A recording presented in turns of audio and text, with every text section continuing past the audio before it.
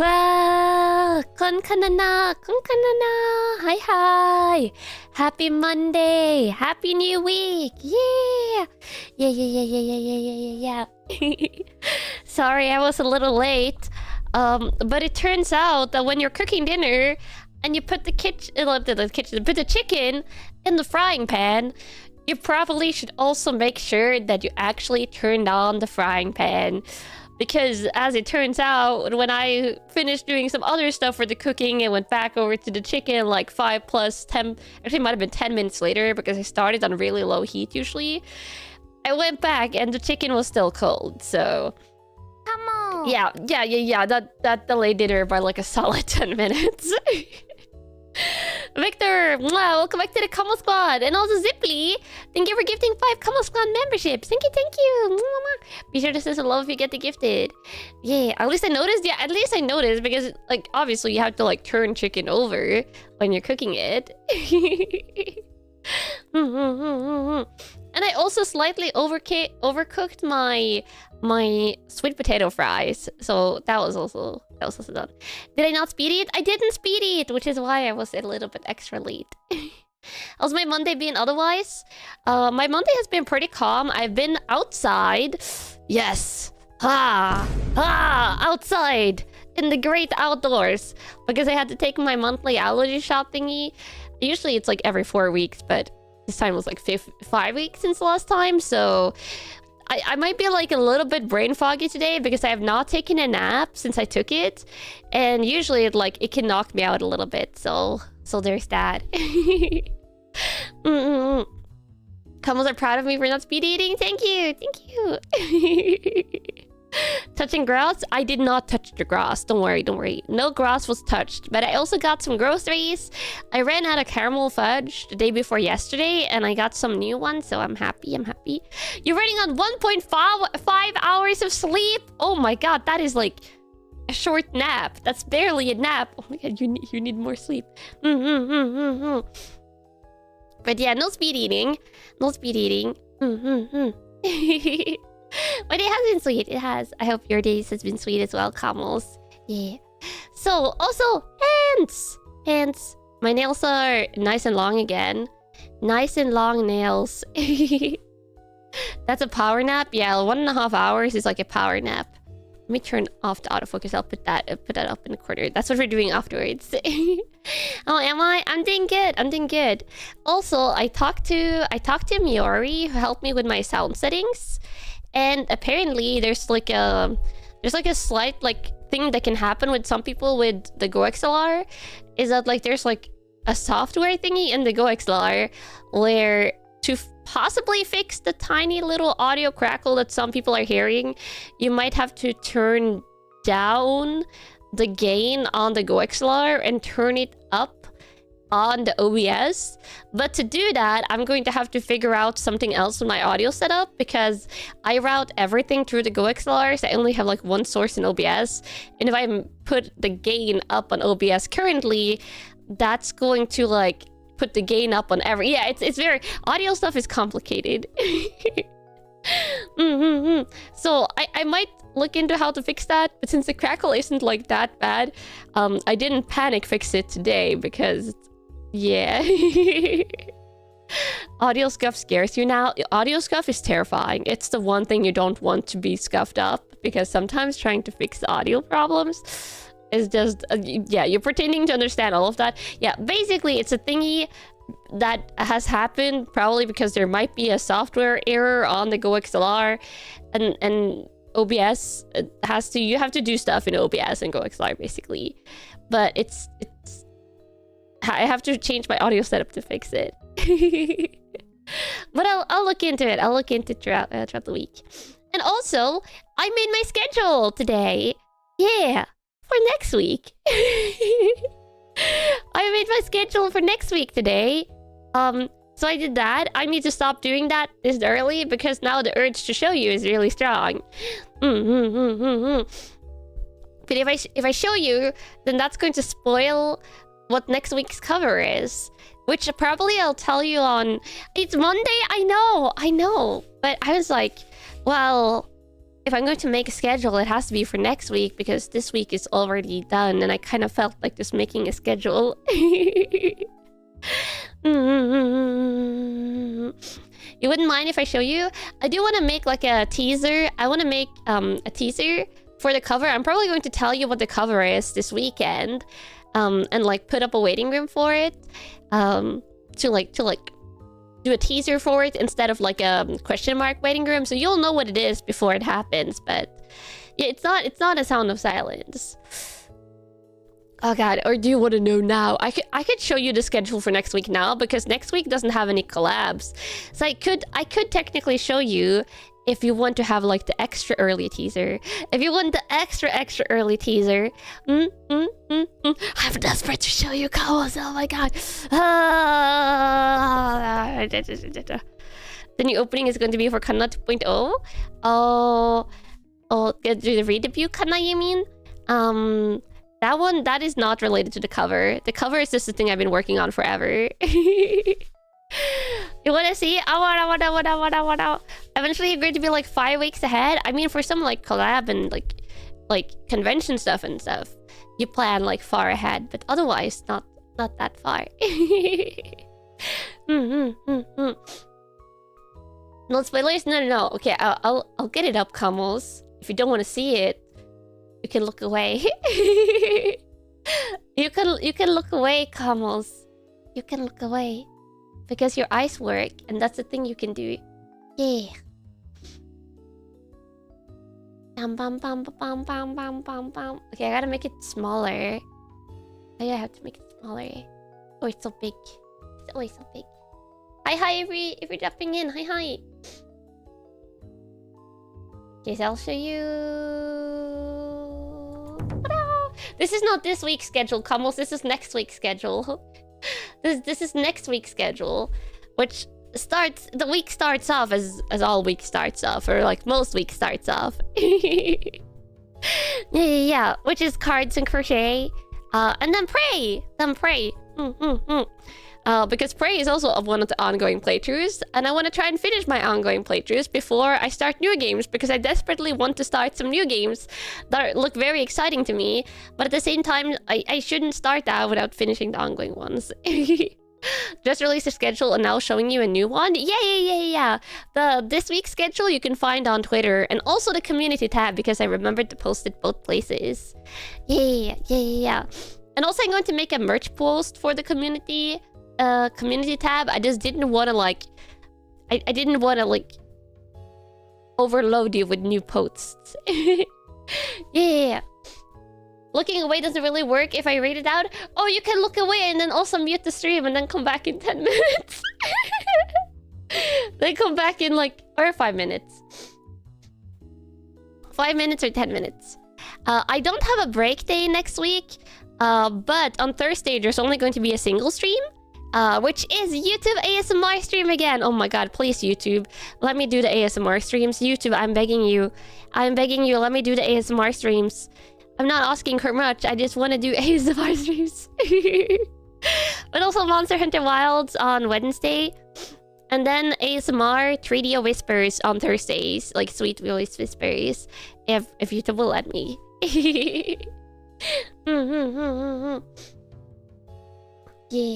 Yeah. And then, okay, this is when you look away, Camels. If you don't want to know what the cover is going to be, you look away. Also, maybe I'll tease the first part of it. Maybe I'll show you the teaser right away. I'm just so excited. I've been working on this cover forever, because this cover was almost fully mixed, and then the mixer that was working on it right before finishing just dropped the cover. And we had to start all over with a new mixer, and it's a long cover, so it's hard to find a mixer to take on the project. So the mixer that did the mix, they did an amazing job. They also took it away. It took it on as like a last minute commission. Yeah. But yes, okay. 3, 2, 1. This is why I've been holding off on control, Camels. This is why I've been holding off on finishing Control, because it's a Control-related cover, which you might guess which song it is going to be, since it's an 8-minute long song and it's related to Control. So we're finally finishing Control on Friday, because I know I probably only have one stream left of that. Look at that, look at that. And then we're doing a cover on Saturday, and karaoke party afterwards with Remedy songs. Yes, yeah! Oh god, I'm so excited. I'm so excited. Ah! Yeah! You did wonder if, what was the reason for me putting off Control? Yeah, Control, the cover was originally going to be finished, like, at around the time when I started the playthrough, but then it got delayed, and then I had to put off finishing the game because I wanted to finish it and then release the cover afterwards. Yeah. Yeah, remember this is next weekend. This is not this week. This is next weekend. I just made my schedule super early and then couldn't stop myself from showing you. You gotta look at the dates here. And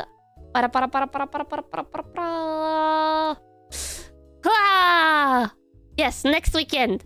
And then we also have Patreon 3D ASMR surprise team, because I haven't decided yet. Those ones, when I've done Patreon ASMR recently, I usually go to the suggestion thread on Patreon that I made. And I go and look for what combos we're requesting. So I'm doing combo requests basically for Patreon ASMRs. Yeah. Also, if you are on Patreon and you have like the free membership, I put out like a very short, like 1 minute audio thing for everyone, not just for the paid members. Oh, and then also, yeah, I see you noticed the other one. I'm finally doing a member stream again. I wanna like do like bi-weekly or tri-weekly member streams. If I don't schedule member streams like every second week, remind me and I'll put it in like the third week. I don't want to go longer than 3 weeks without the member stream. Yeah. And then so Sunday will be members body cam. It will be my first body cam stream. I'm a little bit nervous. Okay, I'm a little bit nervous. But hopefully it'll be fun. I think it'll be a lot of fun. And it's with Memby, so I think maybe I might keep body cam streams for Membys only. Yeah. 3 AM JST, no problem. Oh no. Yeah, it starts after the ASMR. What is even a body cam stream? It is kind of like a hand cam stream, but it's angled so you show usual part of your body, but like shoulders down basically. Shoulders down, but not your whole body. But yeah, I think I want to keep those. Like, maybe that's going to be the members content from now on. We'll see. But the members content might be like body cam streams. I don't know. Yeah. More, come on, no more memes. Phantom, mwah, thank you for gifting 5 Common Squad memberships. Thank you. Oh, I forgot I can do the hearts. I hold myself back from doing the hearts now. When you guys are like remembering and like donating during regular streams, so I start holding myself back during the hand cams when I can do the hearts. Yeah. But arigato. Be sure to send some love if you get the gifted. And then let me show you the schedule art. This is the reason. If you wondered why I had my own custom control art for the control thumbnail, this is it. It's for the cover. It's been for the cover all along. It's been for the cover. Yes, that's why the art is so high quality. Also, let me find the thingy.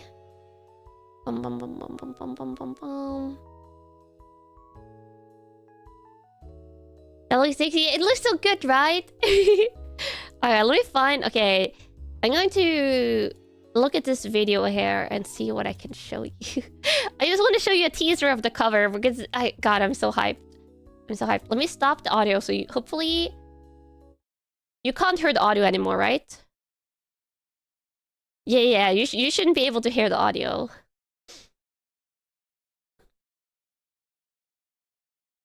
You don't hear any? Okay, perfect. Okay, I just want to see how much I can show you. Bam, bam, bam, bam, bam.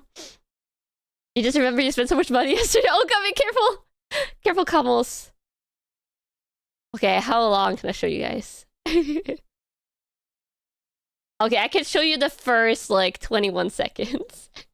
That's probably going to be my teaser. It looks like the first 21 to 22 seconds. Oh my god, it's so good though. The MV is so good. Oh my god. Also, the MV artist, like both the MV artist and the mixer that's worked on this.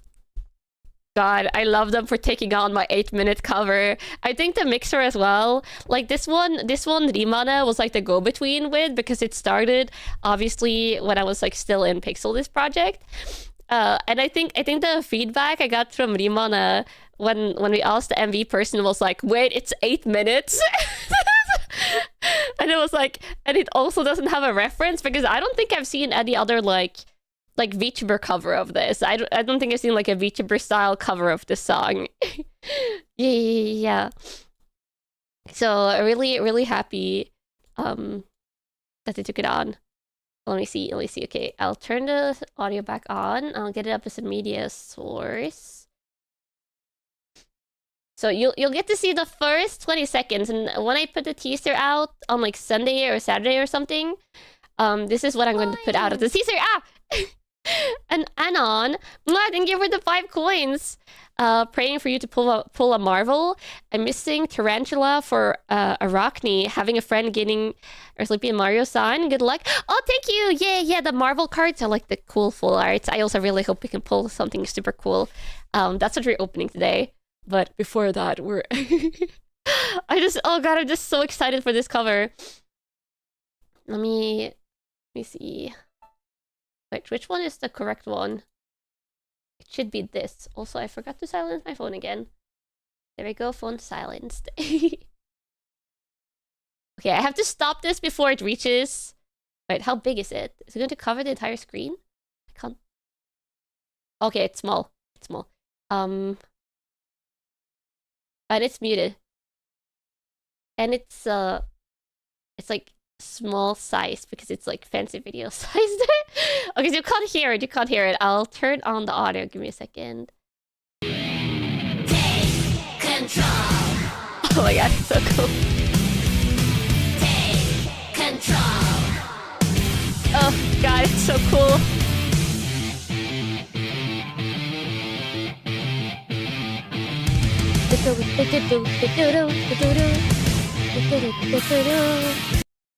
There, that's why I'm stopping it. Stopping it before the proper.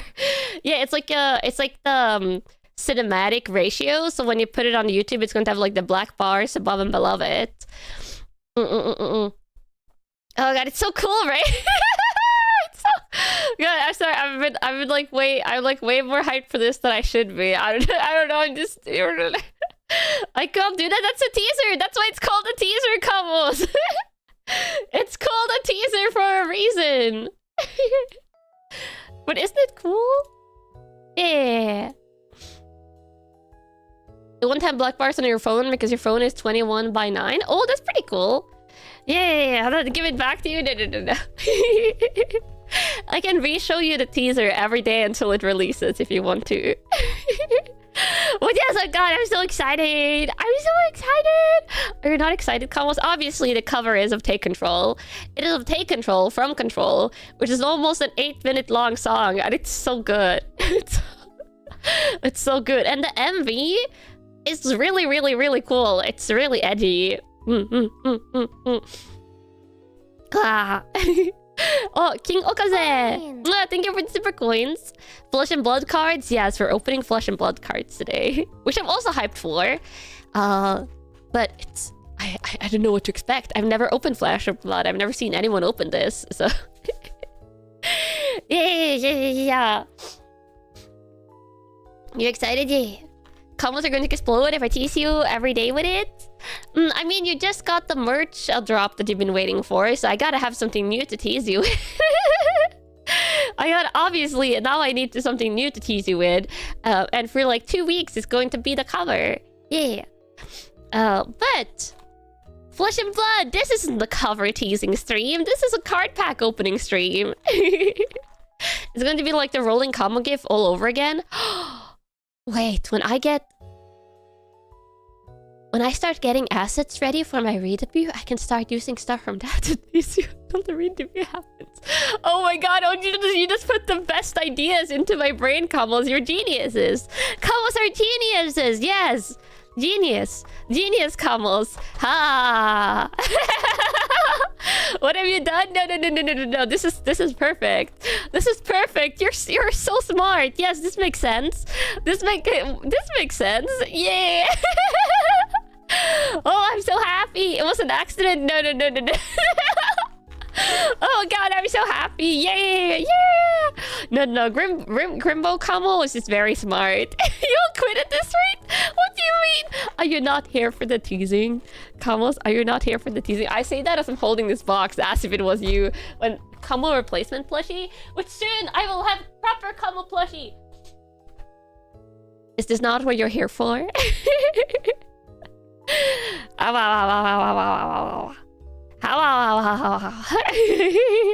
How? This is why you're here. Yes.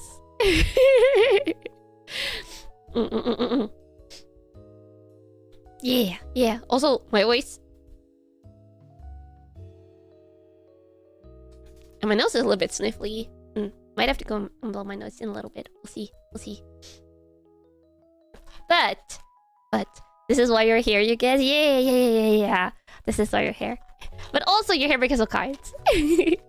Because today is card opening stream and we're opening Flesh and Blood today. Which I have never opened Flesh and Blood. I have seen a little bit of gameplay of Flesh and Blood. I've obviously seen the card list because that's one of the that's one of the ways I decide if I'm getting a TCG for opening or not. But I have no idea what the pack opening experience is going to be like, or what the cards will actually look like in person. You're mostly here to hear me scream? That's fair. So, Flesh and Blood it's a newer TCG. It's a newer-ish TCG. That's the people that played it, built this, I think was inspired by Magic. To give you a rundown of Flesh and Blood, it's basically a fighting game turned TCG. You have heroes, which are your leader cards, weapons, armor. Yeah, you play with a hero card, and a lot of the other cards are items and stuff. So there might be a lot of item cards today. It'll be interesting to see. But King Okase, mwah! Thank you for the super coins.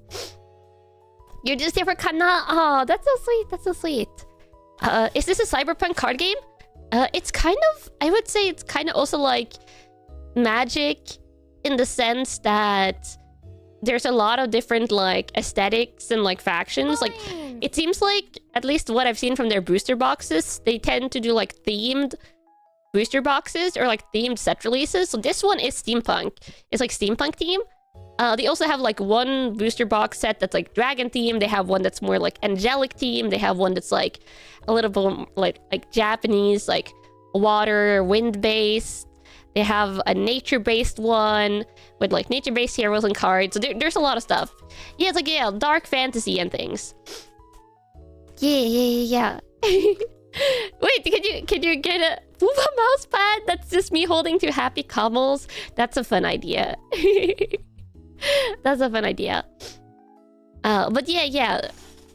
So I guess the gameplay isn't too similar to Magic the Gathering, but I know the people that started this was Magic the Gathering players. And this was the interesting thing I saw at the side of the booster box.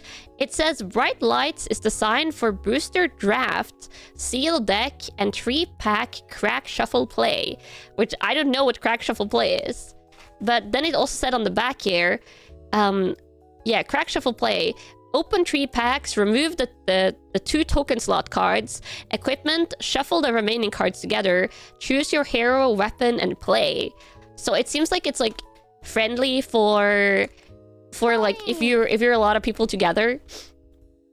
You could open mini draft type stuff. So you could open a couple of packs each and then play against each other, which I think that's really friendly for if you want to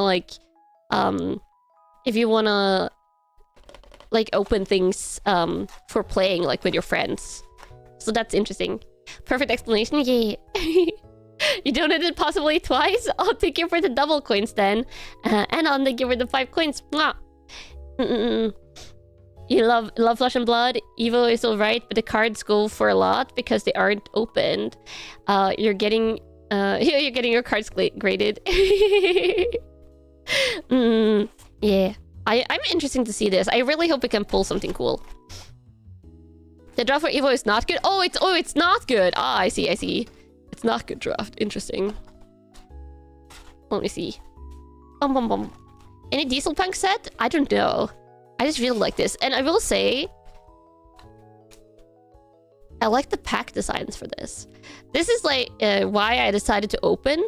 Although they are like like paperish plastic, which is interesting because you can see like a crack here. I do like the pack designs though. I think there's like 3 or 4 free designs here at least. Yeah, there's like this one. Fancy packs? Yeah, fancy packs. Oh god, I have gotta put them back on the right side because I want to compare the... There we go. I want to compare the left and the right like we always do.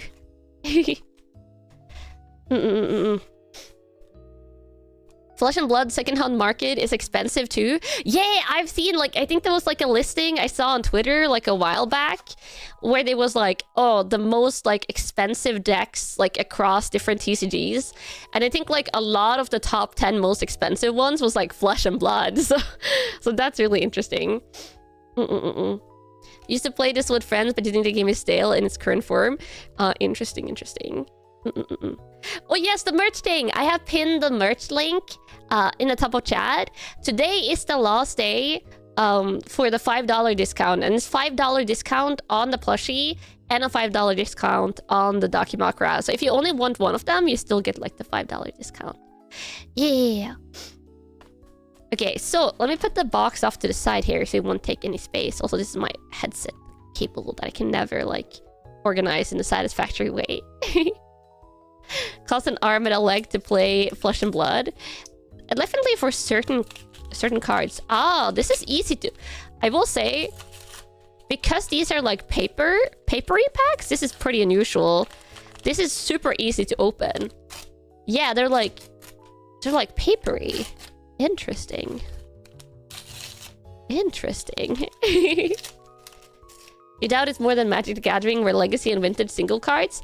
Oh yeah, that's like the single cards market. But this is like current like meta decks. Yeah. Like present wrapping. Why tear it up? It's fun, okay? Don't worry about it. Don't worry about it. It's for fun. Oh. Okay, let's see what I'm...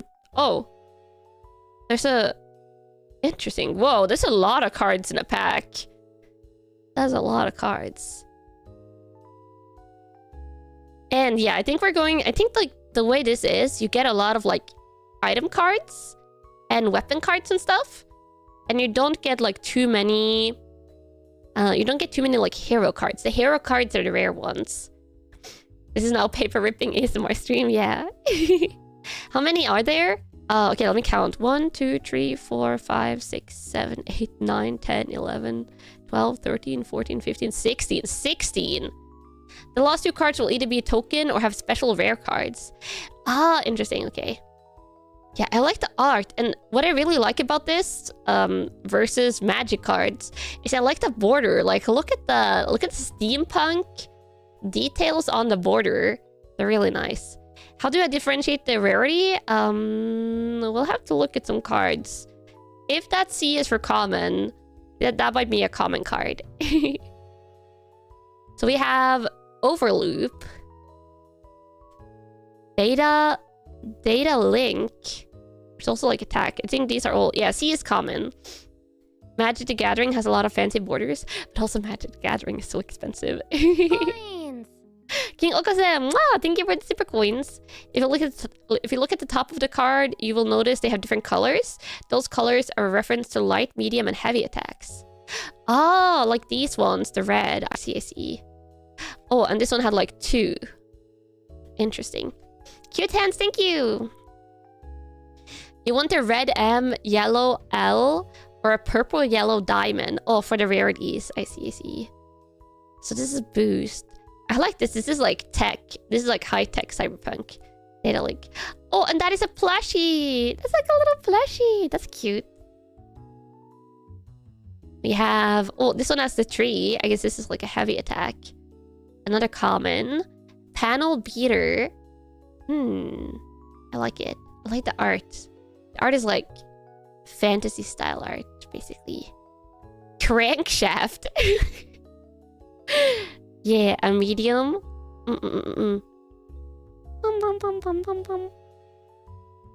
Oh, the tree up there is actually the resources. Ah, I see. Yeah, this shows how much I know. I know absolutely nothing. I'm just appreciating. They also have like attack and defense values, it looks like. Okay, that's the pitch value. Ah, I see. Infused alloy. This is like a American football cyberpunk card, kinda. Interesting. Whoa. Speed lines 0 to 50. Mechanologist, action, attack. Yeah, these are like all attacked stuff. Yeah, the Neom. Scrap compactor. Oh, it's like a trash eater or like something like that. I like it. I like the art a lot. But the downside to this is it's less cute girls. Yeah. You draw up to your intelligence at the end of your turn, which is the blue thing on the bottom of the hero cards. You can defend with cards that have shields. Ah, yes, they do have shield values. Yeah, scrap prospector. We got two like scrap collectors. Hi Zub, hi! We're opening SteamPunk cards, and then afterwards we're gonna be crocheting. Yeah. Evil Sentry base legs. Oh, we got boots! We got tech boots. Oh, and these are not attack cards. These are action equipment. This is the first like non-attack card that we've gotten. The Night Cute Girls, luckily the cutest is in the bottom right. Oh, you're so cute, comes. Backup protocol red. Oh, this is item. Oh, this is an item, not an attack. So you see, they don't have attack values. They just have these thingies. I like it. Little top secret panel. I can access top secret stuff. I'm a detective after all. Oh, this is a good card. Oh, Naisu. It is a common. I'm guessing common cards aren't that expensive. Yeah. Mini force field. Oh, it's a little robot guy. It's another item. Oh, I forgot how much this booster box is. This booster box was, I think, comparable to what I pay for like a Pokemon booster box. But actually, right now, it's probably cheaper than a Pokemon booster box. At least at the price that I paid for this. I think actually this one I got on sale. This one I got on sale. The other, I bought 2 of these boxes. Oh, this is blue rarity. Oh, I see that. This is rare. I bought 2 booster boxes. This one I got on sale. The other one I paid like full price. But it's comparable to like what the Pokemon booster boxes cost for me before the prices like shot up in the air. Yeah. Oh, I didn't get 2 of bright lights. I got no. Is this? Yeah, this is bright lights. I got bright lights and then I got the angel themed one because burb. Yeah. The red common, a red common is like named Sink Below, goes for $100-ish. Wait, there's a common card that goes for $100? That's insane. Also, I don't think I have that. But yeah, this is a penetration script. This is like a hacking card. Hacking item. You kind of misunderstood what a Flesh and Blood box was. You felt relieved. This is the Flesh and Blood box. That's the name of the TCG. So it's the booster box. Yeah. Yeah, the latest set is called The Hunted, I think. And then I think there's a new set. No, the Hunted is the newest one. Yeah. Penetration script. Oh, another rare card. Hydraulic press. Oh, this is an attack. This reminds me of the... is it called AT-AT? It's like the big mechs from Star Wars. Just a little bit like more like overgrown, a little bit more rusty. Did it come with free flesh and blood? No, it did not come with organic matter. Unless you count the cards as organic. Yeah, it reminds me of the AT-ATs. Yeah, a little bit. Just with like like a press attached. And then we have scrap compactor again. So we already have like a duplicate within the same pack. I think we'll see a lot of duplicates today if the commons is normal. Oh, a T rarity. This is different. And we finally have cute girl. Dash database. Oh wait, it's a hero card. Yeah, so this is the heroes. It is not a holo. I don't know if it actually has holo, but she's super cute. Dash. Yeah. T is token. Oh, she's token. I see, I see. So this is my young hero. Oh, and I guess they grow up. Okay, there are holos. Okay, nice and nice. She's cute. And she's like a mechanologist. Mechanologist is like the sub type for this booster box. Yeah. And I will say, yeah, the print quality is really nice. Oh, I just realized this is holo. This is this one is, wait, I pulled another one of these. Was that one also holo? Oh, that's why I didn't look at this too closely. Look at that. One of these has the blue line on top. This is one of them has the yellow. That's a rainbow foil. You want a cold foil. Ah, I'm going to put it on its own pile though, because it is a really faint holo. Yeah, and this is the one that you can flip over probably, but I'm going to look at the other card first, which is base legs. Yeah, this one has a Teklo lever. So this is her weapon, I'm guessing. Interesting, interesting. I'll put the heroes in their own pile as well. Now we have proto-based legs. A player may add proto-based legs to their card pool in a Bright Lights limited format. This is a token as well. You can see the effect better after I place it on the table and rotate it. Yeah. If I like touch it like this, you can see it's like moving. Okay. Second pack on the left side. Just ripping ASMR right next to the mic. Oh, that's the... Okay, I should just be showing this. I don't think I need to bring any cards to the front, so I should just show them for side up. And also, cute lady! Cute lady. Yeah. Dive True Data. This is an attack card, but it's cute. It's cute girl. I really like the pink effects here. And like the SteamPunk goggles. Yeah.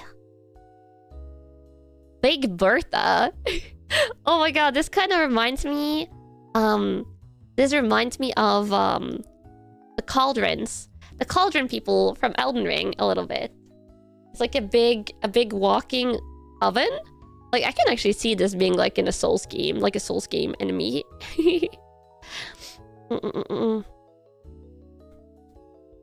Ooh, data link. Yeah, we get repeat.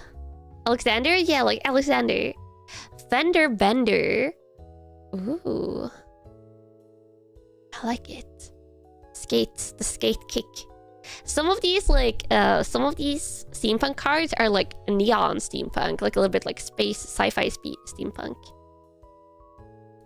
Oh, gas up. Whoa. Oh, that's cute. It's like a Western. It's like a Western, like, gas station with a high-tech steampunk. And a doggo! And a doggo. It's an action card. It does have guard. Interesting. Scrap Prospector. This one we already got. Infused Alloy we also got. It's the football card.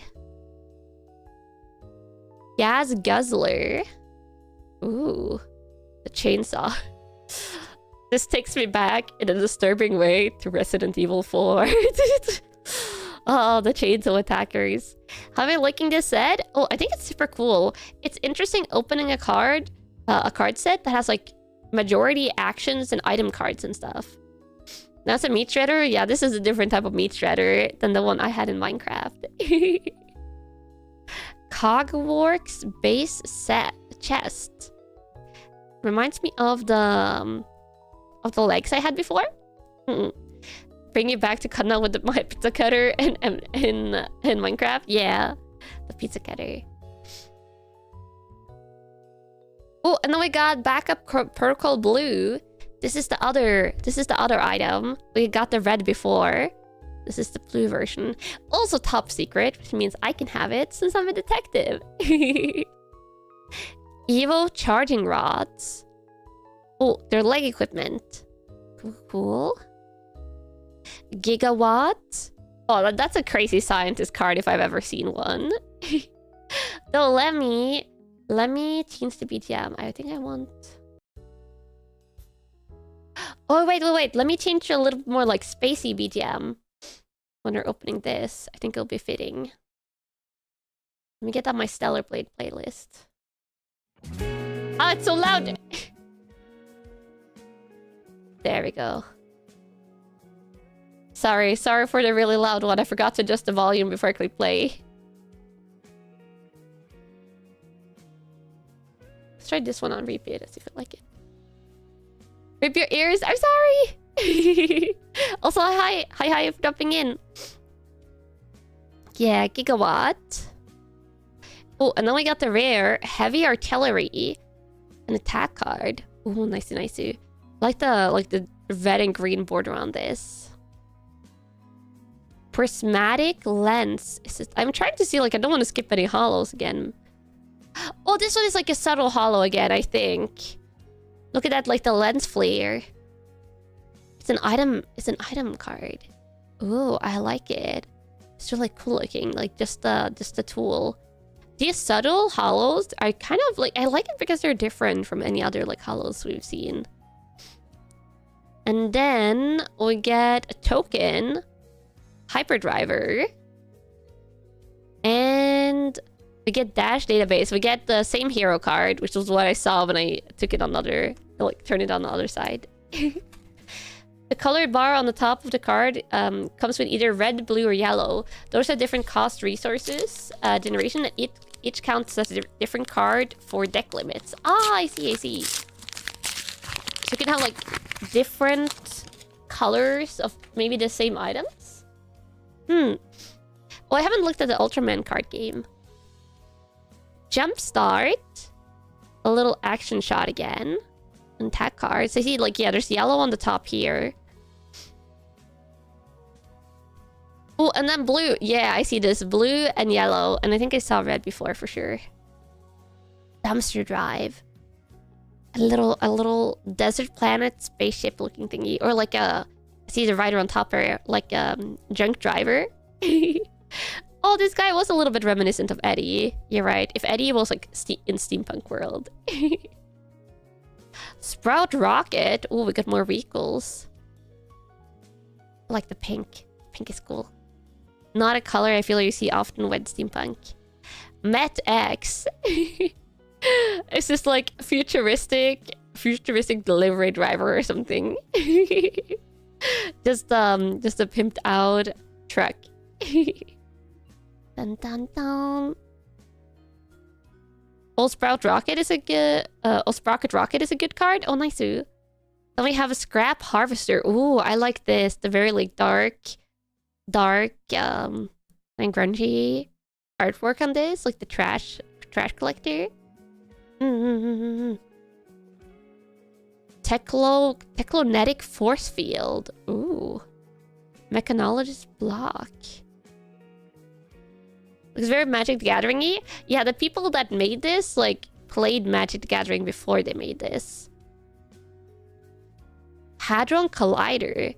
Wait, the Hadron Collider, isn't that a real thing? Isn't that what the real thingy is called? The sciencey thingy? I think it is. Oh, Evil Sentry Base Head. This is what we got the legs for. Yeah, it is Hadron Collider. The one thingy that when they booted it up, some people thought the world was ending. Which was terrifying, but it's fine. Yeah, this looks more like a Tesla coil. You're right.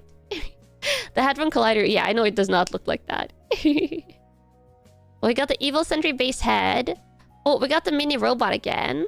I like this little sentry robot. Evil Battery Pack. It's cute. It had a chance of creating a black hole. Yeah. It had like a minuscule chance of creating a black hole. I remember that.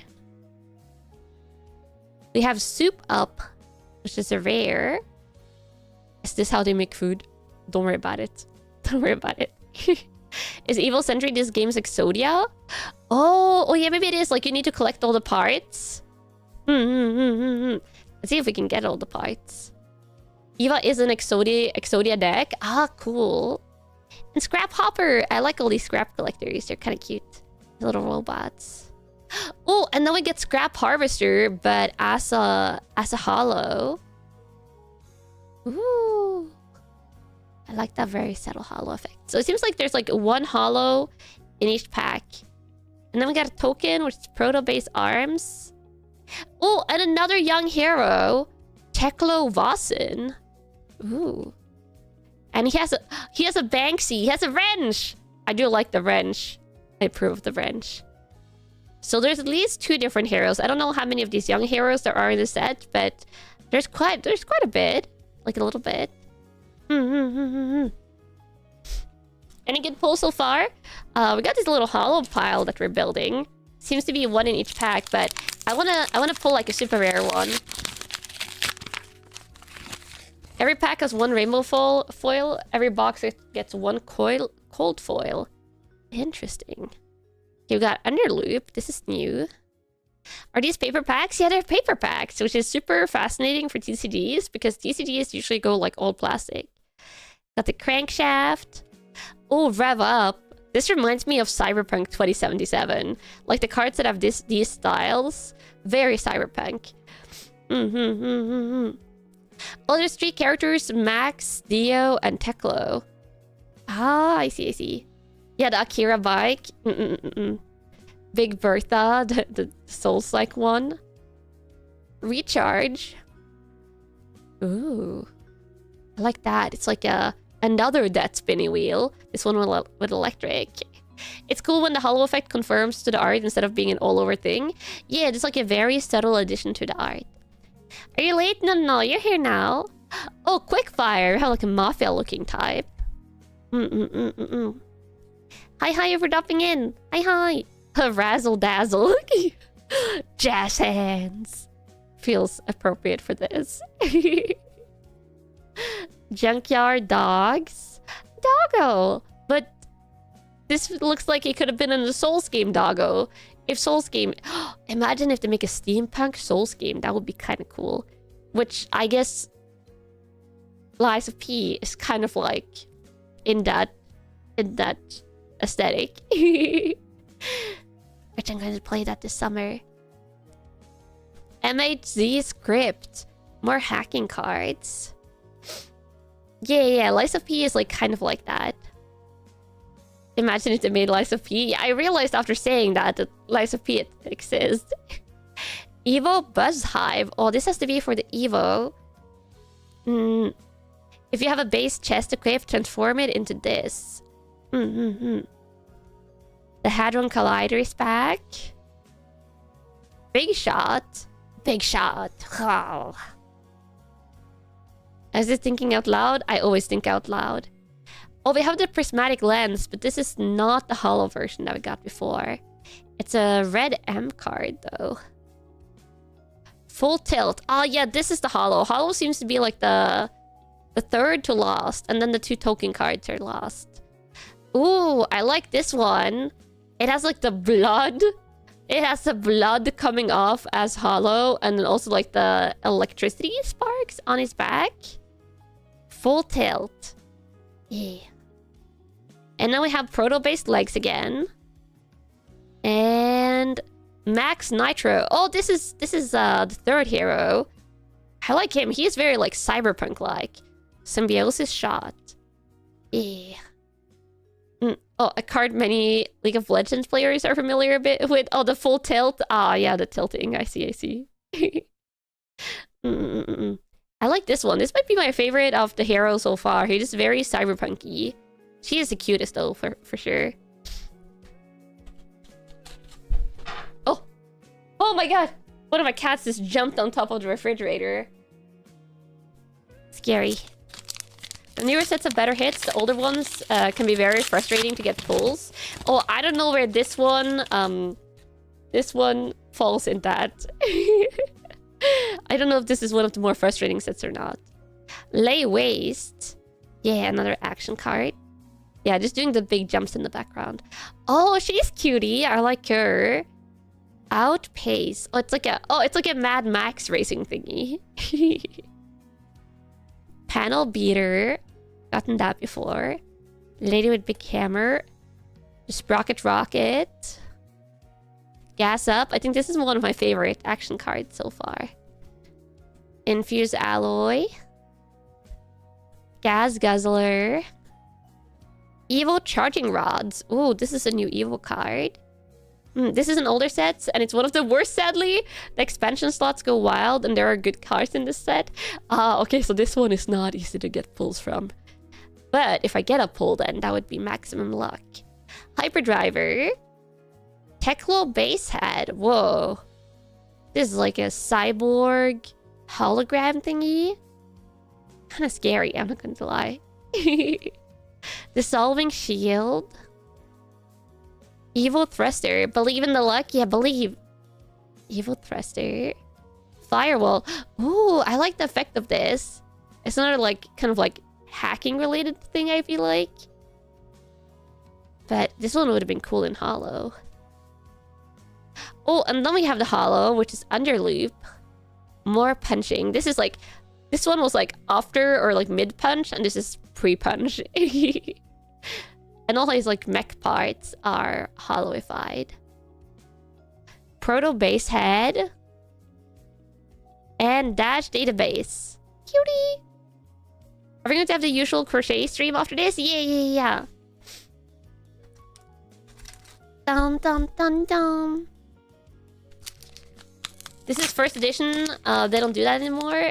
Just I'll get a singularity. Ooh, I don't know what the singularity is, but if I get it, Kamals, you have to tell me. Also, I'm just absolutely decimating these packs. Like, look at that. I love it, though. Crankshaft. Expedite. Oh, we have someone doing delivery stuff. Little delivery. Or escaping with stolen loot. Oh, here's the unhollow version. It really does, like, even though it is subtle, it really does make the card pop. Yeah. Mangled. It's tiny bit. Data link. Infused titanium. Whoa, look at that sword. That's like a Guts style blade. A Berserk style blade. Like the huge long swords with the steampunk aesthetic on it. Yeah. Big sword. Scrap Prospector. Junkyard Dogs. 0 to 50. Almost lost all the cards. Backup Protocol Red. Teklo Base Chest. Whoa, this one looks cool. Autosave script. Another database one. Bull Bar. Oh, it's like a motorbike hovering, like little flying contraption, and it has like the bull horns on it. It's kind of like bike reminiscent with a handle as well. I like it.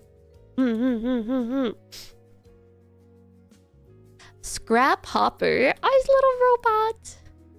Reminds you of a Pod Racer? Pod Racer 2, yeah. Oh, whoa! Okay, this is my favorite hollow yet. Look at this. It's the little sentry robot thingy. I like him. He's cute. And the hollow hair is pretty big since it's on the entire force field. That is a gorgeous use of the hollow. It's like, this is the type of thing you expect to be like shining. It's like it's the force field and the fire. Yeah, it's really pretty. Yeah, and then the hexagons. Ooh. We'll go through all the hollows at the end. Proto Base Chest and Teklovasen. Yeah. Kill. I'm wondering if some of the people on these packs are like the grown-up... Oh, wait. Is this like the grown-up version of him? And I guess this This could be the grown-up version of her. And then possibly... Possibly this is the grown-up version of him? Yeah, I think... Yeah, that is how it works. Yeah! I see. I was like, I'm starting to see a correlation here. But he gets rid of his glasses. You don't need to get rid of your glasses when you grow up. Glasses are peak. They're amazing. Cool. Okay, next one. Rev up. You're back to Cyberpunk. And then back to Pod Racers. Med X. Outpace. Oh, I wonder if I already have got the majority of commons. Which means maybe you get, like, playsets out of a booster box. Out of all the cards. Evil Zoom call. Zoom. Like, Zoom.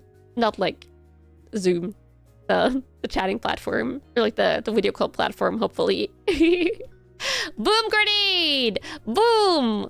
Boom!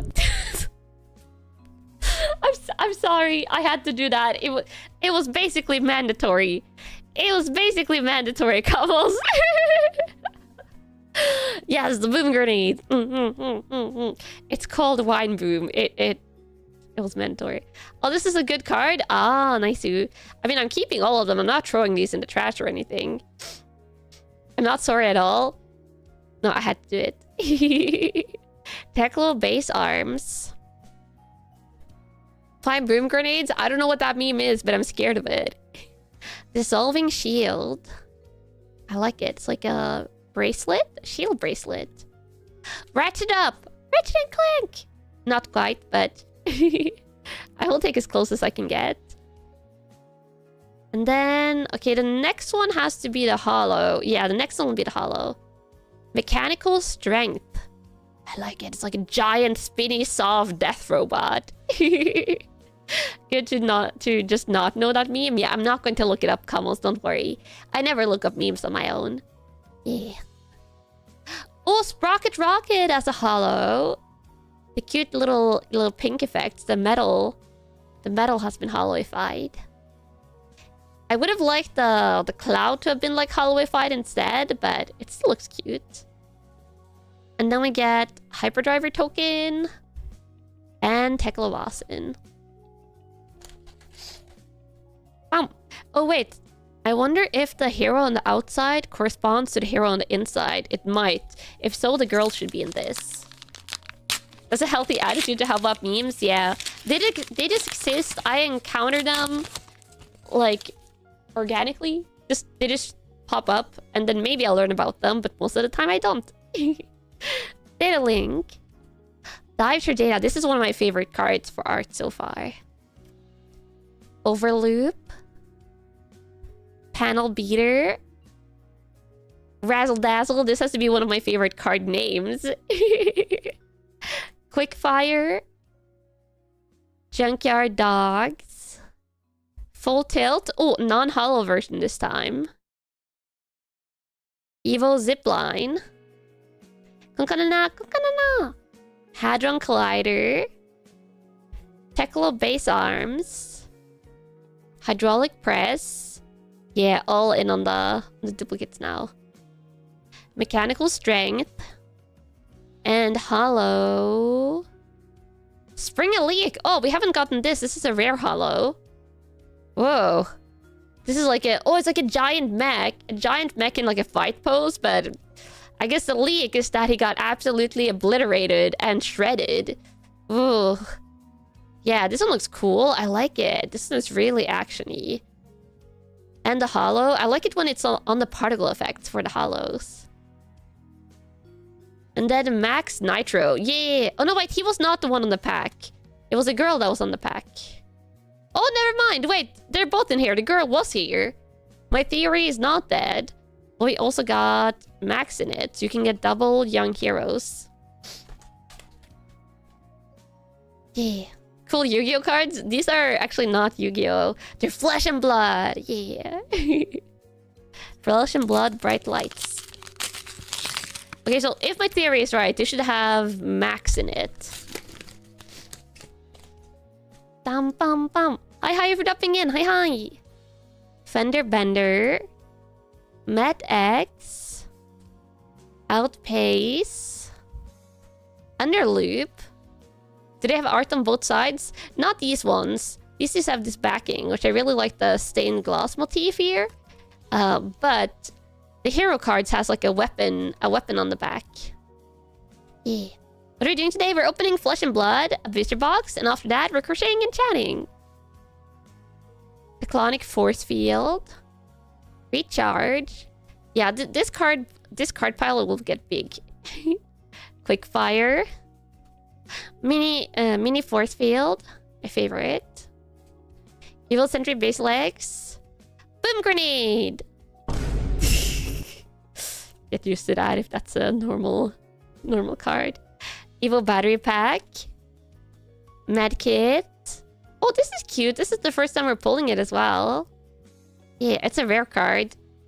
Whoa, Demolition Protocol. Whoa, look at those shredder drills. Look at those. Those are cool. I like it. Very shredder. And our holo. Oh, the Hadron Collider. This is a cool holo. The electricity becomes holo, and the Hadron Collider a little bit as well. Not as cool as the shield one yet, though. I feel like the shield one and the Spring Leak one are the best ones so far. Proto Base Arms and Teklovasin. Okay, my theory was not correct. This was a max pack, and it had Teklovasin in it. Yeah. Shredder, yeah, Shredder. Well, I've opened almost everything on the left side. I only have 3 packs left on the left side. Seems like, yeah, as Akamo was saying earlier, it seems like the high rarity cards are super hard to pull in this set. Super hard to pull. Rev Up. Lay Waste. Big Bertha. I like this one because it reminds me of Dark Souls. Met X. Gas Guzzler.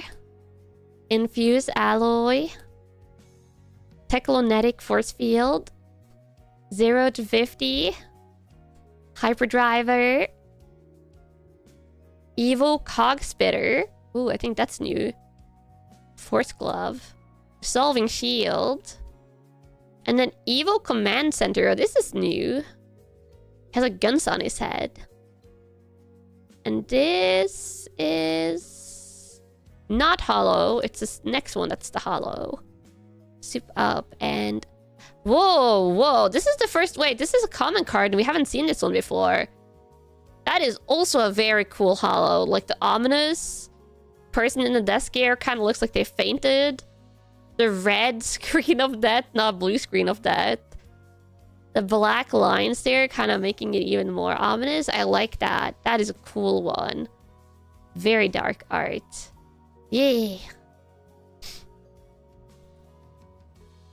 Is the border hollow? No, it's only the art in the square. Oh, and then we have Dust from the Crow Caverns. Oh, this is not a... Oh, this is the first card I'm getting in the token slot that's like a special card. It's not a hollow, but... Oh, wait, the border is different. Look at this. The border is all like swirly. Instead of being like a mecha border. That card is an expansion slot. Ah, interesting.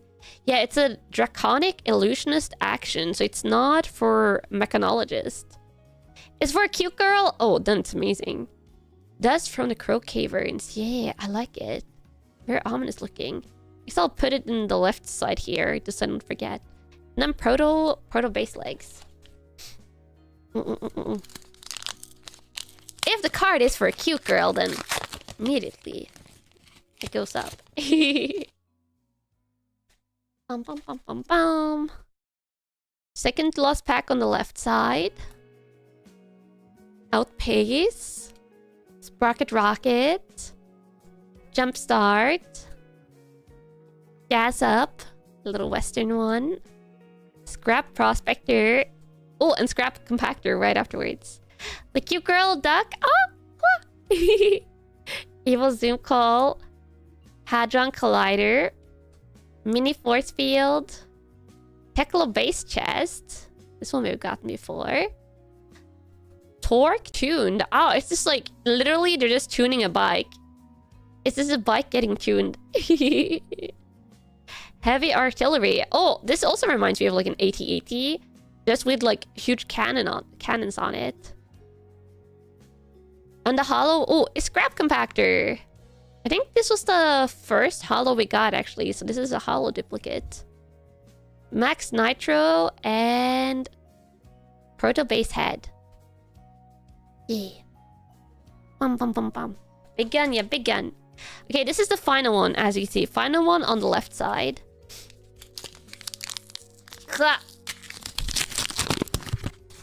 ASMR of the card packs.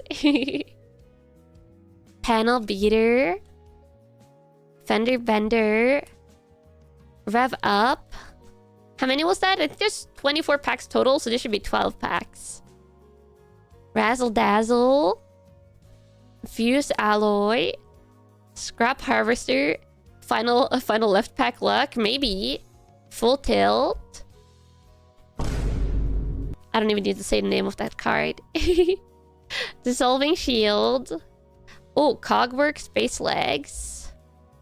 Gigawatt. Crazy scientist guy. Liquid cooled mayhem. Whoa, it's like a spider robot. Oh, I like him. He is cool. He's cool. What's with the dots, Camels? It's just to see if you're paying attention or not.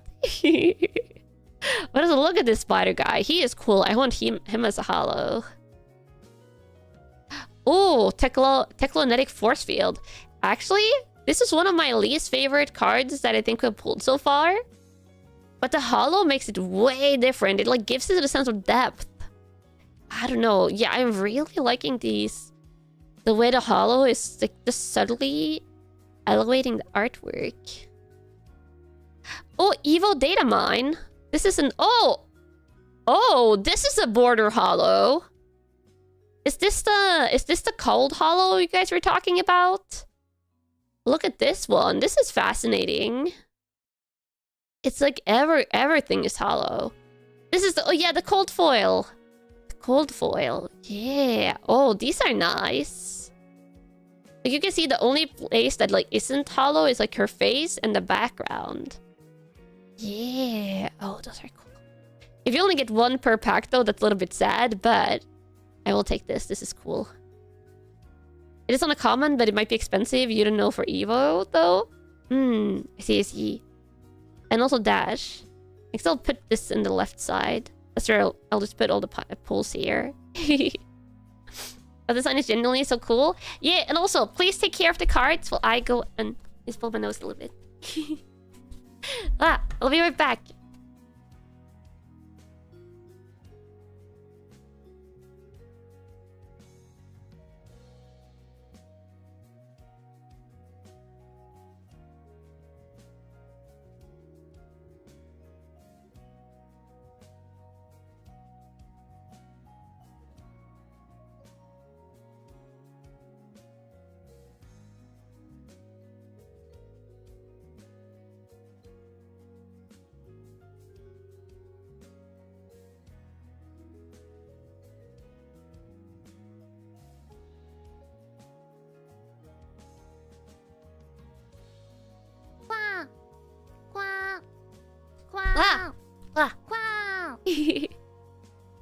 I'm back, Camels!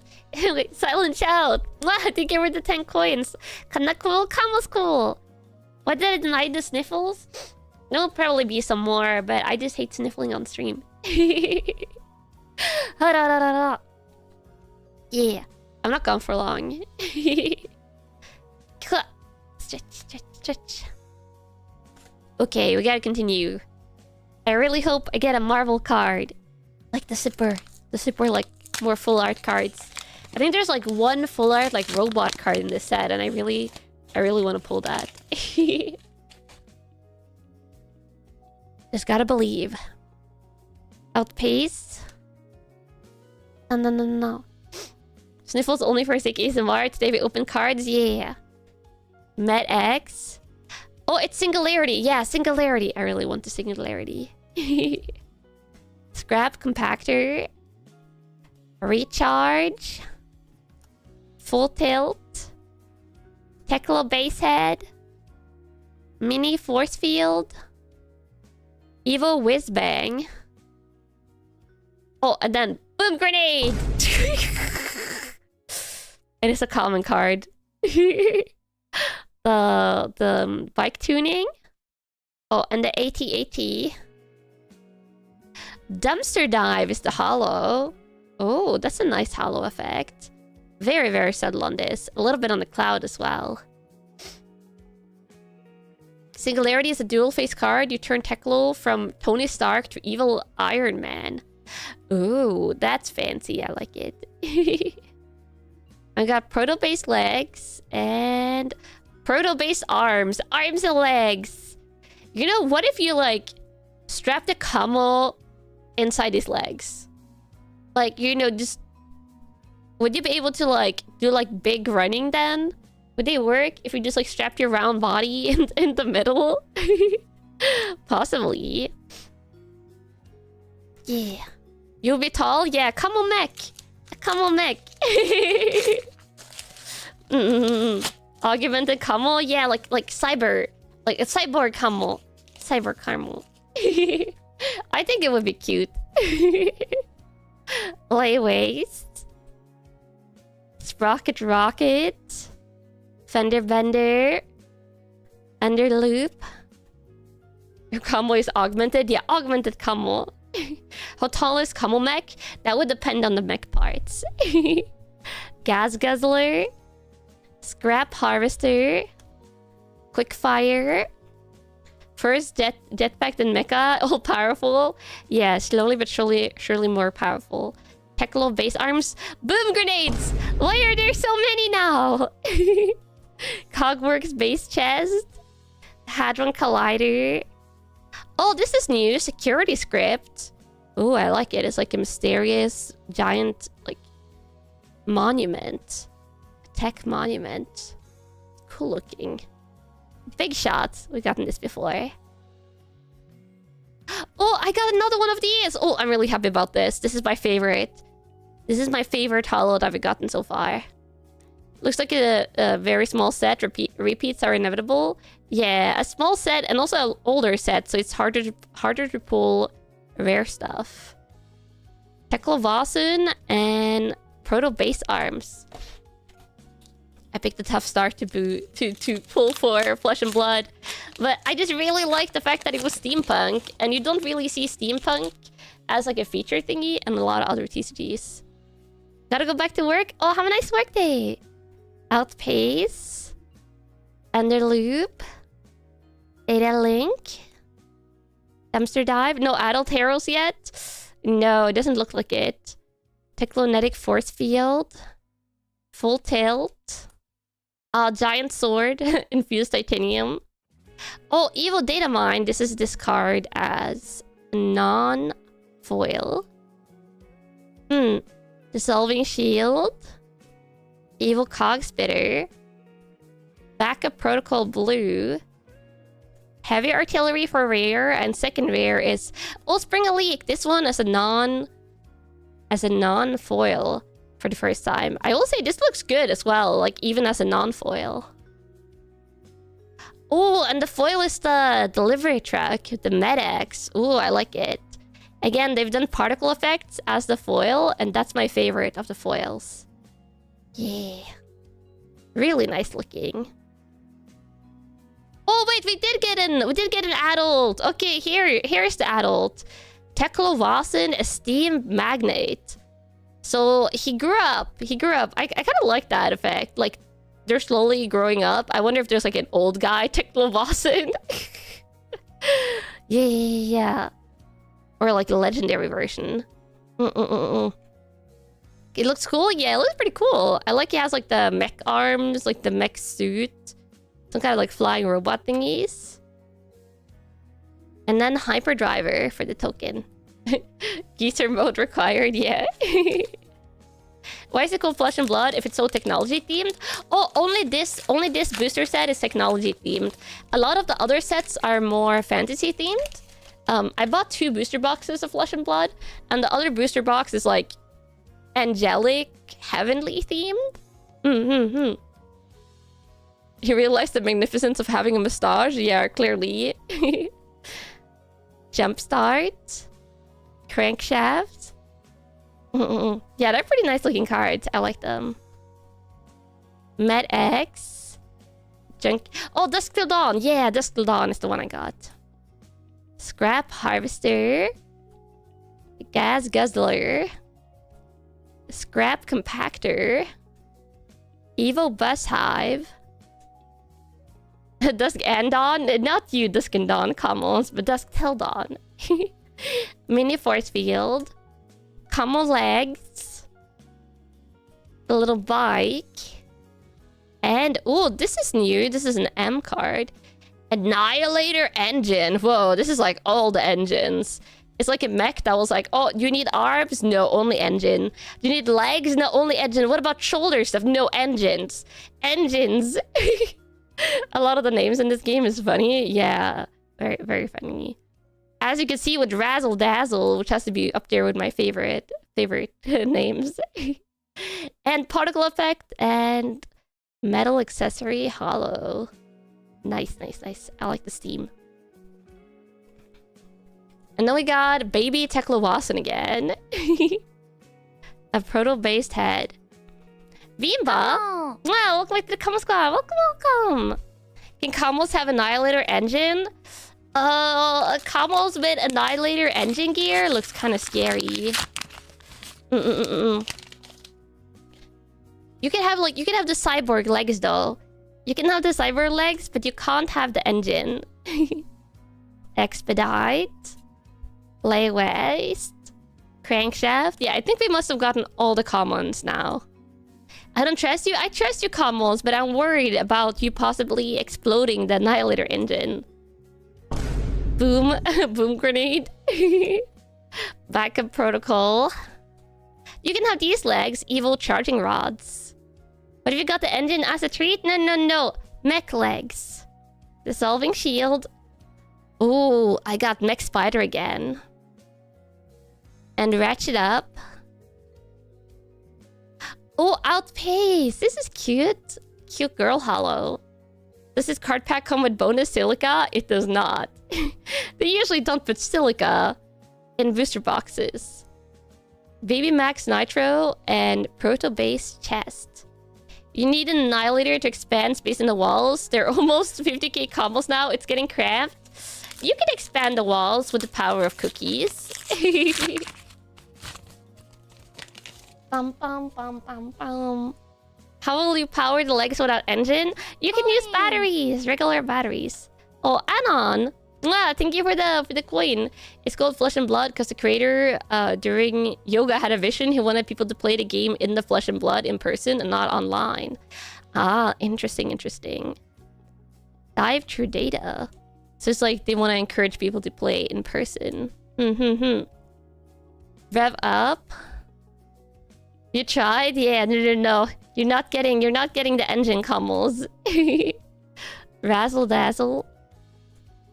Bum bum bum. Mechanic combo having to take batteries from the TV remote to power the death machine. Yeah, basically. Gas up. Evil whiz bang. Oh, MHC script. I like this one. All the database arts are kind of cool. Evil zoom call. Evil rev engine. It's maybe the first time we're getting that. It's a rare one though. Mechanical strength. That's the buzzsaw robot. And then, ooh. I don't think we've gotten this card. It's a rare hollow. Cognition field. Ooh. I like it. Yeah. Oh, wait, this is... Oh, we got a double hollow. We got an expansion thing hollow. Tectonic Rift. Ooh. As you can see, I think this is from probably something that doesn't have the... It's like from a non-mech set. So you can see it's more like fantasy. Fantasy-esque. Yeah. It's really pretty. I like it. The broken up field. That's good? Yeah. Next pack. Bum bum bum bum bum. Also fits a lot with the past Minecraft SteamPunk server. Yeah, that was one of the reasons I got this, because I knew I was doing the Minecraft SteamPunk event. Expedite. Dive through data. Full tilt. Infuse alloy. Scrap harvester. Dash must really like me. He keeps coming back to visit. He clearly likes common gimmies. Did I get Monarch or Dusk to Dawn? Oh, I got Dusk to Dawn. Auto save script. Yeah, there's cute girl angels in it. That's why I got it. Fuel injector. I don't know if you should have this either, Camels. Soup up. And oh, recharge. Oh, it's the mechanical buzzsaw. The thunder buzzsaw. I like that. That is a cool one with the thunder. And then. Now the fuel injector looks dangerous. Looks dangerous for you. Teklovasen and Proto Basehead. Okay, we're getting down to the final 5 packs, I think. What a cookie dough injector? You can have cookie dough injector. I don't know what it would do, but you can have it probably. Dumpster dive. Panel beater. Crankshaft. Fender bender. Gas guzzler. More chainsaws. More giant swords. And more trash destroyers. Inject cookie dough, obviously.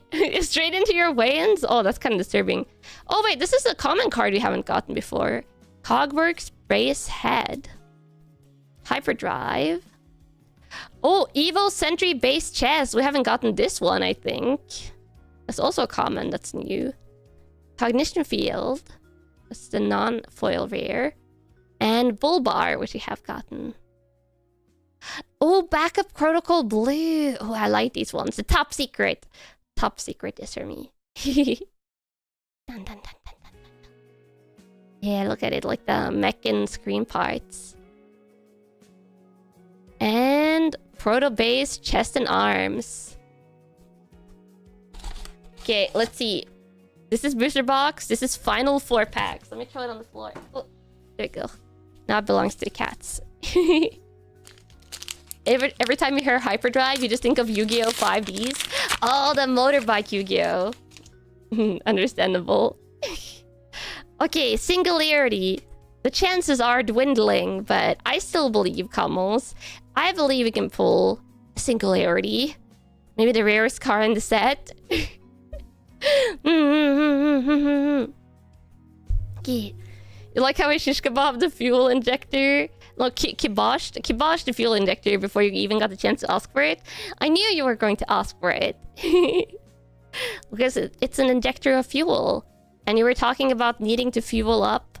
Oh, the first time we're getting overload script in non-foil. You're talking about needing to fuel the legs. And I was like, no. This is too dangerous. Evil Smoothbore. I know you well, yeah. Smash and grab. Oh, this is new. Quickfire is not.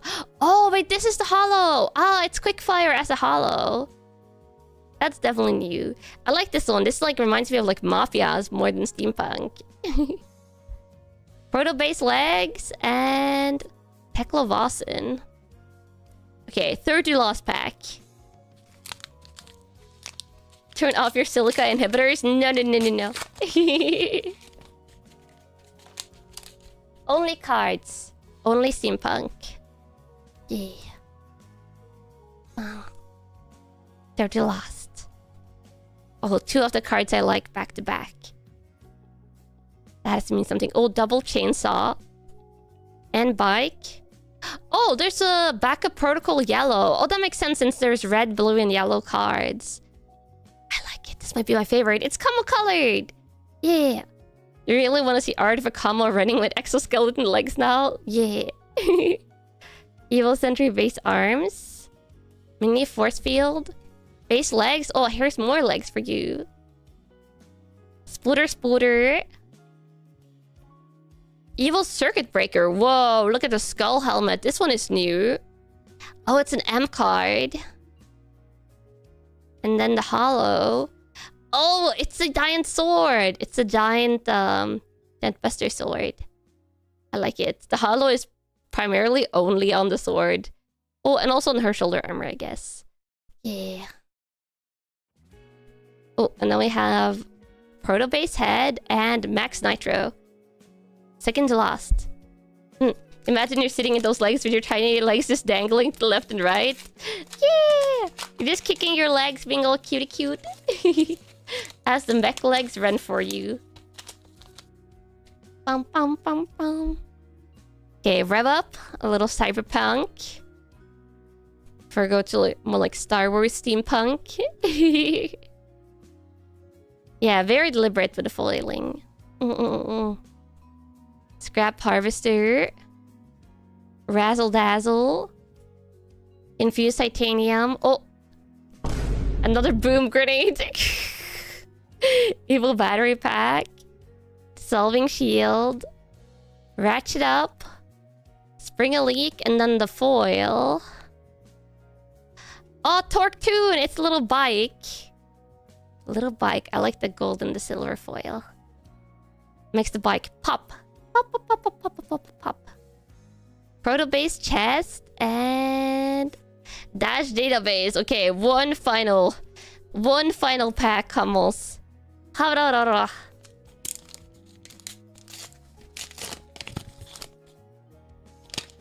Final pack had Max on it.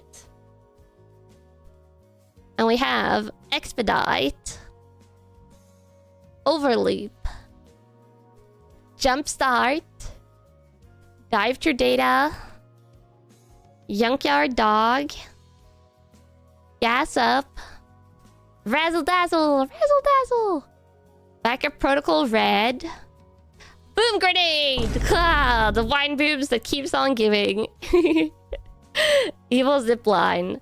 Also, what does that even mean? I don't know. Hadron Collider. Hydraulic Press. Rare. Firewall Rare. And, okay. Foil. Is Outpace, which is a duplicate foil. Bum, bum, bum, bum, bum. And then we have Hyperdrive. And Max Nitro. Okay, no singularity. I just got a basic box, Kamos. I got a basic box without a super rare in it. Sadness. But I also have all of these that I will do something with. Probably pick out the cards that are expensive and then not do something with that. But the other ones, maybe we'll use them for an art project. I don't know. Because I'm probably not planning on playing this. And if I do, I might buy some decks. But I will take good care of all the foils. They are super cute. I'm glad I got this top secret one. Probably one of my favorites. I think another one of my favorites is this one. I love this one. This is the best foil that we got. Except for the cold foil. Yeah. Now I have so many cards. Yeah, a lot of cards. I love this one as well. The Overload script one is super cool looking. And this, the Spring a Leak. Spring a Leak is great. Can I stuff the cards inside the storage door? Oh. I had to go inside the storage room. Ah, this one I also like. Very subtle, but very nice. And then, out of these, we got the heroes. And we got a couple of extra cards. Oh, there's this grown-up form. Yeah, so these are the young heroes. We only got one adult. I wish we could have gotten like them all as adults. And then we got two from other sets. So we got, or like from supplementary sets or like expansion sets. Dust from the Chrome Caverns. This is a Draconic Illusionist action. We got the Guardian action. The Tectonic Rift. And then this is the big card. This is like the hit of the box. It's the Evo Data Mine Cold Foil. I guess we got at least a girl card. Looks like a cute girl. Yeah. And I really like how the metal looks with the hollow foil on it. Yeah. Ooh. Camera loves the show-off type folding more. Yeah. At least my overhead lights catches the foil very well when I do the side-to-side. Is that a girl? I think so. I think so. dun dun dun dun dun. Though I have no idea. I have no idea how to tell for sure. Oh my god, let me put the cards away. This is Flesh and Blood for the first time. I will say, probably not an exciting set to open. What is the name of the set? It's Bright Lights. But if this is, as some of you were saying, if this is like an early set from Flesh and Blood, where they have less hits, then hopefully my box of Dusk Till Dawn, when we open it in the future, will be more exciting. And that one can have like angel cards. Yeah, this is a lot of cards. I will say, if you're getting this to play, then you're getting like a decent amount of like common and rare cards in a box. Especially if the sets are smaller. Yeah, I like the arts. The new ones are super fun. Okay, so the new ones are way more fun. I'm crossing my fingers for Dusk Till Dawn. We're not opening it today though. We're going to be crocheting for the rest of the day. Yeah. Bum bum bum bum. Okay, let me put these to the side. I will be sleeving the Evil Data Mine card at least, but not right now. Oh my god. I haven't sorted out cards from the last card opening streams, and now I have too many cards. I have too many cards next to me. Oh, they will lay on top of the fighting game controller. Not on top of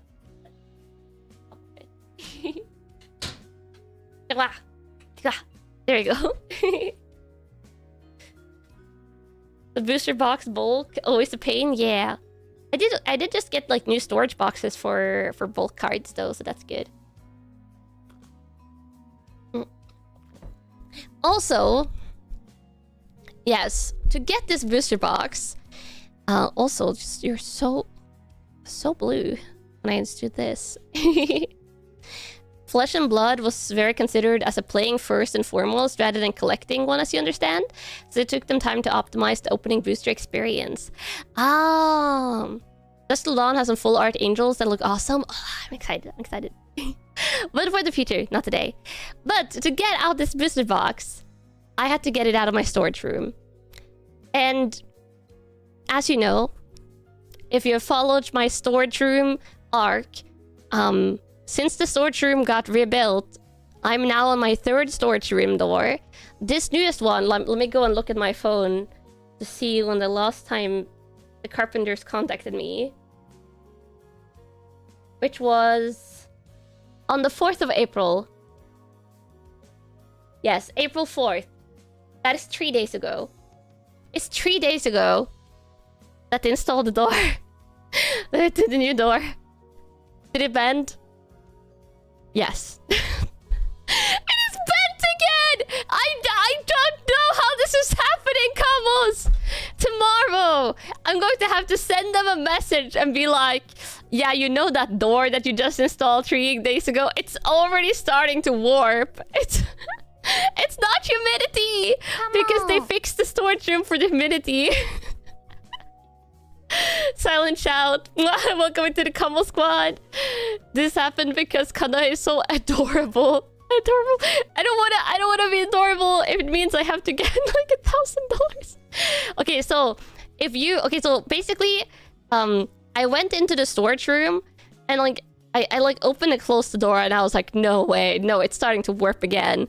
And like when the door was closed and it was like dark inside the storage room and like light outside, basically like on the middle, because it's warping like inwards, so the middle is the part that's like flush through the door, flush through the frame. On the middle, on the sides, you could not see any lights, but on the top you can just see like an expanding like slight like triangular like gap on both the tops and both the bottoms. I'm just like, no way. Kanna of the doorway, what is your wisdom? If installing a door and it gets warped, and then you install the same type of door again and that gets warped, and you install the same type of door again a third time and that also gets warped, maybe the fourth time, hopefully the carpenters will bring a different type of door. Because I'm starting to feel like this is a door issue. It's not, it can't be a me issue. This is getting absurd. Would I invest in metal doors? Now the thing is, like, I'm not paying for this. My landlord is paying for this. Landlord Chan is paying for this. I don't think she's paying for the door replacements though. I think she paid for the initial first door. And then the door replacements, it has to be like The door provider? I don't know who provides the doors. I don't think it's the carpenters, because the carpenters has been very happy every time they've come to install it. The last time they seem to find it hilarious. I hope they will find it hilarious after it's only been 4 days, when I message them tomorrow and be like, well, you know about the door that you just installed. You might have to come again. Yeah, because I don't think they're paying for the door either. I think it's the door provider.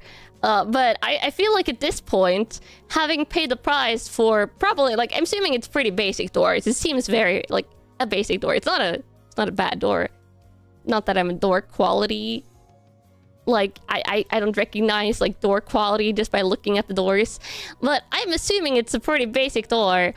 And maybe they should, like, just replace it with a more expensive, more solid door now. Because this is just, like, wrecking their cheap doors. Middle quality door is cheaper than paying 2 people to come over all those times. Yeah! It's like the carpenter's time. Like, obviously the first time they changed it, they also, like, fixed the entire storage room. But, like, the 2 other times, and now the 3rd time they're going to come here, they need to... Is the door varnished properly? It should be. It's, like pre-made. Yeah, we need I need a rare door instead of a common one. So I don't know what's going on. But I'm going to need a 4th door replacement. Time to switch the doors to 90s, 70s beads curtains. The cats would love that. Would it be good for the cats? No. Like, the cats would absolutely love that, though. They would be all over that. But that means they could also come and go in the storage room as they please, which they're not allowed to. And also, they would probably eat the beads, which would be real bad. Also, where are the cats? I see 1 cat sleeping. And that's it. 2 of the cats was in my bedroom when I started stream, though, so they might still be in my bedroom. You never heard of this type of thing happening so many times in a row? Yeah, it's insane, Kamos! It's insane! I don't know how it's possible! Either they have a stock of broken doors or something is wrong with my apartment. But the thing is, in the old storage room that did have the water damage, the door there was water damaged and it was not warped. It was not warped. I don't know. You've installed windows and doors for 5 years. Yeah, this is the thing. Like, the first time they came here to change out the door, the oldest one of the carpenters was like, oh, I've seen this happen before. He was like, I've seen the door warp happen before, but, like, never to this extent. He was like, I've never seen it, like, warp this much. So he was also baffled, like, one of the carpenters, and they were, like, just bantering back and forth. And the thing is, like, when they come here to change the doors, I just have to, like, stand like in the doorway of the hallway and just, like, make sure that the cats don't run over and try and eat them. And by that I mean just try and get into the storage room and eat the doors.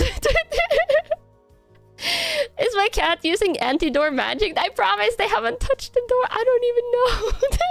I am so confused. It's not the door frame. I'm like thinking is like, it's not the door frame. It's like, I mean, if it is the door frame, then it obviously the carpenters have to spot that and not me, because I am not a carpenter. I am not carpenter educated. I don't know the science of the doors. Yeah, I just have a doorway that may or may not be haunted. Like, maybe it's haunted. Maybe it's not. And yeah, eat the carpenter. The human grade meat I feed my cats with. No, come on. It's just human grade meat, not human meat. This is really confusing on how this happens. Okay, do you guys want me to go and, like, take a picture of the door combos? I swear I'm not making this up, okay? I swear I'm not making this up. Hand cracking? Oh, I don't really do hand cracking. Door frame? You thought you heard war frame and your ears perked up? Yeah, okay, take a picture. Okay, I'll go. It's really subtle, though. If it was super obvious, that would be weird.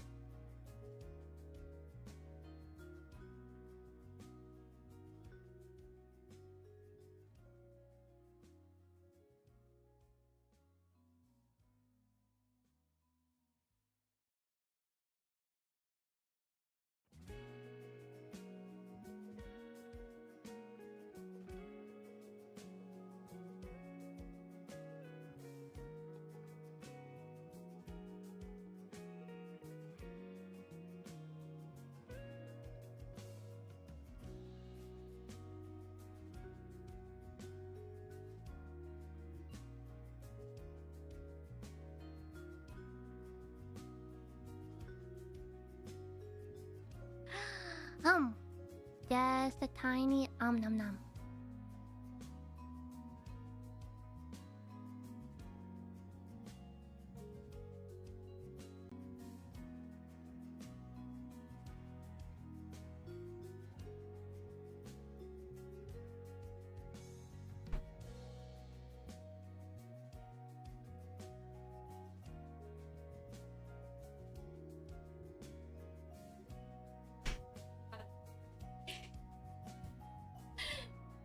Okay, I'm back. I'm back. Okay, I just had to make sure Tomo and none of the cats went into the storage room. So I was looking at it really carefully now, and it seems to it's curving way more on the top. On the top of the door, it's curving way more. You believe me? But the insanity here is, yeah, it's crazy. It's like, I wouldn't believe me. But like this door, like literally, I went into my text messages, and the last time the carpenters texted me to like come and fix it was literally on the 4th. Which is now... Oh, no, it's on the 3rd. It was 4 days ago. Let me see. The pictures are going to be a little bit dark. Because the storage room doesn't have any light. But that kind of makes it easier to see. Yeah. Okay, so... Okay, send myself a picture on Discord. Now I just have to save them. Give me a second. Chotto matte kudasai. Save image. Let's see, let me get my Pics for Stream folder. It's literally what it's called. Pics for Stream. Where I save pictures for stream.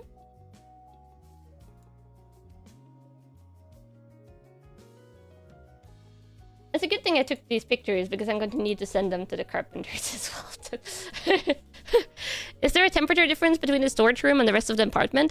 It is colder in the storage room. Because there's no underfloor heating in there, and why would you heat up a storage room? Seen those carpenters from Hammerfell? They got curved doors. And it's like hotter outside, but it's not to an extent where it should be like majorly impacting the door like this. It could be the temperature, but I think it's like temperature with like low quality door. I don't know. Okay, let me get the... Yeah, it's like when I go in the storage room, I can stay inside the storage room for probably like an hour plus. It's not like it's going to be too cold there.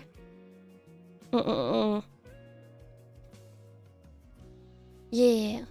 Humidity is more likely. The thing is, this shouldn't be humid because that's why they fixed the storage room. But yeah, this is something for the carpenters to grumble about mostly. It doesn't really affect me other than the fact that I have to like message the carpenters and be like, yeah, the door thing happened again.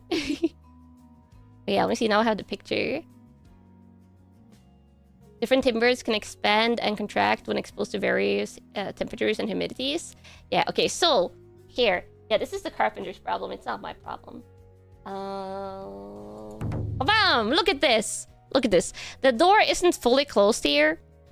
This is not like door fully closed, because if I fully close the door, then it would be like pitch black and really hard to take a picture. But this is the top of the door, and you're not going to see the real curving problem. Actually, you might see it a little bit here.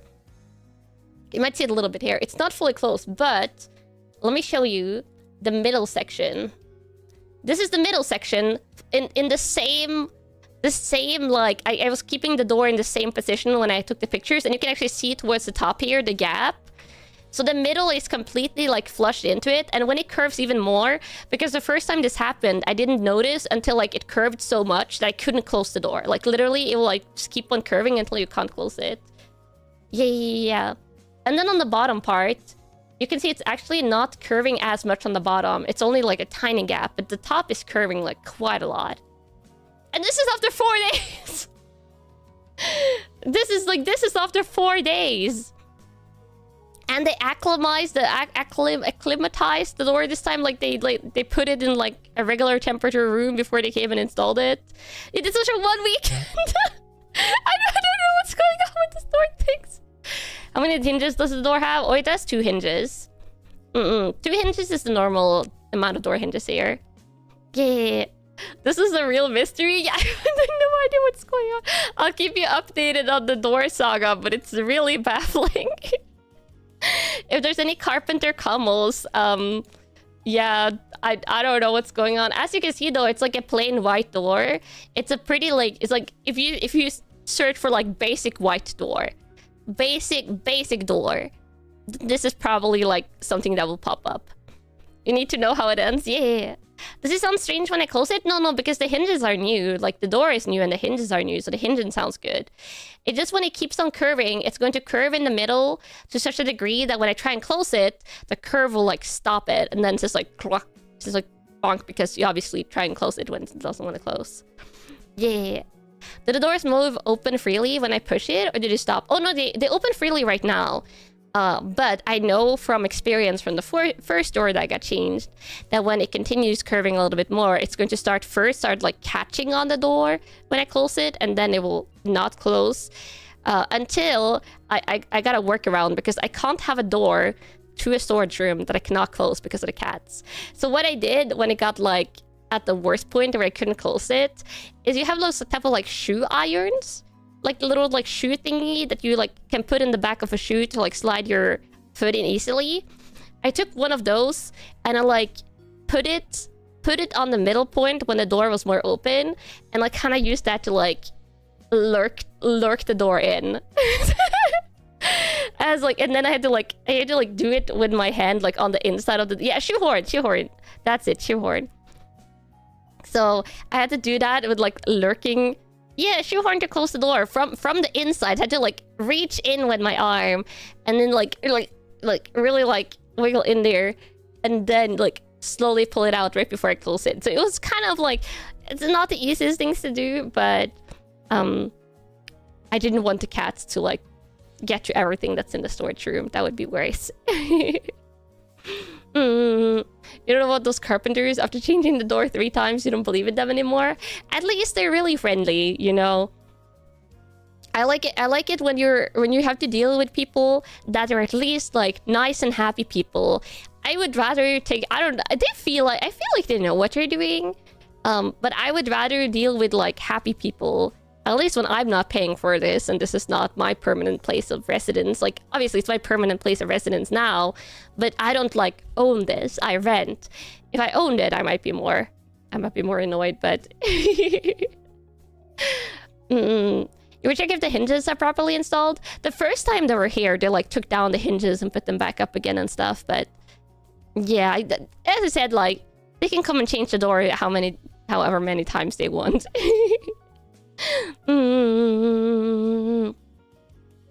Shoehorn, that's some MacGyver level resourcefulness and crafty. Yeah, you get crafty when you have pets. Yeah, the benefits of renting is this is not something like, obviously if you're renting and you punch a hole through a door or something, then it would be on you to replace it. Or if you just like threw a bunch of paint at a door or something, then you would probably also have to replace it. But when it's the door curving on its own after 4 days and you've only like opened it once, it's like, it's not like I'm opening it with a great force that's curving the door. Your doors have a lot of issues due to the structure of the house. It's a pain. Oh yeah, that does sound like a pain. Will this Ducky plushie get replaced when I get my common plush? I will still keep it, of course, but for like having on stream, I will use the common plush instead. Since you owned your home for years now, you were stressing bad when I mentioned multiple $1,000 doors. Oh, yeah. Oh. Water. I don't know how expensive this door is though. Probably not that much. I'm sure I'm not just ripping the door off the hinges each time. I'm very sure. Also because sometimes I try to stealthily go into the storage room so the cats won't hear I'm there because they always try and get in it. But even now when I went and took the picture, and the cats are like mostly sleeping because they usually sleep when I stream. Tomo was still sitting outside the storage room when I finished taking the pictures. Sometimes it's like all 4 of them. Also, hi for jumping in. Hi, welcome. I'm going to be crocheting. I'm just yapping first. Doors can be really cheap, about 25 euros. You have no idea how cheap this is. You think you paid like 2k USD to replace all the doors in your flat, but it was like premium external door plus 6 internal room doors? Ah, yeah. Kanna hands? Yeah, hands today. It's HANDCAM. Monday HANDCAM. Oh, wait. Oh, I remember the thing I wanted to show you, Camels. Let me find it. And also after that, we'll begin like actual crocheting. Is that a camel plushie? This is just a squishmallow that kind of looks like a camel. But the proper camel plushie is for sale now. Proper camel plushie is for sale. If you follow the link. Let me see.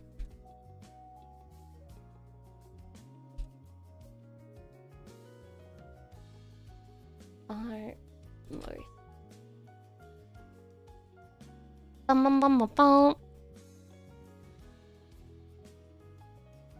I found it, Camels!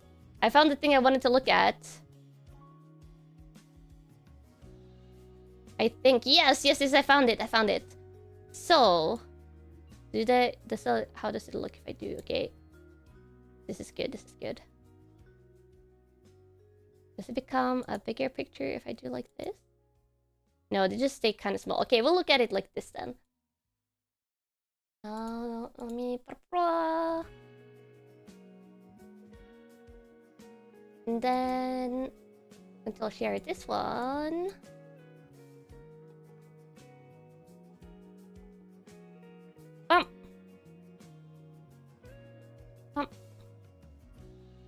There we go. Okay, I have it, Camels. I was talking about this. I just wanted to like show you why I was like more excited for Kazan. Like I wasn't originally planning to play this, but I've heard a Souls-like combat in it. It's actually super fun if you like challenging combat, which I love. Wait, I missed some alerts. Wait, Scriblord. Oh, heart hand in the background. Thank you for the 10 coins earlier. More coins for the new door. Luckily, I don't have to replace it. Yeah. If all doors were of the same brand, you say a bad batch of timber was used to make them, it may have moisture in the wood, and that's why it's warping. That would be a reasonable explanation. But yes, all these Kazan armor sets look amazing, so I just wanted to scroll through them together. And if I play Kazan in the future, this is probably it. This is like the new game First Berserker Kazan, which is a Souls-like adjacent type of game. But it has a lot of stuff. And also, I was like reading a little bit more up on Kazan. Kazan apparently has like 3 weapon sets. Like they have great sword, big sword. They have spears, which I love spears. I love spears. And also like dual wielding weapons. They have replayable bosses, and they apparently also have transmog, which is a lot of Souls games don't have that. Yeah. And if they have these cool armors and they have transmog for the armor, then I might play this in the future. You heard good things about it. You might pick it up on a good sale. Yeah. So look at these. They have like Ash and Wolf set. You can be like a wolf fashion. Bard set. A little bit more tunic. Beast Slayer. Look at this bloodthirsty fiend. Like blood dripping armor. I don't know what the bishop set is. It might just be like sword fashion, but... Butcher set. This one, Chaos Ridden set. Look at that. Look at those horns. So cool looking. Cleric, like more like regular... Crimson Fiend. More regular robes. And then just blood. There's all the blood. Oh, and then Cutthroat said, I don't know if these are like missing armor images or if it's only like decorations. This Crushed said, like look at that feathery like cloak thingy. So cool looking. And then Crusader said like more regular knights. Feels more flesh and blood on the cards today a little bit. Camel set, the Arburb sets. And look at this one. This one's so metal. Cleric looks a little bit Assassin's Creed, you're right. This sword looking is super cool. This one, I don't even know what goes on in this Devourer of Darkness, but I like it. Crush set looks like the Arcbelt armor. Ooh, a little bit. You're right. Just darker. Then this one, Devourer. Ooh, the big shoulder pauldrons. Like it's like lion's shoulders, I think. Huge main cloak.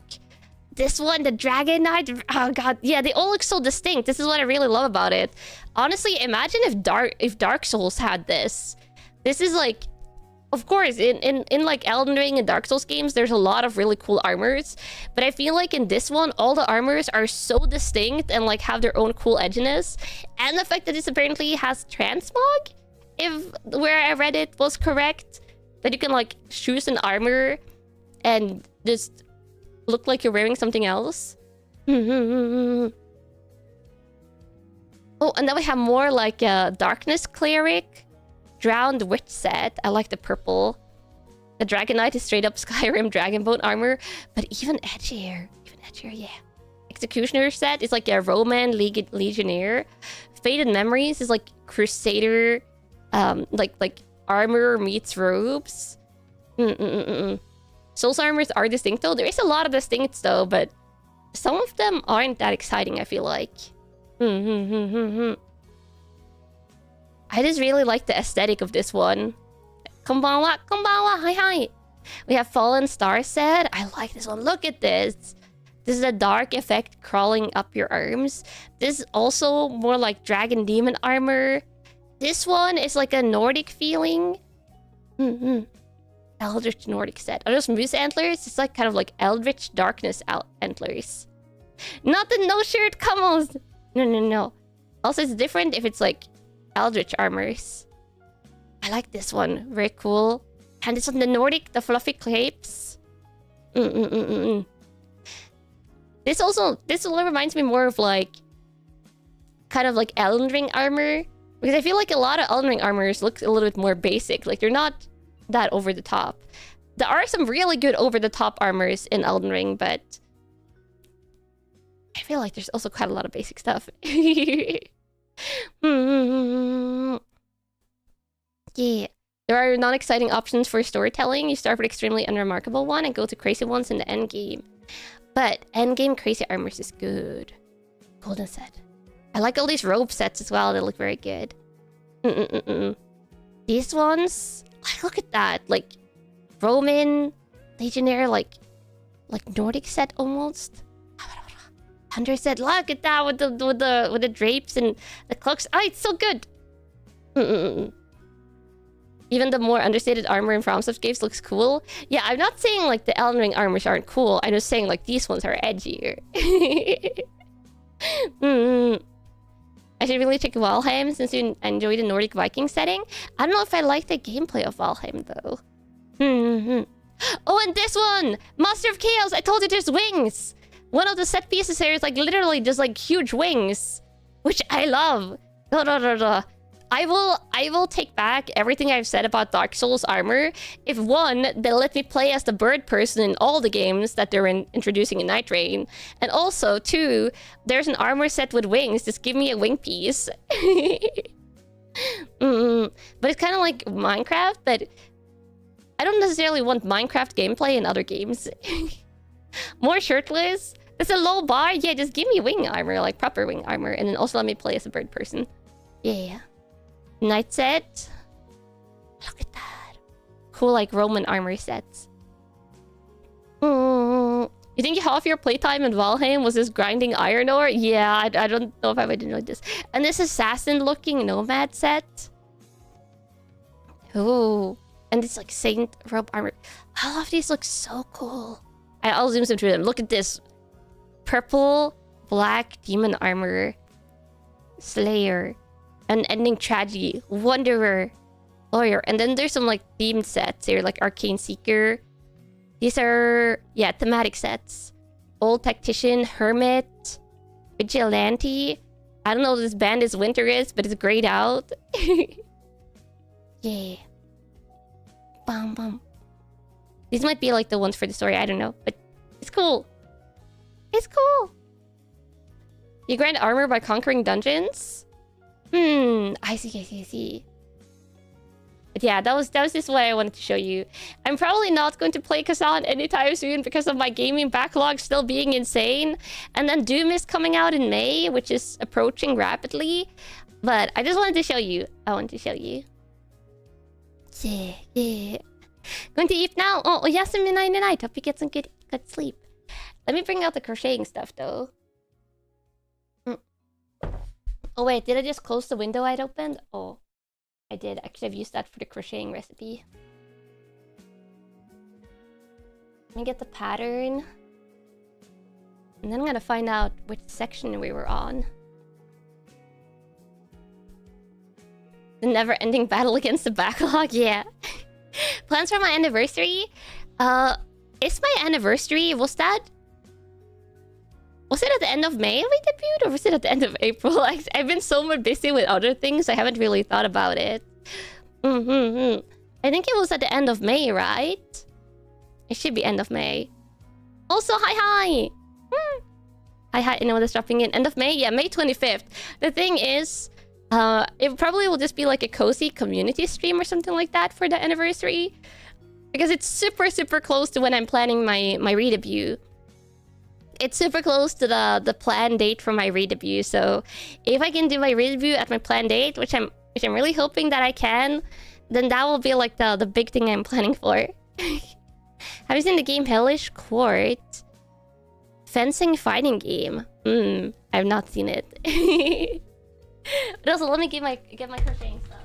Oh, hi, Tintin.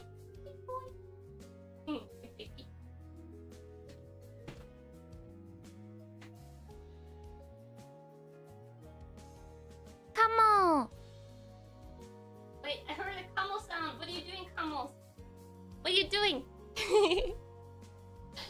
Wow, come on.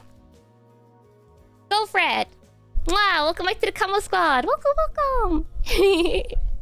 Comfy stream sounds nice. Yeah, comfy stream. Comfy stream for anniversary. Or I might think of something. Maybe I'll do like a mega community gaming stream or something like that. Celebrate the 1-year anniversary with community gaming. Crochet feels like it's been a while. Did I crochet last week? I think last week maybe my shoulders was hurting, but yeah. We're not doing the proper on-stream crochet yet because I haven't had time to finish the black square that's giving the camera issues. So we're doing the replacement one. Yeah. Boom, boom, boom, boom, boom. 12 hours of Monster Hunter and Rock and Stone. It's Monster Hunter, Rock and Stone. I also like Fall Guys and stuff like that. I don't think it did. Yeah, it must have been the week before last that I crocheted. Let me... Oh, also, let me pull this closer to me. Pulling my mat closer to me, so I can also pull my camera closer to me. Bum bum bum bum bum bum bum bum bum bum bum bum. Oh, there we go. So I can hold all of this a little bit closer. So, okay, I was on round... About to start round 10. Yeah, we're still pretty early stages. This is the recipe I'm following right now. If anyone wants to look at it. It might be highly confusing. I do not take responsibility for any confusion that... Or any like brain lag that might happen if you look at this too closely. Yeah. Okay, let's see. I'm going to... Chain 1 and single crochet. Oh yeah, an easy start. Long since given up. Yeah, just don't worry about it. Don't worry about it. Oh, this is a relatively easy round. No longer Sophie stream? Oh, this is still Sophie stream. Or Sophie's... Oh, I think the blanket is called Sophie stream. Yeah, it's called Sophie streams, but sometimes they call the square like Sophie's universe. But the blanket is still Sophie stream. It is like an adaptation of something that's also in another recipe. Yeah, let's look at me instead. Oh, that's fair. That's fair. Dun dun. Oh. You did crochet, but you never followed any recipe, to be honest. Oh, like freestyle crocheting. Yeah, I usually always follow recipes when I crochet. But then some things you crochet so much, you just know it by heart. Like the scarves I'm crocheting for the Donathon rewards. Those I just do by heart. Which I haven't forgotten about those. I just been going a little bit easy on them since they're harder to crochet than these. So they give more shoulder strain. I have finished 3 though. And I'm working on the 4th. I just need to make 6 total. And when the 6 are finished, that's when I'll do like all the individual rewards. Can I crochet pot holders in my sleep now? Not in my sleep, but I probably also don't need to look at the recipe for that. As long as I have a reference one to go off. I'd like to inform you that you've legally made my wall into a country known as Commentry. Is Commentry the Camel country in the walls? I will accept that. Yeah. See, just make sure I'm doing this correctly. Dun, dun, dun. It's way easier to get distracted when you're crocheting on stream. Let me just unravel a little bit of thread. I'm making giant blanket. Yeah. Yeah, getting close to 50k Kamo citizens. And all of you detective ducklings. Yes, all of you part of the detective agency. Boom, boom, boom. Boom, boom, boom, boom. So, Kamos, how are you doing? Are you enjoying April so far? Are you having a chill, nice time? Dun, dun, dun, dun, dun, dun. Go. Sure that I'm doing this correctly. It's been very rainy for you. Suffering through rainy days. Is it birth month? So you're trying to make the most of it? Oh, congratulations. I hope you're having a nice one so far. It snowed a lot for you today? Fine. Oh, embrace the winter. Embrace 5 months of winter. Do it. Yeah. Chill April. Nice and nice. Oh, you have it nice and sunny, which is comfy. Okay, all the Kamo weathers. You're finally getting acceptable temperature as summer ends. So it's been really good. Oh, is it Southern Hemisphere Kamo? Southern Hemisphere with flipped seasons. Yeah. Northern Hemisphere Kamos and me going into that summer season. But it's becoming fall for other Kamos. 2 hours of commute from work today, so pretty meh. Oh, that's brutal. And also, Callum! Mwah, thank you for the coin. Kanna, I finally bought the glorious Kanna Ducky merch. I had to make the hardest decision of either Daki or Kamo. The shipping duties are extremely expensive. I know. Love you, Kanna. Can't wait for it to arrive. Oh, I'm happy you like the Ducky Makura. Yeah. I hope it gets shipped soon. I think for some Kamos that only get the Dakimakura, I know that Kava pre-ordered some of them already. So I think the first 20 people that order only the Dakimakura will get it shipped right away. You had to make that decision too. You couldn't get both. Yeah. It's super hot where you are. Not your favorite time of year. Yeah, I'm not good with the heat, so I get that. Yeah. Kawa said they had 20. Yeah. And they'll have more than 20, of course, but that's the ones that get shipped right away.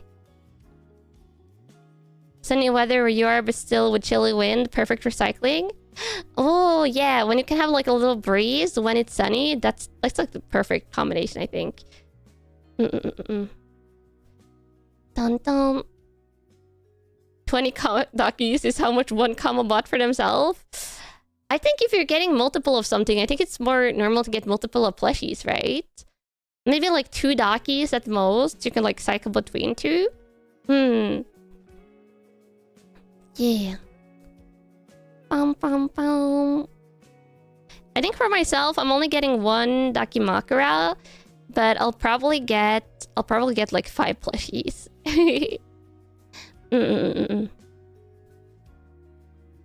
Imagine a Kamo drowning Kamo plushies, yeah.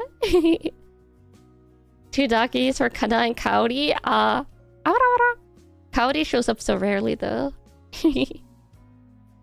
Bum bum bum bum. So I'm saying you should cancel your order of 10 Dakis. That is totally up to you, but I say if you're getting multiple, the plushies are lovely. Yes. And don't get it for free. Oh, I get like one of my merch for free, I'm pretty sure. So I get like one plushie and one docky, obviously, but I want more than one plushie. And then I have to like buy them, I'm pretty sure. Oh, I got docky and plushies. Make sure you're make sure you're taking care of yourself financially first and foremost, though, Camels. If you buy the camel plush, the first thing you will do is yeet it across the room. No, you can't yeet the camel. No yeeting the camel. Or if you are yeeting, make sure you're yeeting the camel to a safe location, like a couch. If you yeet a camel on a couch, that's better. The Kimakura will get worn down if you actually sleep with them, so having a second one makes sense if you can afford it, since it won't come back. Ah, true. Yeah. That's true. Time to buy camel plushies and hide them in ominous places? What is ominous plushie? You have a box big enough for all the plushies I'm going to order? I hope so. For sure you're financially responsible? Okay, that's good.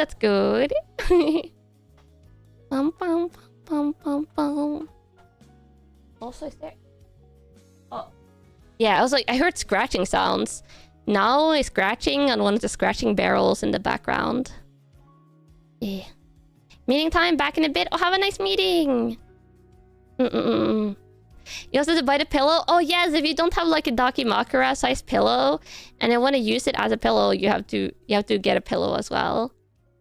They're not usually that pricey. I guess it depends on where you get it from and stuff, and if they sell them readily where you are. But I bought mine in like a Norwegian online store. I think it was pretty reasonable.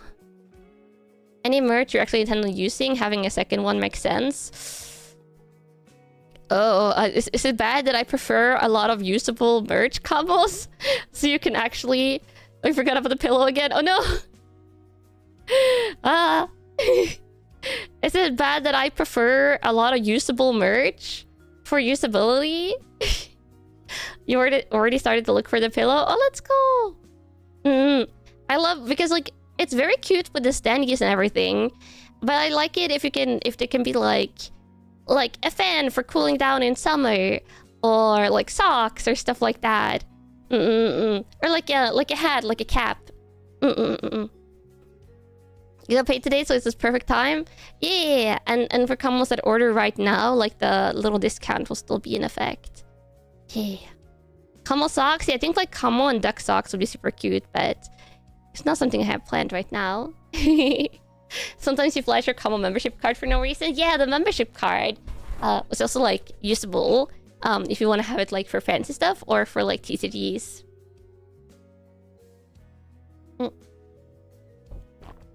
Yeah.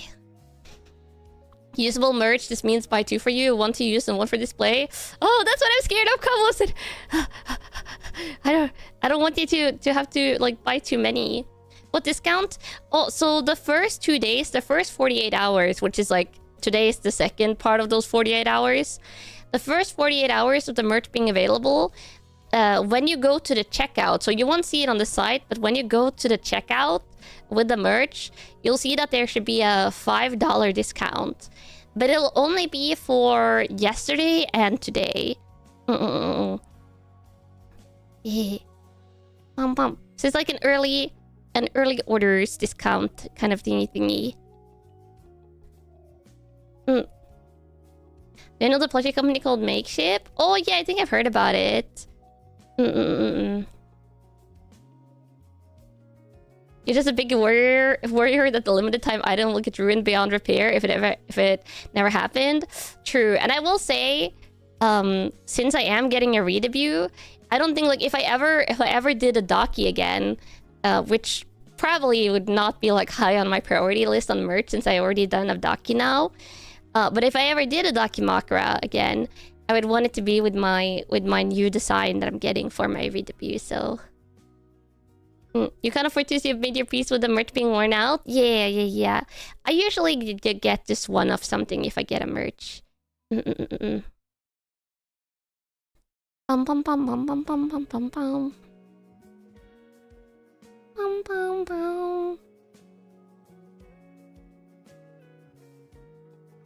Yeah.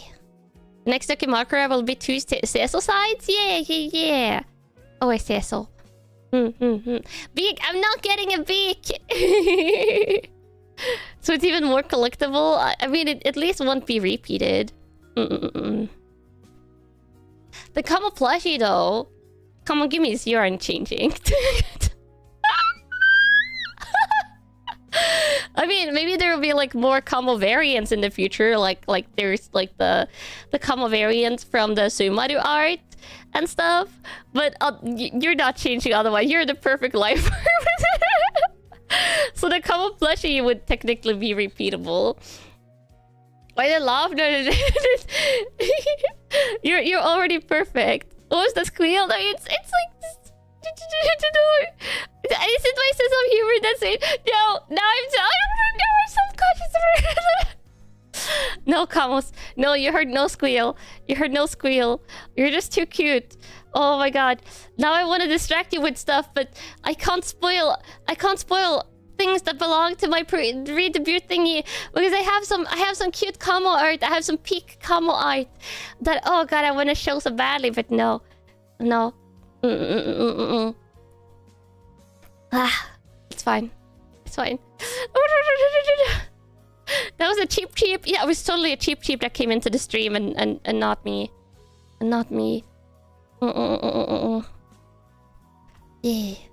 Kamoverse plushies. Oh, I think it would be cute. Okay, so what I really like, and like what's way cheaper and way quicker to get made, is also the pillow, like the Kamo pillow that was part of my birthday merch. That one like was like eating a cookie Kamo and regular Kamo. Getting like more pillows in the future would be cute, and you could have like a Kanna pillow, Kanna holding a Kamo pillow or something like that.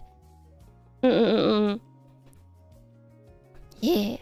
Kamo with a Kanna wig? That would be kind of cursed looking, I think. Dun. I think if there's going to be like a cute Kamo with like any of my accessories, like a Kamo with like your little feathers up in a bow is cuter.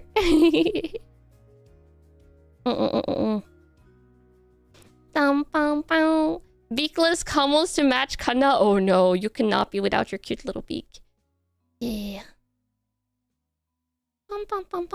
Kawa also announced some keychains, and there was some Kanna one too. Is this old or new merch? Didn't even know. Oh, is it like pixel style stuff?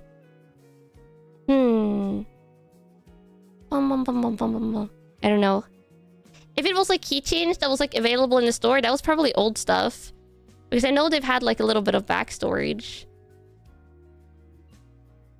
Oh, you think it's old Halloween spare keychains? Yeah, I think there was like old spare keychains that they have left. It's probably already sold out now, possibly. I don't know. I really like the Halloween one. The Halloween one of the themed one that was done might be my favorite because it has a like the cute chunky Kamo. Someone bought the last one yesterday. Oh, okay. So that's sold out. I really like that like chunky little Kamo that was in the background. How goes the day? It goes great. Yeah. It goes great. Oh, let me see. Let me switch over the music. There we go.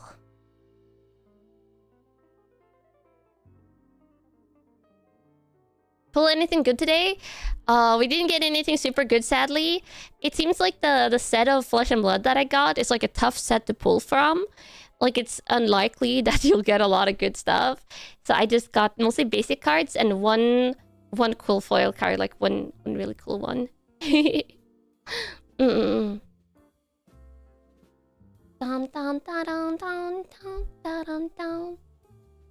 Oh, let me see. I have to... Oh. Okay, so I'm going to do this. And then I think it's going to be a single crochet. And then 1, 2, 3, 4, 5, 6. Yeah. Oh, I know what I'm doing. This is an easier round. How did I learn knitting? Oh, knitting I learned from my mom. This is crocheting though. Crocheting I mostly self-taught self-taught myself since I was younger. Yeah. Bum, ba, bum, ba, bum. I like crocheting way more than knitting. It's easier for me. I don't know why, but it just works easier in my brain. And I think it's like the recipes are funner. And you can make like really intricate stuff. What would be cool would be blind bag combo mini. Something about the size of a mini you get from one of those little egg vending machines. Oh yes, like possible blind like combo designs. I also really like that. The gold number card you got from the birthday merch. You open it, sleeved it, and put it in the hard case for extra protection. Oh, nice. Blind box combo figures would ruin you. Oh no, Kawas, I don't want to ruin you. But it would be so cute though. It would be so cute. It would be adorable. But yeah, blind box merch. Oh, that's like the ultimate Kanna merch. What about blind box Kanna figures? It would be fitting too. It would be so fitting. Blind box Kanna figures is amazing. Oh, accidentally pulled tree. You're always amazed at people whose nails don't look like weevils have chewed on them constantly like yours. Oh, I've never chewed nails. I know that's a habit that's not too uncommon. I have never done that. I do sometimes get like these like hangnail type thingies that you get on the side, but I trim those down if I get them. Yeah. Would Kanna be able to get a blind box combo if she released blind box combo? Surely I would. Surely. On a duck, now we will. Yeah, it would be like a duck chewing on them, but yeah, I don't chew my nails. I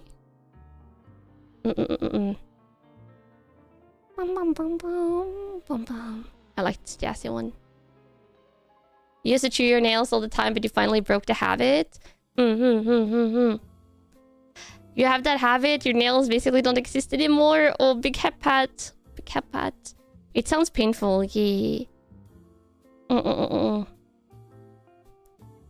Your local hobby store did sell cute blind box, bird blind boxes. They had chunky cute birds like sparrows, owls, and even budgies. Oh, that's cute. Yeah. It's a bad habit to have. You trying to get better about it. I believe, Camels, you can do it. You can do it. You stopped last year? Oh, let's go. Yeah. I mean, if you're only doing it lightly and it's not hurting you too much, then I guess it's not that bad, but... Will you ever get evil Kanna? The closest I get to being evil Kanna is, I guess, if I do something for Halloween. Or if I do, like, Yandere ASMR. But the last time I did Yandere ASMR, or, like, close to Yandere ASMR, that's when I got the big bonk from YouTube Lost, so... I don't know. I think ASMR Kanna is the closest that I get sometimes if it's like a particular scenario. Plushie Gremlin Kanna is evil. The Plushie Gremlin Kanna loves you. He loves you. Yeah. Kanna is more yandere. Oh yeah, with all my naps. But I haven't taken a nap today. Sadness. Oh, the emote is so cute. It's so evil looking. That doesn't mean Plushie Kanna is evil. She loves you and is evil. I mean, I guess they're not mutually exclusive. Dun dun dun dun dun. Well, there is a safer way to do ASMR to avoid the bonkies. And that is Patreon, which is why I have the Patreon, and which is why I'm now splitting up the ASMR 50-50. So, Sundays ASMRs are on Patreon, and then Thursday ASMRs are on YouTube. Yeah. That's why I'm doing that. And then I'm keeping the YouTube ASMRs a little bit more like extra saisal. And the YouTube live ASMRs from now on. If it's not a HANDCAM, like if HANDCAM isn't on, then I'm probably going to use rain background sounds just in case. Bum, bum, bum, bum, bum. And that makes them a little bit different, I guess. They also always have that nice ambiance. Oh, Schneider! Come on. Wow, welcome to the Kamo Squad. Welcome, welcome. And finally, next week, I'm doing a member stream again. Oh my god. I'm going to be better about doing those regularly. Oh, got a problem with the other YouTube account about the ASMR. Oh, the Patreon one? Not at all, because that one is unmonetized. Since the Patreon is monetized, and you like member through that, the YouTube account attached to that is just unmonetized. Yeah. Dun, dun, dun, dun, dun. There we go. Round finished. It's getting prettier and prettier. Eventually, it'll become more purpley pink. I have a lot of things to juggle. Yeah.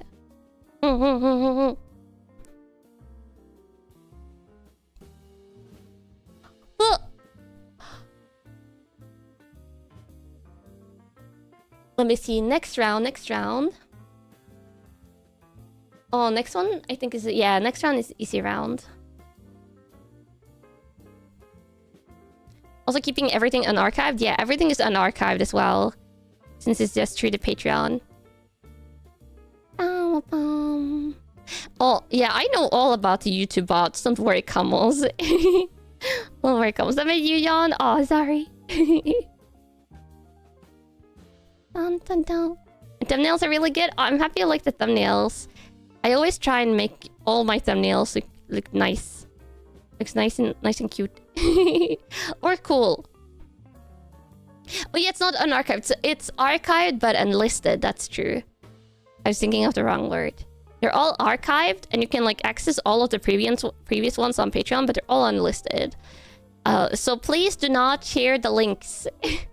Please do not share the links to the Patreon ASMRs anywhere. If you do, that's not good. It's the same as sharing members content like YouTube membership streams. Yeah. Thumbnails make it really easy to tell what the stream is about. Yeah, I always wanna have like thumbnails that maybe like make you a little bit excited or about the stream, or like that are teasing a little bit, but still like very true to what the stream is about. Which is why I went back and changed the thumbnail of yesterday's stream from the Mizutsune Monster Hunter thumbnail to my generic one that I use sometimes. Because I did not encounter a single Mizutsune during that stream. So I'm using it for Friday's Monster Hunter stream instead, where we'll actually hunt a Mizutsune.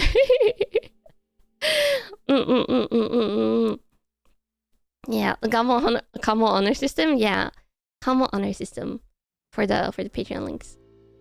So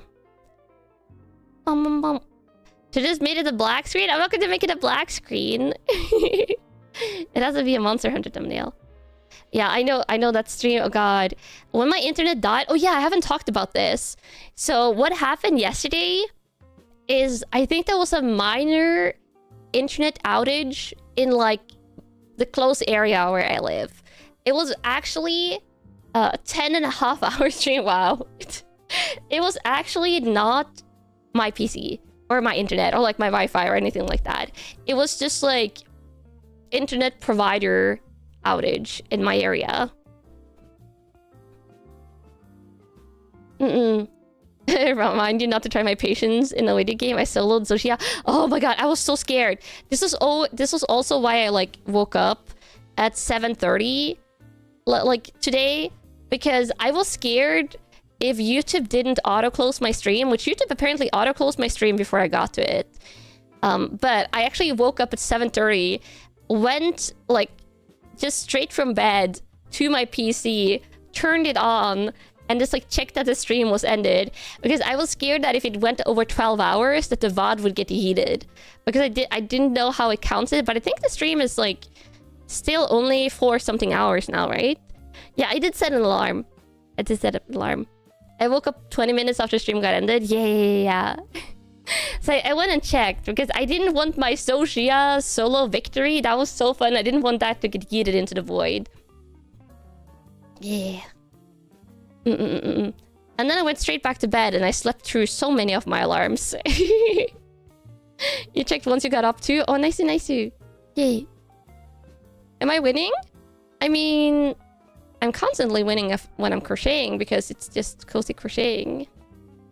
A moose knocked down the internet pole. Maybe. I don't know what was wrong, but it was just an outage. Yeah. I'm just glad that it's back. All the chats after 4 hours got lost properly. Oh yeah, I was chatting a little bit, but the thing is, I didn't have internet on my PC. I was chatting and like doing stuff using my mobile data last night. So anything you saw me like chat last night after my internet went out was like all using my mobile data and on my phone. And I hate typing on my phone. I think I've told you this before. Absolutely hate typing on my phone. It's so tedious. I sit there like I do the one finger typing and it like tires me out so quickly. So I probably would have chatted more if I could use my PC. But if I could use my PC, the stream would have ended normally. So yeah. But I was watching a little bit what you were chatting about. But not after I went to bed. It's funny seeing people who typing comes from phone versus those who play the old MMOs. Interesting. Same, you hate texting, but it was really nice seeing me chat with you for a little bit. Oh, it was nice. It was nice. I don't have a Wi-Fi card in my PC, right? I think my PC can connect to Wi-Fi stuff, but I don't have like a phone hotspot thingy, if that's what you're asking. Like I can use my phone internet on my PC. I don't even know how you set that up, but my PC has like what I'm using for internet is like just a hard line connection, like a wire connection to my router.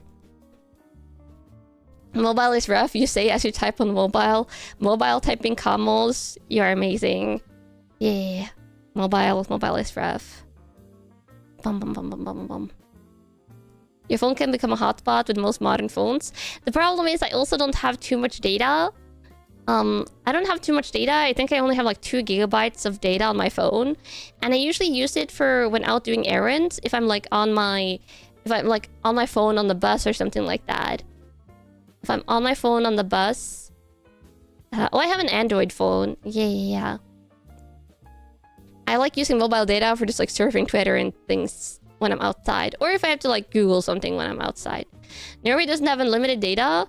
I think there's some unlimited data plan, but they're really expensive. Okay, they're really stingy in Norway with phone data plans. I went to Denmark on exchange for 1 semester during my master's degree, and because of like how you could like call like back and forth across countries and stuff. I had to switch to a Danish mobile plan when I was there. So I went to like EU has unlimited by law. There is unlimited subscriptions in Norway, but they're more expensive than the basic ones. But yeah, I went to like a phone store where they sell like data plans, like phone plans and like phone numbers and stuff. And I talked to the guy that was like dealing with subscriptions and things. And when I asked about like the Wi-Fi data and stuff, and I was like, oh, like it's like how much data does like the cheapest plan have? And he was like, oh, it's 8 gigabytes. And I was like, what do you mean it's 8 gigabytes? Because usually, they might have changed this, but traditionally, like the phone plans in Norway is like 2 gigabytes, 4 gigabytes, 6 gigabytes, 8 gigabytes, 10 gigabytes, and it increases in price. And I explained to him like the cheapest one was like 1 or 2 gigabytes. And he started laughing. He started laughing. This is Norway and Denmark. They're like neighboring countries. He was absolutely baffled. Let me go and see. Let me go and see. Okay, I'm going to look up some. This is not my phone provider, but it's like one of the common ones. I'm just going to look up. Wait, this one has unlimited data. Wait, do I have secretly unlimited data now? Have they changed that? Sometimes they change it. I have not looked at my phone subscription in forever. I swear, if my phone provider has switched to unlimited data under packages, then I will riot. Oh no, I think they've changed stuff. Yeah, If you want unlimited data, it's going to cost you like 3 or 4 times as much as the base subscription, which has like more limited ones. But this other one I looked at had unlimited data on all of them. Oh. Oh no, wait, it's still the same price as what it would have cost at my provider. Never mind. Never mind. Okay, so the cheap unlimited data at the other place, it's like for a month. What do you think it is for a month, Camels? What do you think it is for a month? Like the nearest round USD. 20? $15? Or 30, 60, 40? 15? $15 Camels. You're so naive. No, it's a little bit over $40. In normal country, it would be like 50. No, it's a little bit over 40. I told you they're stingy. They're stingy. It's probably 100 plus. Actually, they have subscriptions. Okay, so they have this base one. Again, this is not my phone provider. This base one gives you like 10 MBs, like 10 upload download for like $40 plus. If you want 200 and wait, it goes from 10 upload download to 250 upload download. And the price difference is like $7. Wow. 40, is that the pack for home plus mobile? No, that's only mobile data. That's only your mobile subscription. That's not home data. Home data is an entirely different ballgame. The jump, yeah, and then you can get 1,000 upload download, which costs like $60. And then they have like 1,000 upload download, but with extra security. I don't know what that means. But that costs like $70. And then they have 1,000 upload download with extra security. And also you get Via Play, which is like a Netflix type like net subscription thingy. And that costs $110. Extra security is a scam. Yeah, like, I mean, it's not like you're going to be clicking on suspicious links in emails anyway. You pay $25 a month for limited data? Oh my god, I'm so jelly Camels. Yeah, our phone subscriptions is kind of a joke here. They're really like messing you with that. But I will say though, at least the internet service providers here are decent, and you usually have multiple to choose between in an area. So yeah. Actual security means if you want to download something useful thing dispensed by an individual developer, you'll get a warning. Ah, I see. Right, let me look at some of the others. Let me see. There's other phone. There's a ton of phone subscription thingy. Let me see what one of the other ones have. Yeah, I'm just looking now. I didn't realize that like unlimited data started to become more common. Oh, here's even... Oh god, this is even worse.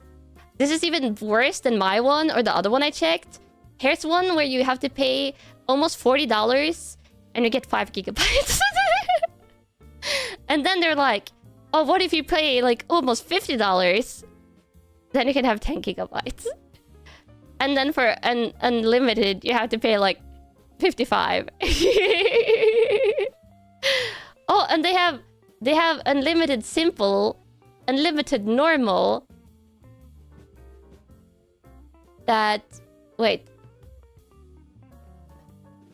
Oh, and they only give you unlimited normal. They only give you maximum speed upload download on your first 100 gigabytes, and you have to pay more. Wow, there's like tiers. Yeah, dude. The thing is, like, I think probably... Because Norway usually implements like all the EU like laws and stuff, and if unlimited data has become like a norm in the EU, Norway is probably like, oh my god, we have to do this now. So instead of doing all the tiers that they had before, they have some lower tiers now, and then they just have unlimited tiers. Like the unlimited has tiers. Yeah, it's like unlimited normal, which is like $65. Unlimited optimal. Oh my god, they're calling it optimal. They're like, this is the one you want. And it's like $75. And then unlimited maximum, which is like $80. Oh my god, this sounds so dystopian. Yeah, don't worry about it. Pay to unthrottle the bandwidth. Yeah, that's basically it. Here, the lowest tier is €30. Yeah, I feel that. Telenor does pretty much have monopoly on internet and data. I think for internet service providers, depending on your area, you might have like several to choose between, or it just might be like 2. But for phone subscriptions, there's quite a bit of different stuff. So if you're in Norway and you're not happy with your phone subscription, I would like shop around for that. And also, this is something that you can do. This I learned from Mama Nagi. That for phone subscriptions, if you find something better in another place, you can call like your current service provider and be like, well, I know you guys don't have like a subscription to match this on your website, but I just got this deal and I'm just going to like change if you guys won't give me a better deal. And that way you can get even better deals sometimes with your current service provider. Can I do Naruto Hanjutsu? I cannot. You've done that sometimes too? Yeah. So if you want to get the secret good deals that sometimes exist, you can do that because they will do a lot to keep customers. That's how you play the system? Yeah. That would require making a phone call. Yeah, you do have to make a phone call for it. But yeah, they don't want to lose customers. I feel like they have like the public prices sometimes, and then they have the, oh yes, we want to keep our customer prices.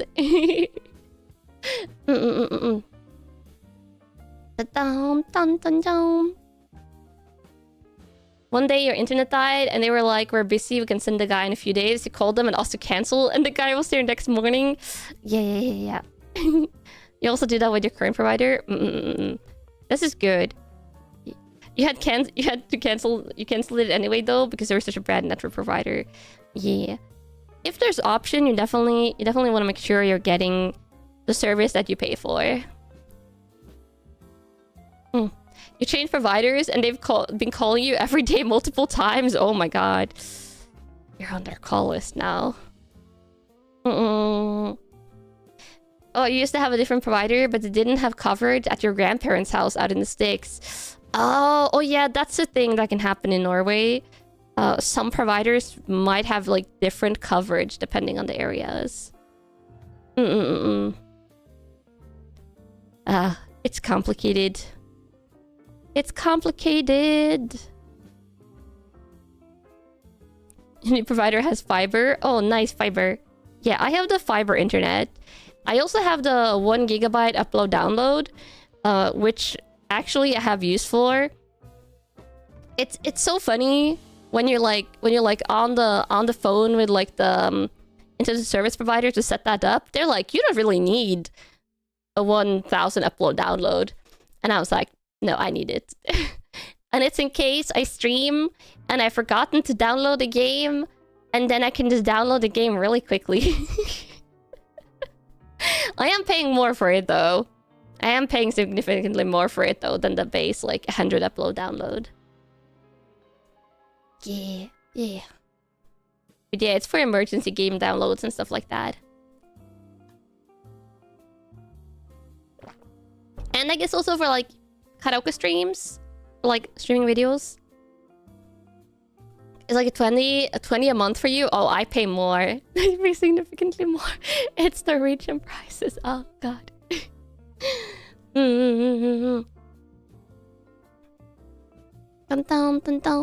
Norway is stingy with the internet and the mobile subscriptions.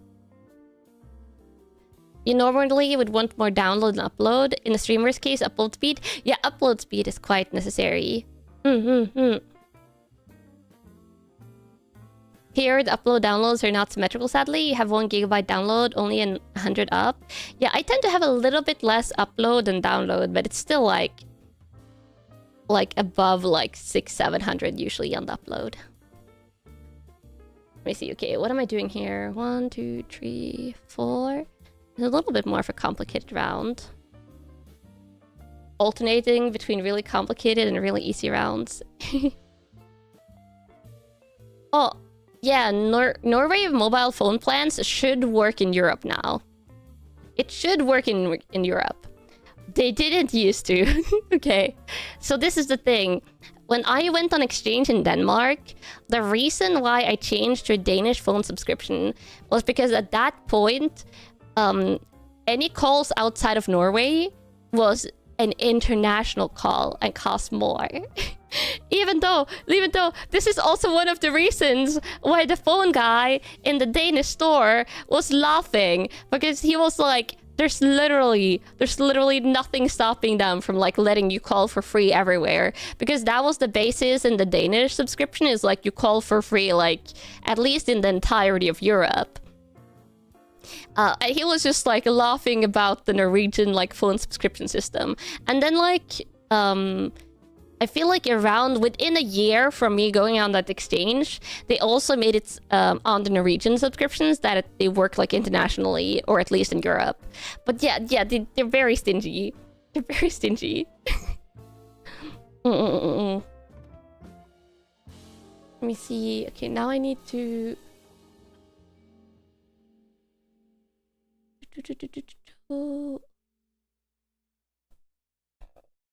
European Union outlawing roaming was the best thing they did. Yeah, some of those laws are pretty nice. Dun dun dun dun dun dun dun. Looks beautiful. Oh, thank you. Yeah, the stream muted and get to see my hands moving, but could tell you could only see my hands moving, but you could tell I was ranting. Don't worry about it. Don't worry about it. Yeah, let me see. I just need to look. I'm gonna read quickly what I'm doing. This is a pretty easy round. Sound like maybe I should have kept the Danish phone service. I don't know if I could. It was because I was like on Denmark in exchange and stuff, but I like my Norwegian phone service, because then I get to have a Norwegian phone number. That makes a lot of stuff very like much easier. If I had a Danish one, I would have to write plus 45. I think it's the country code for Denmark on phone numbers. I would have had to write like plus 45 in front of my phone number at all times, and I would have probably forgotten. Yeah.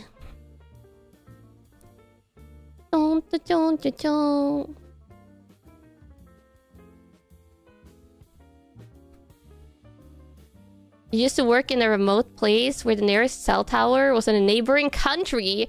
Roaming charges while not even crossing the border. Oh, that's crazy.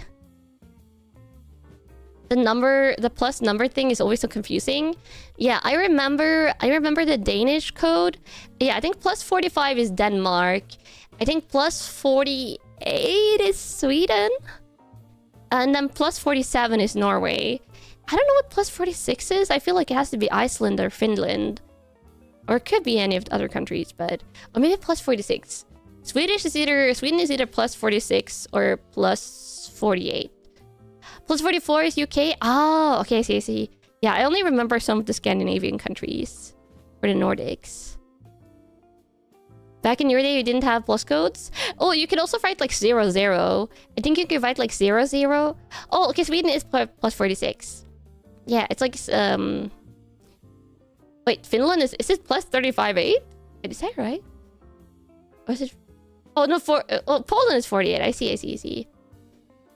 I think you can write 00 and then the number. You wonder if you'll ever remember this if you need it. I feel like the times when you need it, it's going to be like written with the phone number that you need to call. Let me see. Oh, there we go.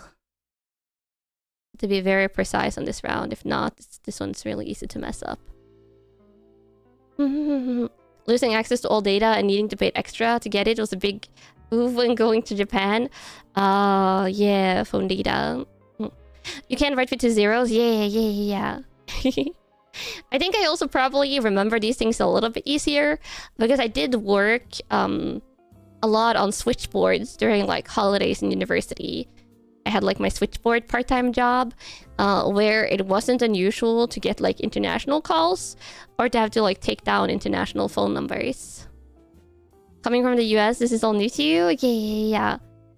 I think it's also because like when you're in a smaller European country, it's like more common to have to like maybe buy something from another like neighboring country or things like that, or it's like pretty common to like travel across countries, or maybe you know someone that like lives in your country but is originally from one of the neighboring ones.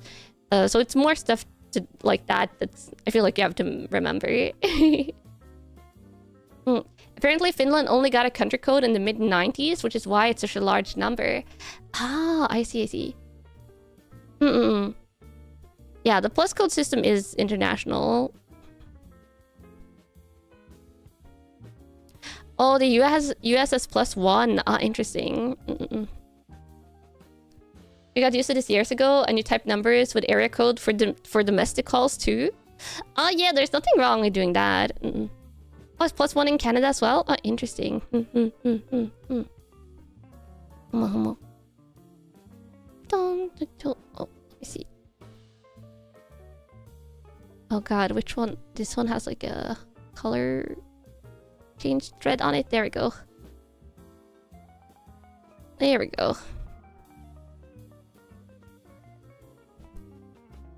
But yeah, there's a lot of stuff like that. A lot of stuff. A lot of technical stuff. Oh my god. But sometimes it's just fun to disconnect your brain, watch a TV show or an anime or VTubers, and just not think about real world stuff.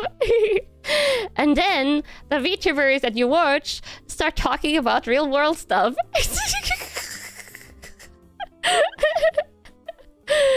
Lots of stuff that make your brain hurty. Yeah. This is the danger of chatting streams. Sometimes you just talk about cute nonsense. Sometimes you talk about real world stuff. No brain head empty. Yeah, no brain head empty. You feel old for not knowing how these things work? I see. But I feel like... I don't know. I feel like I learned these things like 10+ years ago. At least we found something to talk about other than food. There's nothing wrong with talking about food, unless we already talked about it too much. What's next? Kanna teaching you how to do taxes? No, never. No, Kamos, I'm not teaching. Taxes is different from like country to country, and it is a mess. Okay, it is torture and a mess, and I think we can all agree on that. And we're never going to discuss taxes other than in the context of it being awful to have to deal with it. I don't mind paying taxes. I just despise the system of paying taxes. I reminded you need to do taxes. Oh yes, I got my tax return thingy recently. Like, not the tax return in the sense that I got money back on my taxes. I got the form that I had to fill out to finally be able to like get a calculation on how much I owe in taxes from my VTubing earnings. And it was quite a lot. Oh my god. It is quite a lot. Luckily, I hadn't touched my Donathon money other than to buy my channel, so a lot of that will be going to taxes. Yeah. But hopefully, later this year, I'll have a more automated system for doing my taxes throughout the year, so I don't need to do it, like, the year after, which is a big pain. Because then you don't, like, the calculations I did now was, like, my taxes for 2024. I like the system where you pay the taxes the same month as you get your earnings. Can I claim some of that as a business expense? I could, but then you would have to do it in an even more complicated way, and that way like breaks my brain. That is the best system. Yeah, the best system is when the taxes, just you deal with it the same month as your pay. And then you know that the money you get paid, or like the money you have off that month is like, okay, this could be used or saved. Yeah. You can rent an accountant to deal with that. But yeah, that had its own challenges. And that was like, I tried shopping it around for an accountant where they were just like, no, we only deal with companies and stuff. But I'll have a solution for it. I have a solution for my tax stuff. Yeah. But I'm not going to talk about it quite yet. I will tell you in the future. You're so happy you live in a country where your company takes care of paying all the taxes and you only see the results in your paycheck. Yeah, that's the way it is with like work. With like day work in Norway, that's the way it usually is. But if you're like, if you own your own business and stuff like that, that's where it gets complicated.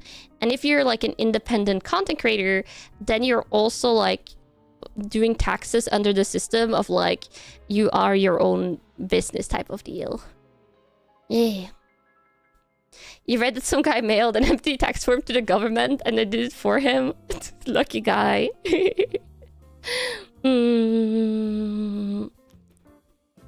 Yeah. Dum. You still have to check if the taxes your employer and bank did was right. That's true. That's why you get like your tax return form thingy in Norway. Is you have to like look over it and be like, is this correct? Like, is my pay like accurately reported in and stuff like that? Yeah. But yeah, content creator taxes is like hell mode a lot of the time, I feel like. It's the same where you are? Yeah. You plan to be self-employed in the future. You can't wait to suffer. Oh, yay! Congratulations! Congratulations on your future of tax suffering. You log onto a government site, your taxes are there, you just need to check that it's all counted. Yeah, that's the same in Norway. Bum, bum, bum, bum, bum.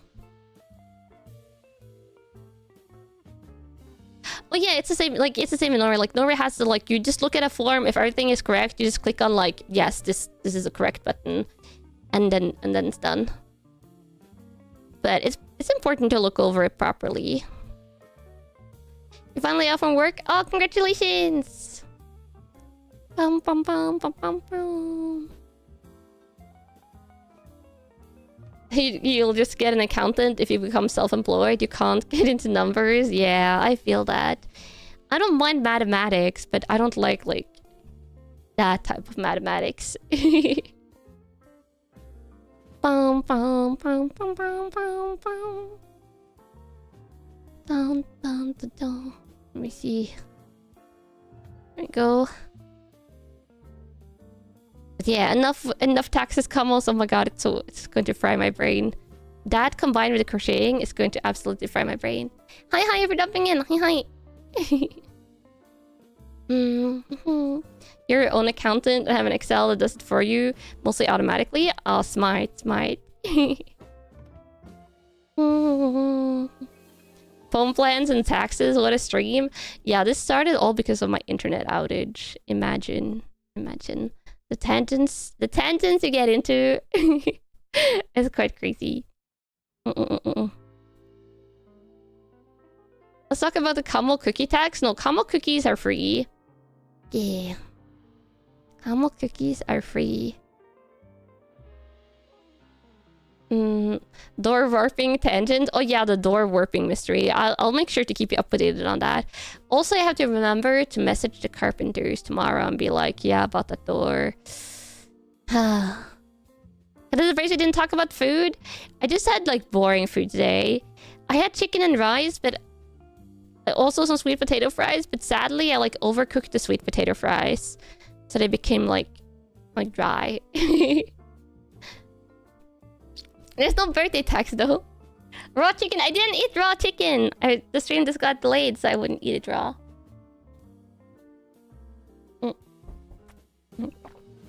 Water.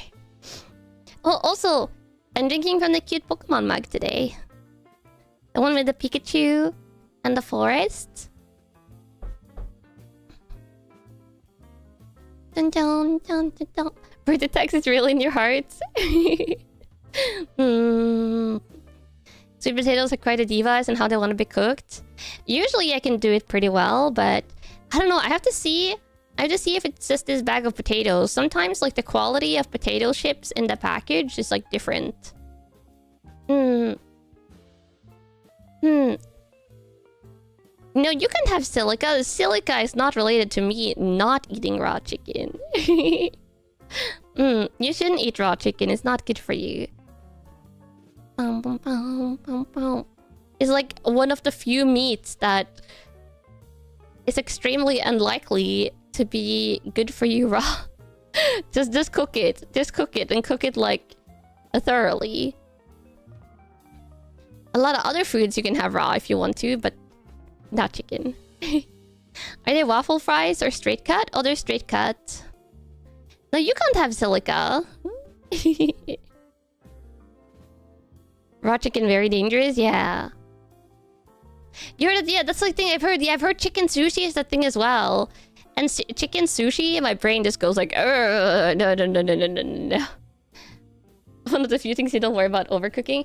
I think you can definitely overcook chicken, but it's really hard. Like if you have like just like smaller pieces of chicken, I feel like it's really hard to like overcook it unless it becomes like coal.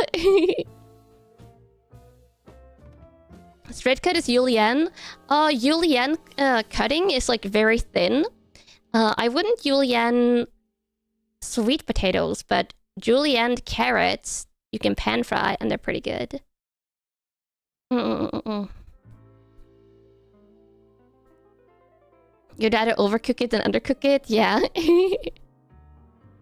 Yeah, I know you can overcook chicken, but I've never really tried out a chicken myself. And I feel like chicken is also one of the things that pairs super well with different sauces and stuff. So if you do make it a little bit too dry, you just sauce it up. That's why chicken thighs are the best. They're very juicy and don't overcook as easily. The thing is, I'm not that fond. Oh, that's what you meant? Yeah. Yeah, just add more sauce if you overcook. Do I marinate or brain my chicken? I wish I could marinate it. I used to do that when I was younger, and I didn't have crippling allergies. But with crippling allergies, I just cook it plain, and I have it like with salt and like oil and stuff. And I finally figured out a butter that my stomach seems to accept. I'm crossing my fingers because I used to sometimes have a little bit of like butter with my chicken, but my stomach would get like upset about it.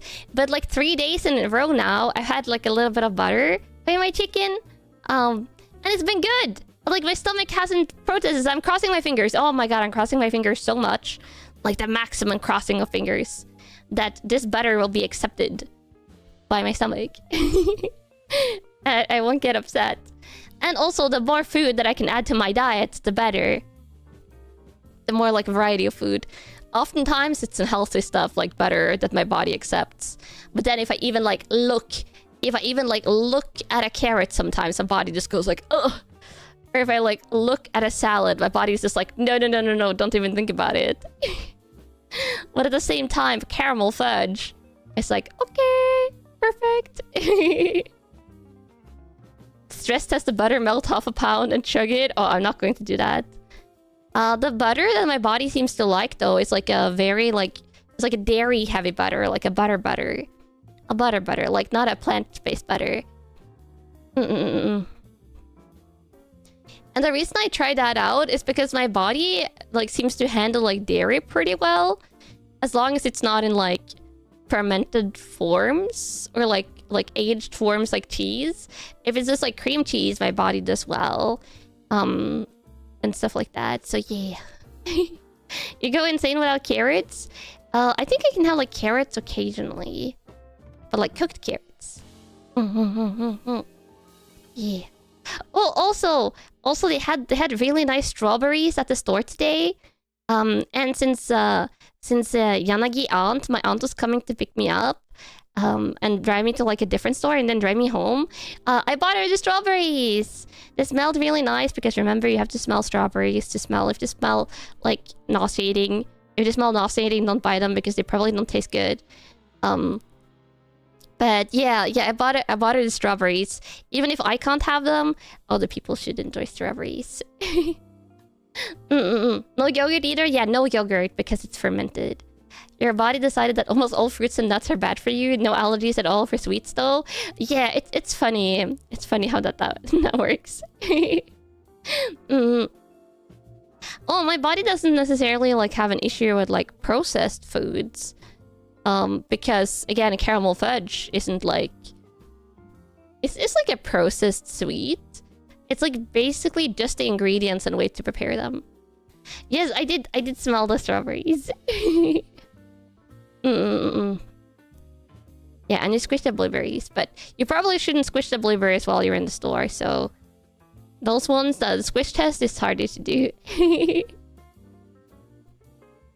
Smelling the strawberries in the store, though, is very doable. You bought some expensive strawberries in Japan and it tasted incredible? Oh, my older sister did that as well. She was in Japan, like, not super recently, but like in the last couple of years. She and her partner was like in Japan for 2 weeks. And she sent like pictures. She sent pictures in the family Snapchat, which, by the way, if you're listening, older sister, and also Mama Nagi, who never watched a stream because I feel like she's forgotten again where to find my channel. But if you're listening, please stop using Snapchat. Okay, I would like to uninstall it from my phone, and I'm begging you, please, stop using Snapchat. Because the second they stop using it, I'm uninstalling it. It's the only reason I have it installed. Please stop using it. I'm begging you. Why do they still use it? I keep on begging them, like, just put it in our group chat. Like, the group chat can have pictures in them. But they're just like, oh, Snapchat is so convenient. How do you tell this to your cousin? I don't know. Why not use Discord? My older sister is on Discord. Mama Nagi is not on Discord. Mama Nagi is never using Discord, okay? For the family group chat, like with me and my 2 sisters and Mama Nagi, we actually use Messenger. Like Facebook Messenger. And I like the interface there. The interface there is really nice. You can search in the conversation, pictures get saved, and things like that. And I already had a Facebook. I don't use Facebook anymore, but I have like just a privated like account. So that group chat works really well. Yeah. WhatsApp? Oh, I don't have WhatsApp, no. You missed MSN Messenger? Oh, I remember MSN Messenger. I used to use that back in junior high school? Yeah. Facebook Messenger is very Norwegian? Yeah, maybe. Yeah, Facebook Messenger is way better than like actual Facebook. I don't like the actual Facebook stuff. I don't use Facebook, but that Messenger, the only group chat that I use on Messenger is like the family group chat, and then like sometimes the individual chat with Mama Nagi, like the Facebook Messenger DM. I have like one with Mama Nagi, one with older Yanagi sister, and one with younger Yanagi sister. Those are the only chats that I use. Otherwise, I use Discord for everything. Because basically all my other friends are VTuber friends. And I have all my VTuber friends on Discord.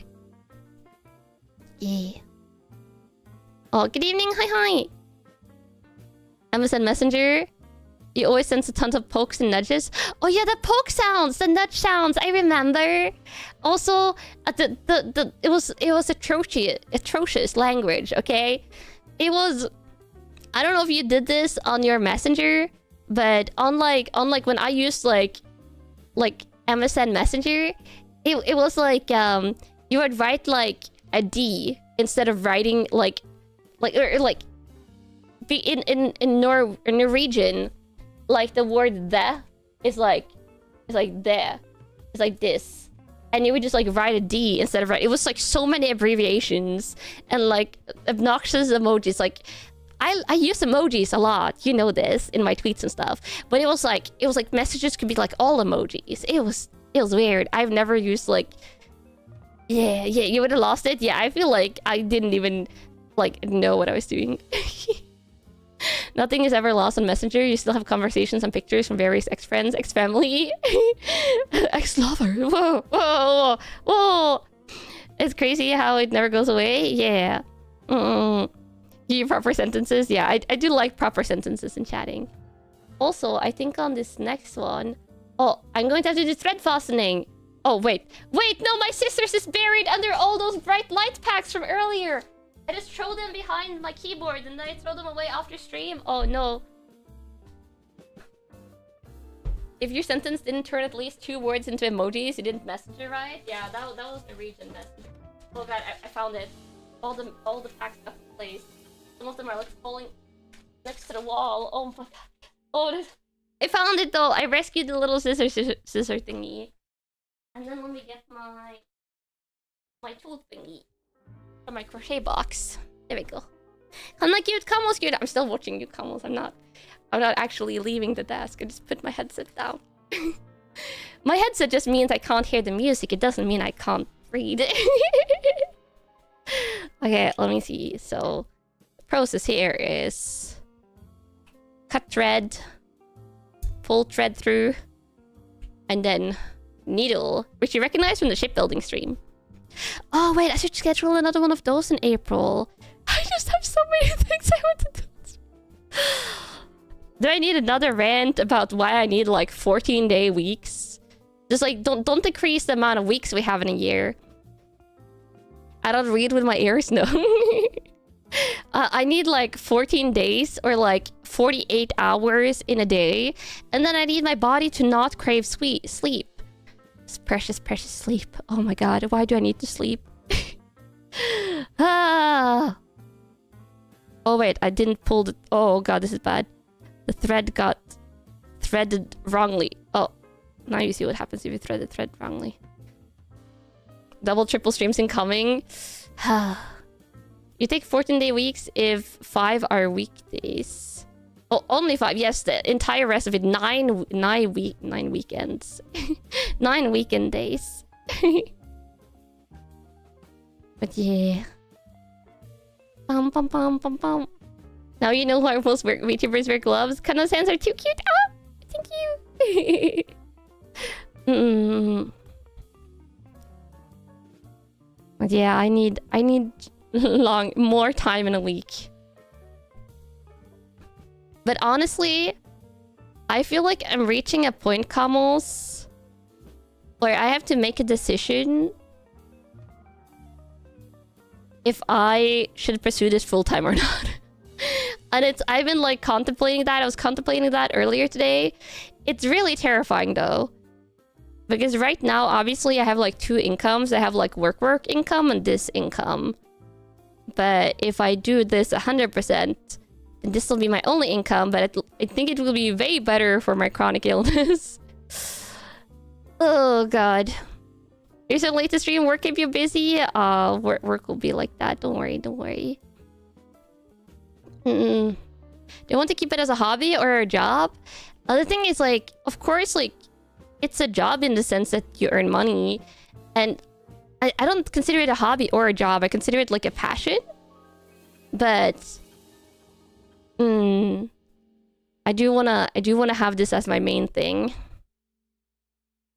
I think what I am going to like ask is if my work will let me step down to like a lower percentage. Which they might not. It's scary to rely solely on YouTube, which is why I'm happy I'm actually not solely on YouTube.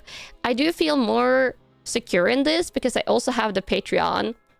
And I know some of you might be like, why some of the ASMRs? Why is some of the ASMRs on Patreon? It is the reason I started doing it is obviously because YouTube does the bonk bonks. But also because there is the membership feature on Patreon, which Patreon takes way less of a cut. They take way less of a cut. You actually thought I was full-time already? Oh, I'm not full-time. They take a way smaller cut. So even though the membership prices are like pretty low there, there's still like a decent earnings, especially now that like it's crossed over 600 members on Patreon. Yeah. Doing less work is a less work job if they allow you is an option. Yeah, I'm pretty sure I'm going to maybe ask for that. I might ask them this week. I don't know. It's scary. It's scary. You happy to support me on both YouTube and Patreon? Oh, thank you. And I think one of the things, if I end up going like VTubing 100% fully and I don't have work anymore, which might be what happens if they don't let me do like part-time at my work, then I think one of the things I'll do is I'll provide like more weekly content for Patreon and stuff. You know, for a lot of streamers, the biggest share of their income comes from Patreon. I do know a lot of other streamers also though price their Patreon way higher. Like, for a lot of people, their base, like, membership tier on Patreon is $10. Which there's nothing wrong with that, but... Sorry, I just chose, like, the weirdest time to take a sip of water. There's nothing wrong with that, but for me, I just want it to be super affordable. For commons, I want to do both the YouTube membership for emotes, but I also want to have, like, the weekly Sunday ASMR streams and, like, the extra voice line things and stuff that I do there. Yeah. And then if you can grow big enough, to a point where you can get like sponsorships and stuff like that, actually for some of like the bigger streamers, and now we're not just talking VTubers, we're talking like actual like Flash tubers. We're talking about like just the regular content creators. Usually the hugest chunk of the income is sponsorships. You can only imagine the crime rate going through the roof if Norway loses its best detective. But the thing is, if I go to VTubing full time, then I'm becoming a detective full time. But yeah, sponsorships can be usually like the largest chunk of income.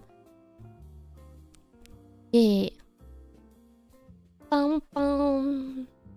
Okay, next round. Half double crochet. Here. I think this is another easy round. You saw someone post how much they made a month in sponsorship. They weren't even huge and they were pulling tens and thousands of dollars. Yeah, that's the thing, like... Sponsorships are very valuable, usually. But just saying in the word flesh tuber, it's not that I dislike, like, non-VTuber content creators. I hate the word flesh tuber. That's the thing I hate. I like, actually watch, like, quite a bit of, like, non-VTuber content creators myself, especially, like, cooking channels and stuff like that. I like watching, like, cooking restaurant type stuff. Probably shows in how much I talk about food, even though I have crippling allergies, but I just hate the word flesh tuber. You love saying flesh tuber, though. I hate it. I hate it. It reminds me of zombies. Like, literal zombies. Like, that's the thing that, like, my brain just pictures. Okay, let me see what I'm doing. Like, chain 6. Single, half, double, double. Okay, I see what I'm doing. Gamer subs code. The thing is, I'm reluctant.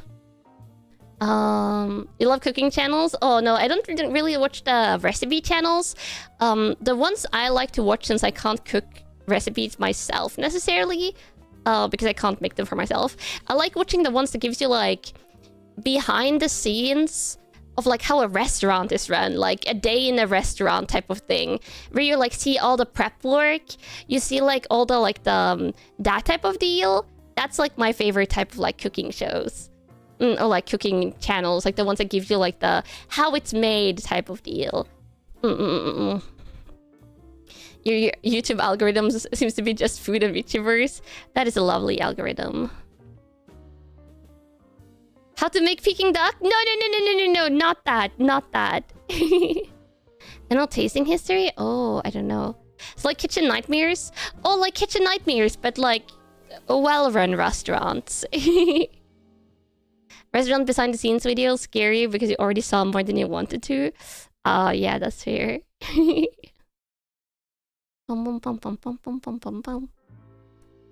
Well, how about the actual how it's made on Discovery Channel? Yeah, some of those episodes are on YouTube, and I've actually watched some of those in the past. I like those. I really enjoy videos of street food being made in certain foreign countries. Yeah. There's a couple of like food series on Netflix as well. I have watched like probably 80% of like all the food shows that are like available on Norwegian Netflix. Restaurant videos are nice to cozy to watch. They're nice to put on in the background. That's usually what I watch when I cook dinner. When I cook dinner, or like when I eat dinner, I like watching food-based YouTube videos. Yeah, I think it's cozy. Otherwise, I might watch VTubers at other times in the day, but just for eating, is there Norwegian street food? Street food things, like street food stalls, aren't big here other than like maybe seasonally during summer. And that's because it's so cold. I think most people prefer eating inside. But like maybe bakery goods is the closest thing.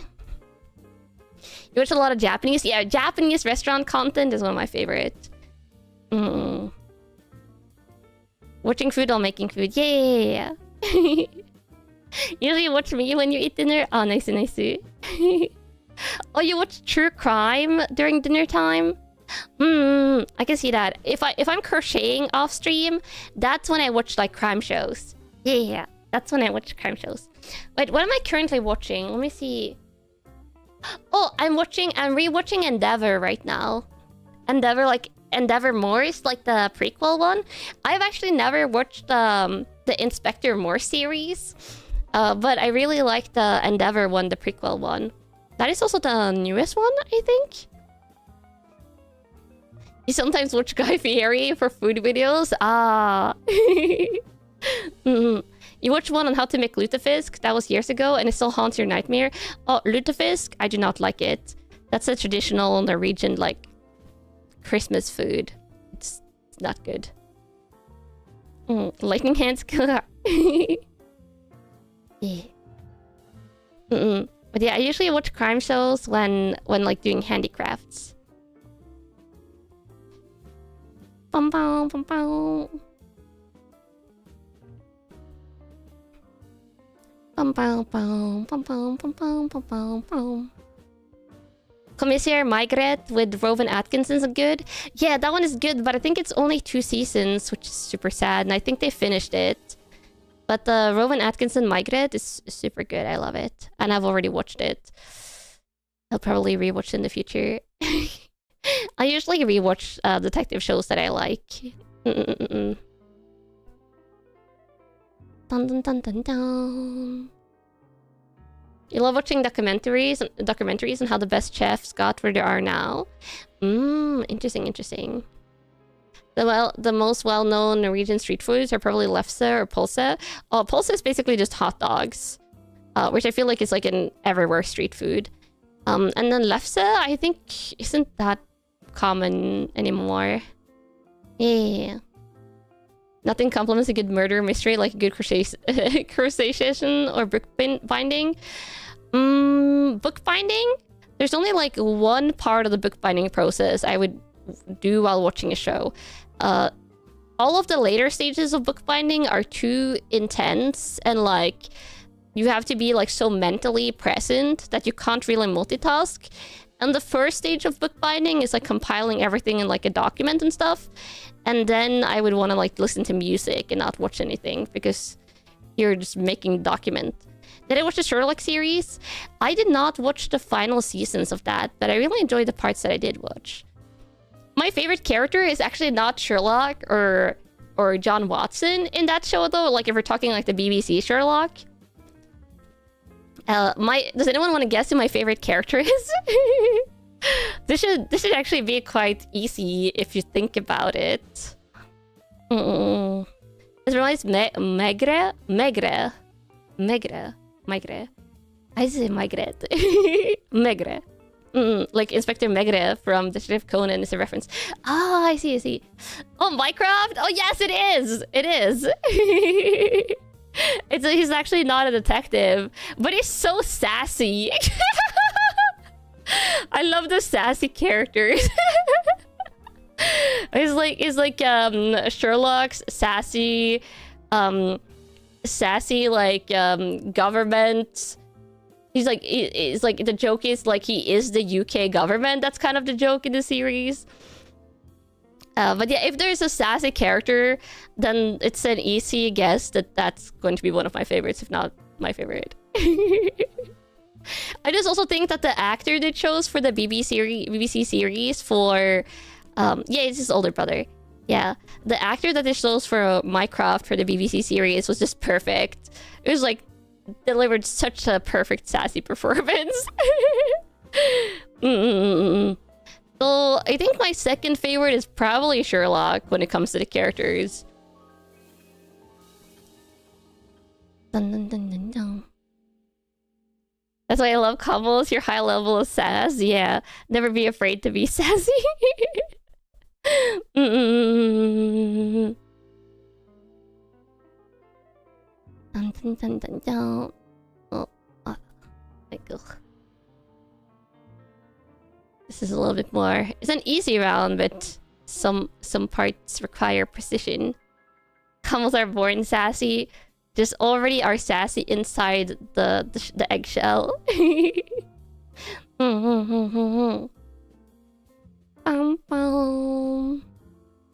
The actor from Minecraft is also the writer of the series. I don't know if it's the writer of all the episodes, but I do know, yeah, he's more like on like the writing and like creative crew as well.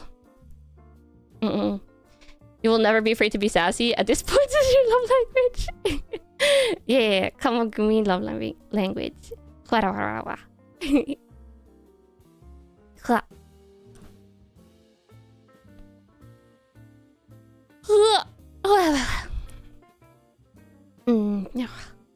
think I will be sleeping well tonight.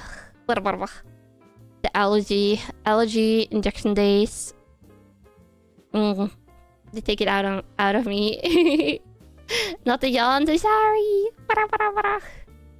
I'll probably stay up a while, like after stream though. I'm not going to bed right away.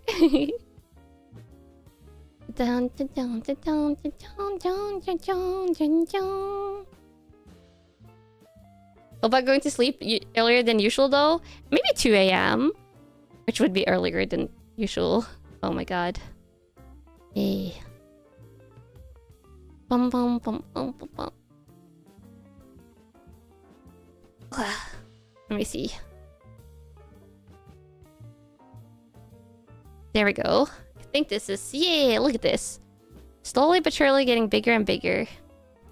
You woke up at 3 AM? Oh, that's so early. Early. 2 AM is not early. I know, but it's like I've been going to bed at like 4 AM. I'll try and be in bed before 2 AM. It's an improvement. That's the thing we gotta go for, combo. Slow but sure improvement. Yeah. Yeah. Okay, let me see. This one is a super easy round. Yeah, super easy. Bum, bum, bum, bum, bum, bum, bum.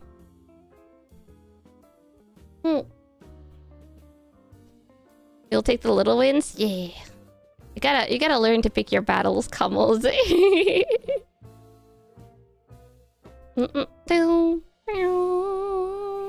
Though sometimes it also depends on like how distracted I become like with VTuber behind the scenes stuff during the evenings as well. Do you think I'd change my sleep schedule when I'm a full-time VTuber? Probably not, but I would actually like have time to take naps during the daytime if I need to. And like maybe more consistently, I would do 5-hour streams, honestly. At least for the gaming streams, would probably be more consistently 5 hours. Yeah. Though, I might run a poll with Kamagumis if you prefer me doing like 5 to... If you prefer me doing 5 to 10, or if you prefer me doing like 6 to 11 for 5-hour streams. Oh, wait, I missed the... Wait, is this the round where I need to do something? No, this is not the round where I need to do something. I was like, do I need to do something with these thingies? But that's the round after that. The battle with your sleep schedule is fluctuating? Yeah. Oh, you might have ordered 2 Kamo plushies. Oh, if you have a question about your order and stuff like that, you can always contact Kava. They should have like a contact thing on their website, or like a chat with Kava thingy, I think. And they can hopefully sort out like any order issues.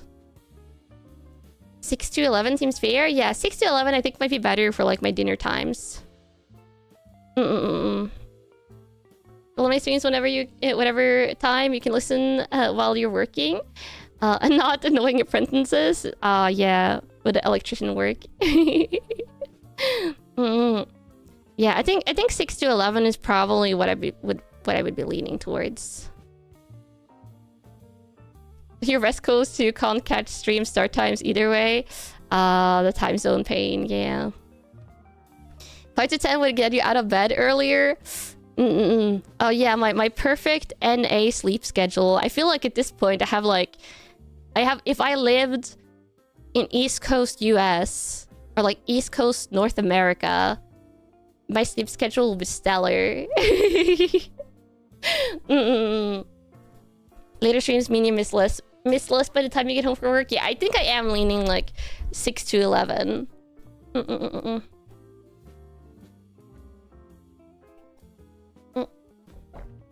And also like more consistent like early streams. I go to bed at the same time you do. No, don't say that! Don't say that, North American camels! Wow. Yeah, I need to be a little bit better at consistently going to bed earlier. But it's like sometimes I start working on like VTuber behind the scenes stuff. And the thing is, this is also one thing I'm hoping will improve if I go like full-time, is that then I'll dedicate time earlier in the days to work on like my project planning and stuff. So that like by the time I'm done with stream, I can be like, okay, no project planning. You can do that like early the next day. Because sometimes that is truly what like keeps me up, is I will do like... I did like Wild Frontiers event planning at like 2 a.m. I think me putting together the teams, that was like a 2 a.m. kind of thing. No, hopefully my sleep schedule would be better. Yeah. You get caught off guard if I tweet good night before 9 p.m. now? Oh no, this is my motivation to change.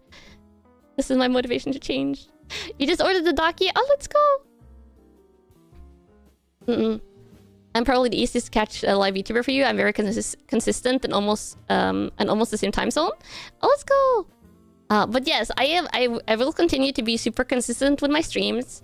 The only thing that might also still happen sometimes is me being like 5 minutes late to one of my streams.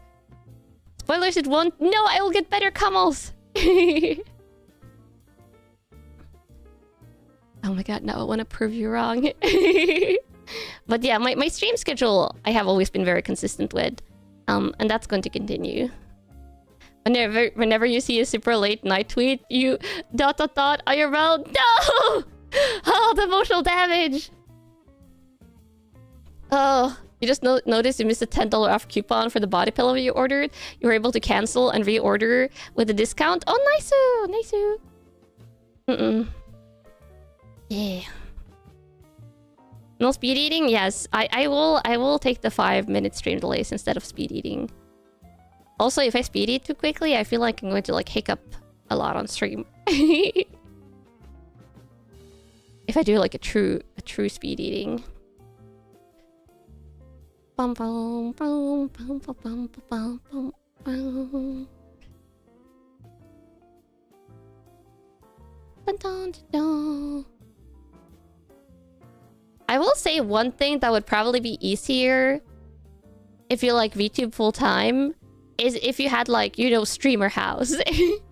If you had like VTubers that you could like rent an apartment together, that would be convenient, but it's also inconvenient when you have a lot of pets. I feel like a lot of VTubers have pets and a lot of VTubers have incompatible pets.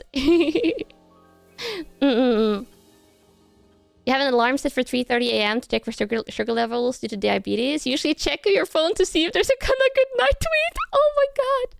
Oh, the burn. Also, I hope it's going well.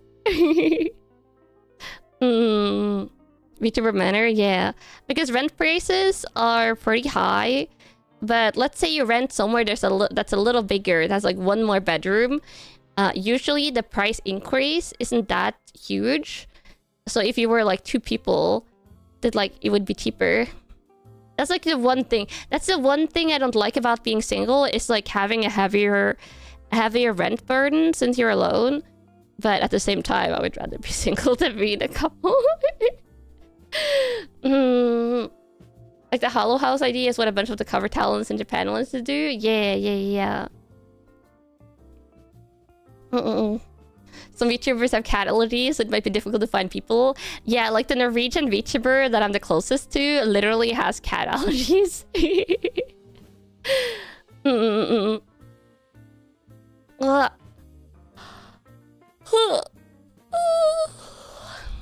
Relatable, yeah.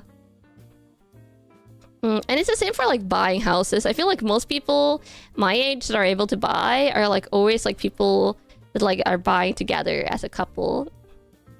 Good night message at 3 a.m. No, I'll try and do it before 2 a.m. today. Oh, it hasn't been 4 hours yet since I started a little bit late. It's only like 3.5 hours since we started. Probably do a full 4 hours. I posted yawn to you. Oh, shimi-ma-san. Mama. This is random, but you just wanted to say you really like my streams. Oh, thank you. I'm so happy. It makes me so happy that you all like want to spend time here, and just, you know, have fun every day. Yeah. I'll have to go and do the rest of the stream. I'll have a nice day. Yeah. Also true for traveling. So much money wasted on 2-person rooms. Oh yeah. Not always single rooms available. That's true. That's true and annoying. Not that I travel much, so that's not a... Or travel at all the last couple of years. That's not a thing I have to deal with, but... Oh, do you want to know my favorite thing about traveling, though? It's the hotel buffets. When a hotel has a good buffet... Oh god, I can't... Like, this is again, pre-allergies kinda... But like... Good like bacon and eggs, like crispy hotel bacon, and just all you can eat crispy hotel bacon, like tiny little croissants, like croissants that are like this tiny, and like, oh god, everything. I love a good buffet. My streams line up with work, which makes the day a lot better. Oh, nice. Work entertainment or after work entertainment or middle of the night entertainment, depending on your location. Hotel buffet is awesome. Yeah, I love hotel buffets. The continental breakfast. Oh. You never get the buffets when you're traveling. You usually don't have time to sit down for breakfast. Try it. Okay, at least if you go to hotel, Kamos, promise me. Unless you like literally have to like run out of the hotel in the morning. Promise me you'll check out what they have at the hotel buffet. Because often it's complimentary. Or at least in my experience, it's often complimentary with your stay. And it is so worth it. It is like, eat however much you want. And it's so worth it. You only get it if it's included. But you don't if you have to pay for it. Yeah, if it's complimentary. If it's complimentary included in your room, go and check it out. Because it's so good. Yeah. Oh, I've done waffles? Yeah, waffles. Good scrambled eggs.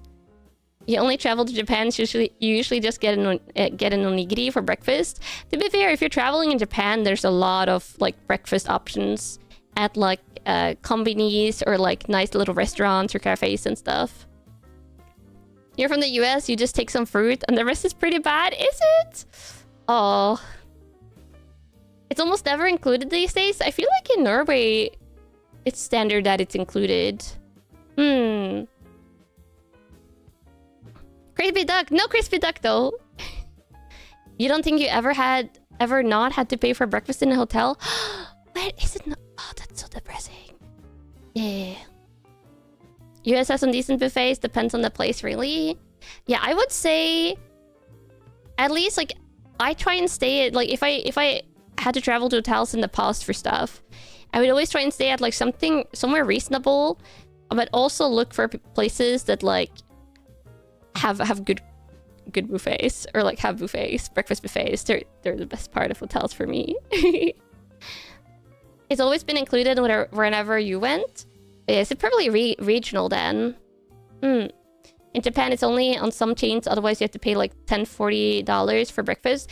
I feel like if I was going to Japan, that's probably the one place where I wouldn't do breakfast buffets. I would probably go and like find like a nice little cafe And like, just some place that specialized in food. Yeah. In your experience, breakfast usually costs 15 euros extra. Oh, that's pretty hefty. Usually stay at cheap places. Yeah, fair. Maybe if it's like super cheap accommodation, they will not have extra stuff. Also, I finished part 2. That means we're in part 3 with this. Let me start. I'll do the first round of part 3. Usually stay at hostels. Oh, at hostels, I wouldn't expect them to be included, no. Then chain 2 and half double crochet in Triggy. Okay, this is a more complicated round. 1, 2, 3.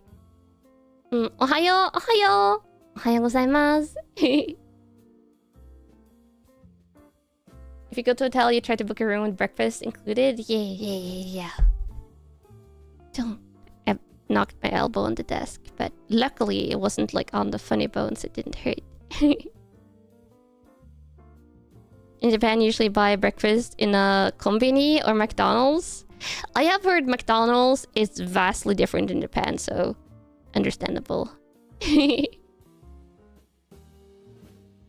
hotels in Greece will have some really good regional dinner stuff. Ooh, that sounds good. I have actually... Wait, I've been in Greece. But I don't remember. Or rather, I remember 2 things. I remember 2 things about being in Greece because I was super young. It was like a family vacation when I was super young. We're talking like kindergarten age, so I barely remember anything. The 2 things I remember: 1, it's super trivial. 2, it's super scary. So the first thing I remember, the trivial thing, is that the salt shakers, I think, had rice in them, which fascinated kindergarten age Kanna. Yes, little duckling Kanna was fascinated by salt, like rice and salt shakers. That was one thing they had. I specifically remember that. And then the other thing is we went like out swimming. Wow, sick. Yeah, the rice and the salt shakers. Yeah, for keeping the moisture out of the salt. So they had that. And then also, I remember the beach having like a lot of like dried seaweed like on it on one of the the beach that was like closest to, I guess, like the hotel or whatever we were staying at. I don't remember too many details, but I remember like my parents like taking me out to like swim deeper in the water, and then me like looking down and just seeing like pitch darkness because we're so far out, and finding that absolutely terrifying. And maybe that's where my fear of deep oceans come from, because this like no. And I think there was like fishes swimming under us, and that's even worse. And Subnautica is terrifying, and those 2 things are related. Yeah. So those are the 2 things I remember from Greece.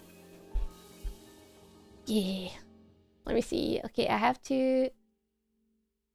Okay, 5. Half double crochet in 5. Sounds like it would cost that. Yeah. The undersea horse. The deep undersea horse. And now... Okay, that's 5. Now there's a front post triple. This is... actually not the worst part about this round. There are sharks in the Mediterranean. Actually, don't say that! But obviously I'm alive. Obviously I'm alive. No, I know I've been in Greece. I just usually don't really bring it up because I have so vague memories of Greece, because I was super like kindergarten young when I went there, and it's been like probably over 25 years at this point, so I only remember those 2 tidbits. Yeah. Let me see, half double. Yes, okay. This is what I do in this round. This little repeating part here. They're very small sharks that only eat fish. Oh, that's not too bad. That's quite doable. Yeah. Mediterranean sharks are tiny. Okay, so not great whites. See, You once went surfing in the Gulf of Mexico. You never looked down, didn't want to know how deep it was, but you were swimming to catch a wave. You hit an unidentified fish occasionally. Oh, your hand hit an unidentified fish. Oh, that's terrifying. That's absolutely terrifying. Oh my god. I'm doing well. Keep up the work. Oh, thank you. And also, hi, if you're jumping in. Hi. Great whites are in the Pacific. Yeah. I don't know too much about ocean life and like what is located where. There are sharks in the Gulf. Ooh. Scary. Scary. And it's like... I think it's fascinating watching like... Oh, did I miss a loop here? Okay, I'm fixing this. We're redoing that part. But yeah, I think it's fascinating watching nature programs about the ocean. Because it always has like that sense of unknown, you know? There's so much we don't know about the ocean. So much like... Literally, it's just a mystery. Yeah. Deep ocean is pretty scary. Yeah, it's pretty scary. Which is why I'm so scared and excited for Subnautica 2 coming out. You went shark diving in Waikiki. The 15-foot waves almost launched the shark into the cage with you. Oh my god. That must have been some day. That must have been quite an experience. True, but it still terrifies you. Yeah. I'm terrified of like deep ocean. And I don't really want to go ocean swimming anymore. Unless it's like literally just like standing in a beach or like swimming in shallow waters. Shallow, clear waters. You would never go back to the ocean after that? Oh yeah, if the shark cage thing happened. We literally know more about the surface of the moon than we do our own oceans. Yeah. It's crazy. You were more seasick than you'd ever been. That by shark sounded great at the time. Oh my god. That must have been quite a bit of seasick. Yeah. I actually get seasick in like medium boats quite easy. When I'm talking like medium boats, is those like bigger than like small like, you know, like 3, 4, like 4 or 5 people boats. The ones that like don't necessarily take cars, like not ferries, like car ferries, but like the people ferries that they use like in between like smaller like island places in Norway, because I've taken those a couple of times. I've taken those actually quite a bit throughout the years. And like usually the weather is nice, but Norway can also be quite a windy country. It can be quite windy along the coast in Norway, so it's not unusual for there to be suddenly like just really awful waves. So they're medium boats bigger than small boats. I'm not doing the best description, but it's those type of boats that take like passengers, like yeah, passenger ferry that doesn't take cars, but that takes like people and like a little bit of cargo. They usually go to like islands or in between like smaller places on the coast in Norway. Yeah. And those ones, like, usually I do fine. If there's, like, medium waves and stuff like that, like, it feels like your stomach is, like, tumbling. It's a really, like, feeling. But I remember one of the last medium boats or medium rare boats. A medium-sized boat is the only time you've gotten seasick, while you were fine on a bigger ferry that took cars. Yeah, the bigger ferries, like the big boats. I've been on, like, a huge, like... Not on a, like, as a cruise ship, but, like, a cruise ship-sized boat that only, like, used it to get from, like, point A to B on, like, a school trip when I was younger. But it was, like, not cruise facilities, believe me. But, like, that size boat, I have no issues with. I don't have an issue with the smaller boats, but it's, like, that like, medium small boats. The little ferries, those are awful if it's wavy. Usually, it's always been for me, like, if it's pretty wavy, I will just get, like, my tummy feels like it's tumbling. And it's, like, you just sit there and be like, just get through this. But I remember one of the last times I was on one of those, which is quite a bit of years ago now, actually. I remember it was, like, really bad waves. And I couldn't even sit in my seat. What Mamanagi taught me about those boats is that the waves are usually worse in the front. So because I'm a little bit sensitive to waves, I would always make sure to claim a seat in the very back rows. But the way those ferries were structured is like, imagine like this is the ship. This is just like the ship hull. This is the front, this is the back. So like I feel like the front 60% would be the seats. And then in the very back there'd be some toilets, and like of course like on the top would be like the steering area, and then like on the back there would also be like where they would lower the things that you used to walk back on the dock, and also like luggage storage. Yeah. So the front section, I had the seats. So I would always make sure to sit on like the back rows of the seating area, because that's where you got like less impact from waves, less movement. So it's like apparently better if you get seasick. So I would sit in the back there. But one of the last times I took a boat, literally I felt so bad. I went to like the luggage storage area further in the back, like next to the entrances of the toilets, because I was like, am I going to throw up? So I like sat like on the floor. I just like sat I sat with my like back up against the wall, just hugging my knees, just like breathing, being like, you are not going to get sick. You're not going to get sick. I was like chanting that to myself and like listening to music on headphones. And just at the same time, since I was like in the vicinity of the toilets, I saw some people just like running in. Just running to them, obviously suffering a worse fate than me. I will say, I actually ended up not getting like sick. I got through it by sitting there on the floor chanting to myself. And then when the journey was over, I was like, I hate boats now. Oh, I never eat when I take those boat travels. And they would never be for more than, it was always less than 2 hours. It was always less than 2 hours. So it wasn't like a 5 hour, like a 6 hour ride, which I know for some people that might be like the destination they take. So it was always like manageable. But yeah, it's still, yeah, those medium boats, those are scary. It's been a while since you've taken an ocean ferry. The only ferries you took in Japan were in sheltered locations like Miyajima or Sakurajima. Yeah. Tiny Kanna was fighting for her life. Oh no, this was university age Kanna. This was like late university age Kanna. This was not elementary school Kanna. Because I was taking the boat on my own. Yeah.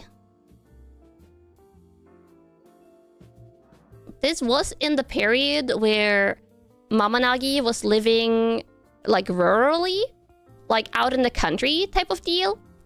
And one of the ways that you could get to where she lived, you could either take a bus, which would be longer, but you could also take like a ferry boat for part of the trip, and like drastically cut down the travel time. Are you sure university age Kanna was not tiny? I'm not that tiny, Kamals. I'm just slightly below average height. You take the ferries up in Alaska to go shopping. The water is very angry. Oh, I believe that. I believe that. You're free from work? Oh, let's go. Let's go. Was this the part where I take 5? No, this is the part where I do 4. Current Kanna is still tiny. No! I'm just duck-sized. I'm just a big sized for duck. Yeah. Tiny enough for head pats, but big enough for hugs. Yeah, big enough for hugs. Also, let me make sure I'm not skipping any rounds in here. Not skipping any rounds, right? Oh god, this section is always super. It's always super like mind bendy. Connect cute size grab. Thank you, Grandma. But yeah, ferries are a pain.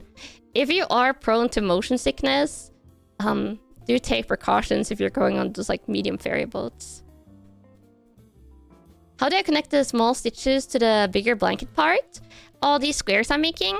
When you finish making all the squares, you'll use like a connecting crochet technique to crochet them together. But we'll get to that in the future. So I might have to do the majority of that off stream. I can probably do the starting work of like connecting them together on stream, because when you start connecting them together, you're only connecting like two squares, and then you add on like a third, and you have like 3, 4, 5, 6, 7 like squares. So the more squares you have on when you're working, the more intense it gets and the harder it gets, because you have like just a massive amount of crocheting stuff, and in the end you have like there's a huge blanket in your lap when you're crocheting. So I don't know if I can do all the connecting work on stream, but some of it I can definitely do. And then we can decide the square layout together. The Forbidden Crochet Technique square expansion. Truly. Let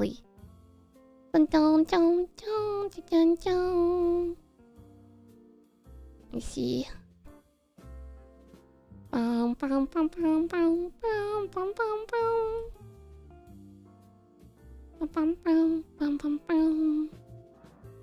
Did I get any cool mechanologist cards and bright lights?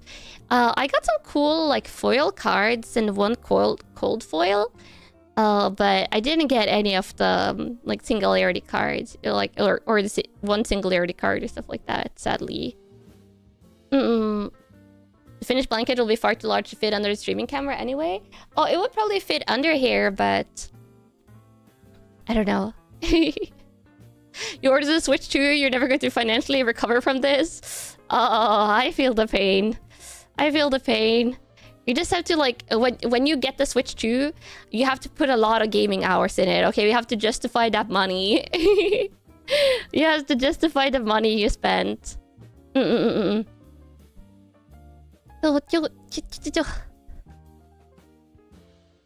yeah, it's brutal. It is very brutal.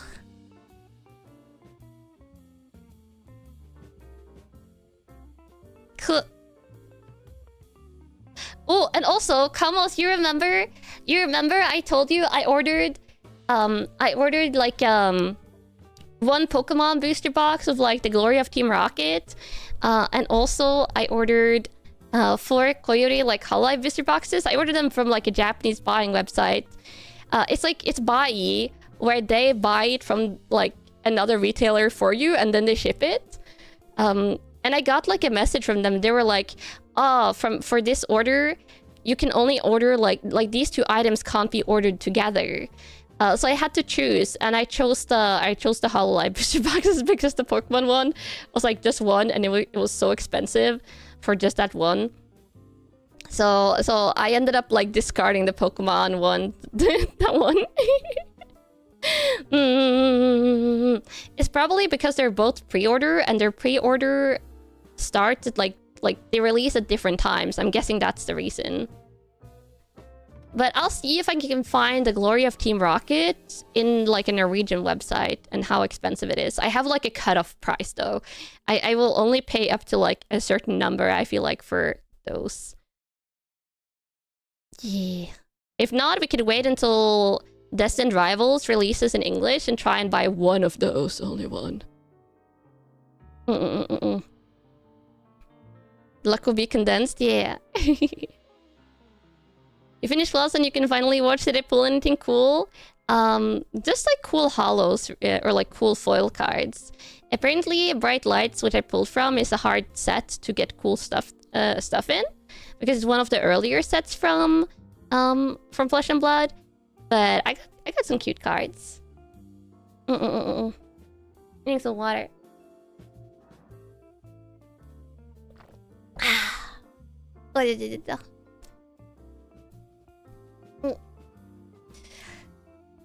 A rip, yeah. But they were cool though, and I will say I am super fascinated still by their packs being like these like paper packs. Like, it's so fascinating me being able to rip them up. It's the easiest packs I've ever opened in my life.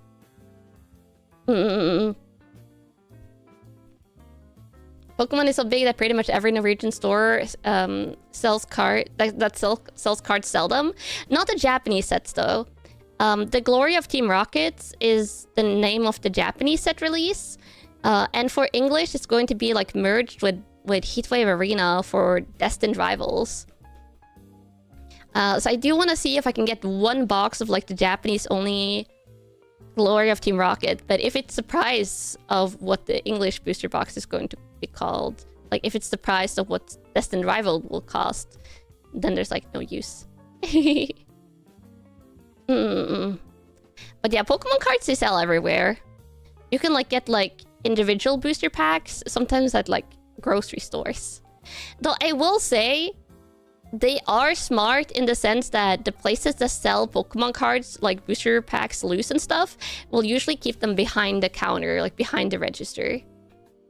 Sounds like I need to go to Japan at some point and go on a shopping spree at the Pokemon Center. Oh god, if I go to Japan, I need to travel with like just empty everything. Just empty everything and just... oh god, so much stuff. Does the Japanese Pokemon TCG have smaller sets compared to the Western releases? Outside of special sets and some individual sets, yes. Battle Partners and Journey Together was like, I think, the same set in Japanese and English, content-wise. And then Terrestrial Festival and... which I haven't gotten those packs yet because I'm still waiting. I think the last product that I pre-ordered of the...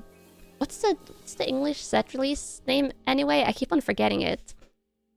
The Eevee set was the same in English and Japanese, but the Japanese set, funnily enough, because you can buy those in boxes that have like a guaranteed special illustration rare in them, the pull rates on the Japanese one is easier. And for that one, I've ordered English. I pre-ordered them like months and months and months and months ago, which, by the way, I will say, Kamals, I got a good price. I paid what at the time was like a little bit more expensive than like English card costs, because obviously they're imported to Norway. The seller like had to pay taxes and stuff like that, so they're more expensive. But now, with how prices have risen, even though I haven't gotten my cards yet, because I pre-ordered when prices, like before the big price explosion happened, I actually like paid like way lower than what they currently sell those same products for. I like, for some of them, I feel like the price has gone up by like 60% or like even more. So I am no longer satisfied with the price that I bought them for. I'm not going to resell it though. I'm going to open everything when we get it.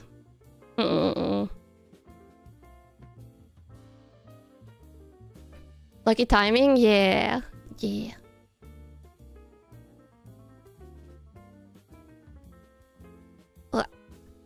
Same with your Final Fantasy Magic cards. Oh, yeah, Magic the Gathering is releasing a Final Fantasy set, right? I think that one is... God, the Final Fantasy... No, not the Final Fantasy. The Magic sets are always so expensive. Always so expensive. Bum, bum, bum, bum, bum. So... I don't know if I should be telling you this, even. Did you know that there's a Final Fantasy TCG?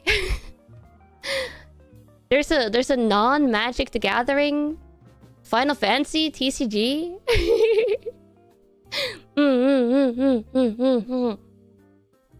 That doesn't cost as much as the Magic the Gathering cards, but are way prettier. Like, way prettier? You played it before? Yeah. And it's released in English? I didn't know that. Doesn't the Final Fantasy TCG just you reuse old art? But it's really cute art.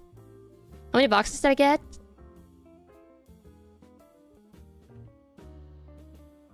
A couple. Don't worry about it.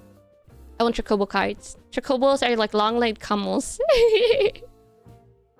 Yeah, they're very nice art cards. I only usually go for sets that have nice art cards. The pause!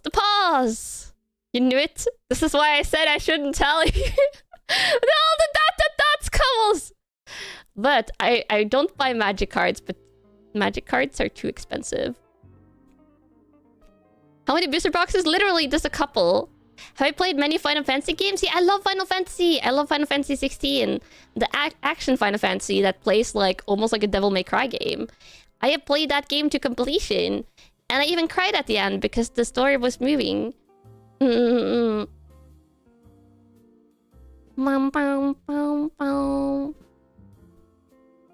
As soon as I said cards, you know that I bought some? I know about the existence of TCGs that I haven't bought, okay? Because I don't necessarily like the art of everything. Have I played 14? No, 14 is the MMO.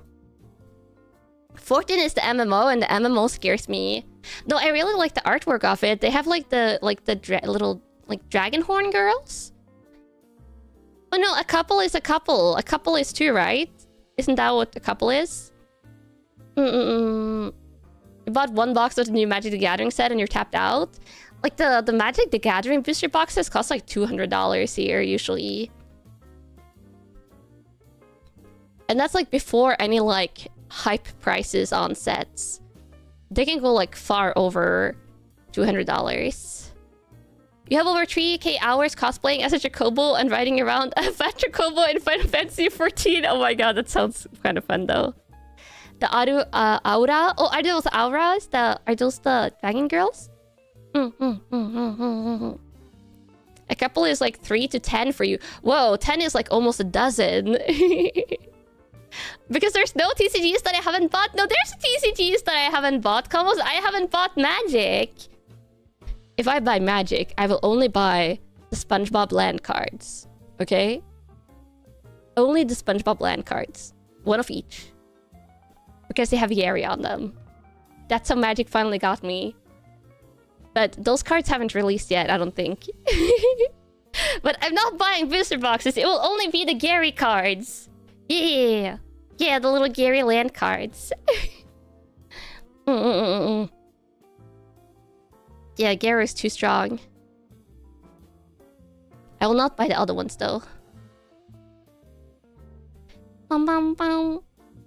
Also, hi, you for dropping in. Hi.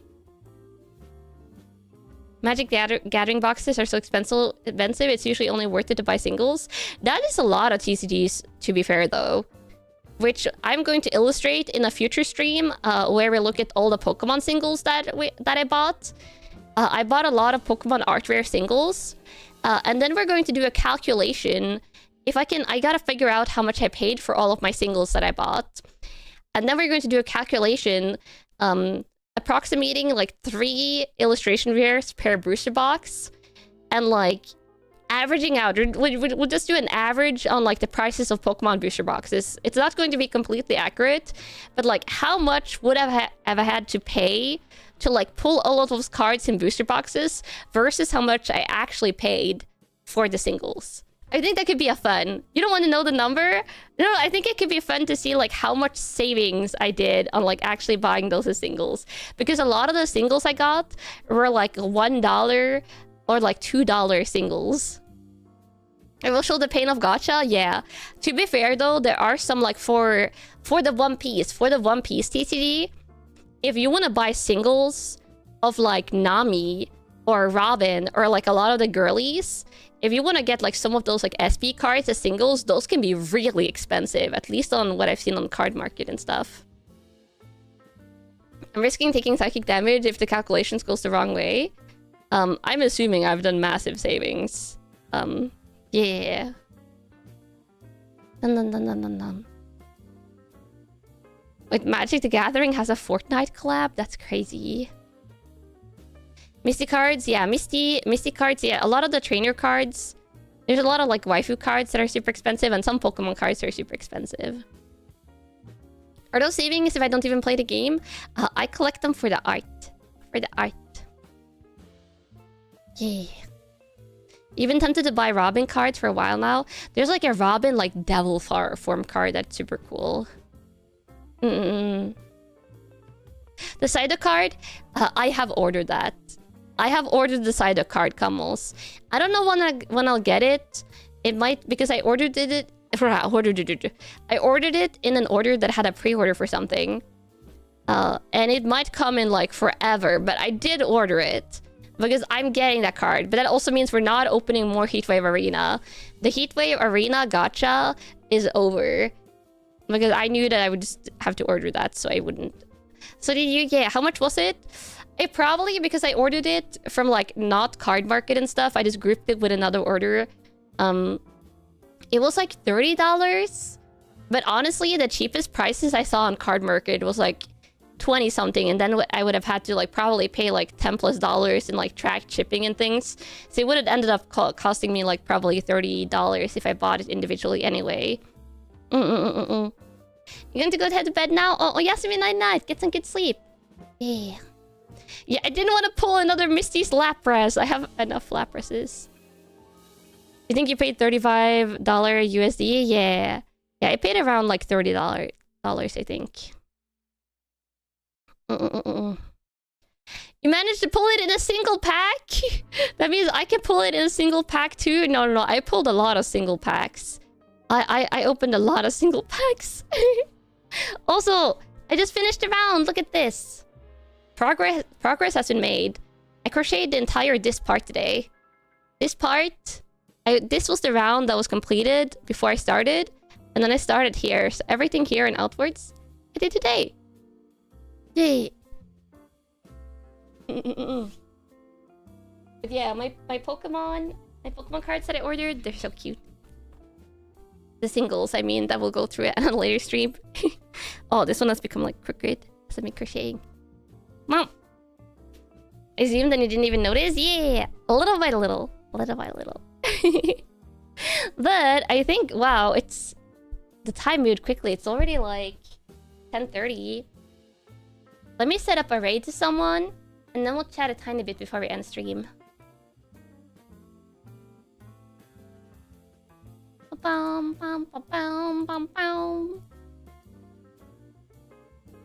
Okay, when stream is over, who should we raid?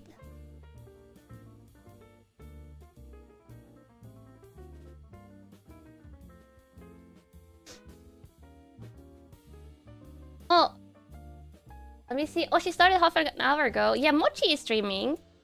She's one of the new Glitch Stars VTubers. Who debuted recently. Which we did a watch along for. Come on. Well, I didn't watch along Mochi. A warning though, she can get loud. A loud warning from Mochi. She's very cute, but she will also suddenly be very loud. Kohaku! Wow, welcome back to the Kamo Squad. You always love having these chill Mondays, even in the background? Yeah. Yeah. Kamo can eat mochi now? You can only eat mochi if it's the mochi dessert, not mochi the VTuber. She was loud? Yeah. She has a very cute laugh though. A very distinct laugh. Ending stream? Yeah, like we're rounding off now. It's been 4 hours and 16 minutes since I started. And I try not to go super late when I do crocheting, because if I crochet for too long, it's not good for my my shoulders. 本当にひよっこ好きだね。あ、いえいえ。好き。you ironically have some mochi ice cream. Oh, actually, one of the Kamos. Oh, you're dead. You're just doing one of the things, so like when Mama Nagi still lived in Norway, like when she still lived in the same city as me, me and her would go like grocery shopping and stuff, and I would like buy her like fun food items that she wouldn't buy for herself, and that I can't eat because of my allergies. And one time I bought her like those like mochi ice cream thingies, like the little like round ones. They're like the mochi, like different colors of things. She said those were atrocious. She absolutely despises those. Like usually when I bought her like weird fun food stuff, she would like it. Those ones, she did not like those. I think it was something with like the texture or the taste. He just bought some of those last night. They were really good. Yeah, I just think she didn't like them. It just wasn't in like for her. What a condemning statement. Yeah, she was like, those were awful. The texture is rough for you, and you love how they taste. Yeah, I think it was like the texture she didn't like, and then also maybe a little bit of the taste, but yeah. You wonder if I can eat mochi sweets? I think it's the flavorings in those I would probably struggle with. I don't know how I would do with it's like rice-based, right? I hope that the rice stuff would be good for, like, okay for me, because I can have normal rice. But I think it's like flavorings and things that I would struggle with. They're nice if you let them melt a little first. I don't know if you let them do that. And also now I feel like she's probably would be hesitant to try mochi. It's basically squashed rice. Yeah, I feel like maybe if I made it from scratch, which I think you need maybe special rice for that. But maybe I could have it. There are mochis without flavoring, just rice and some sugar. I don't think I can get it here though, that's the problem. But if I could like make them myself, I might be able to, because I can obviously have sugar from the caramel fudge. But I don't know if I could have like flavorings that they put in like the mass-produced like ice creams. Is it really easy to make badly? Yeah. Don't you pound rice with a hammer to make mochi? But I'm assuming you need like special types of rice. You probably can't use all types of rice. Can you send a recipe in Maros? You could. It's better if you like write out the recipe or like write out the basics of it, rather than sending a link. You just need glutinous rice flour. Yeah, that would be the hard part to get here. Because I feel like we only have the basics of rice, but I've never really looked into the rice stuff in depth though. Also, I just checked my DMs. One of my VTuber friends, she sent me something else, but the last message she sent, she also says, "Also, you took a day off on your schedule. I'm proud." She was like, "I'm proud." Wow, my friend knows me too well. You know who she is, but I won't tell. I don't leak DM stuff unless like I've gotten permission beforehand. But I don't think she would mind. But she was like, "I'm proud." That's like comes. You made caramel fudge mochi before? It's a godlike combination. Oh, wow. That sounds good. I have so many VTuber friends, true, but this is like one of my best friends. If not, like maybe like one of my singular most best friends.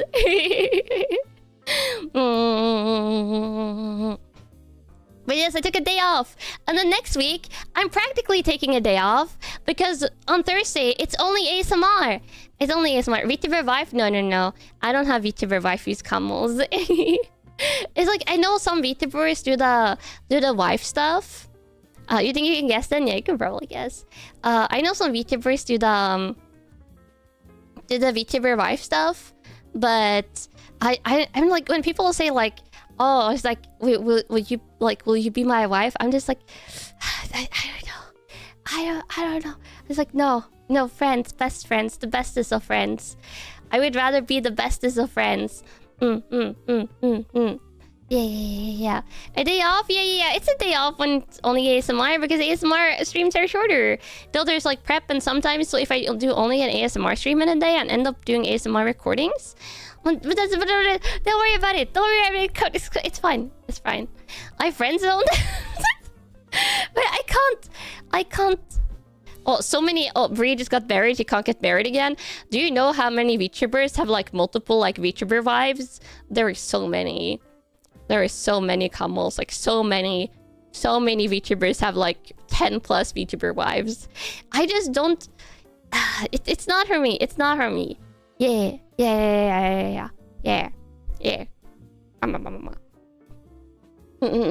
VTuber harems. Yeah, the harems. Although that's not how days off work. I don't know what you're talking about. Oh, look at that stream is ending. Oh no.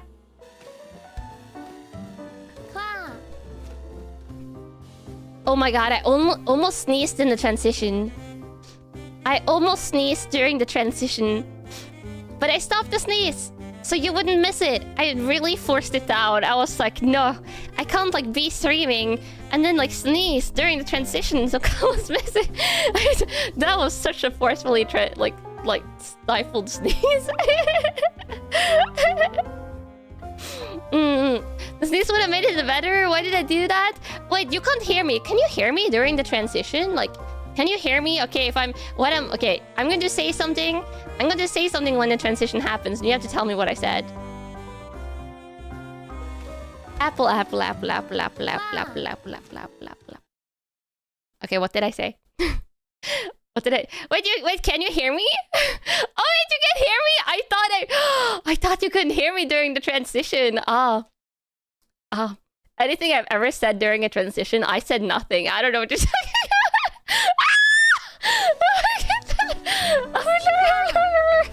Why can you hear me? Oh my...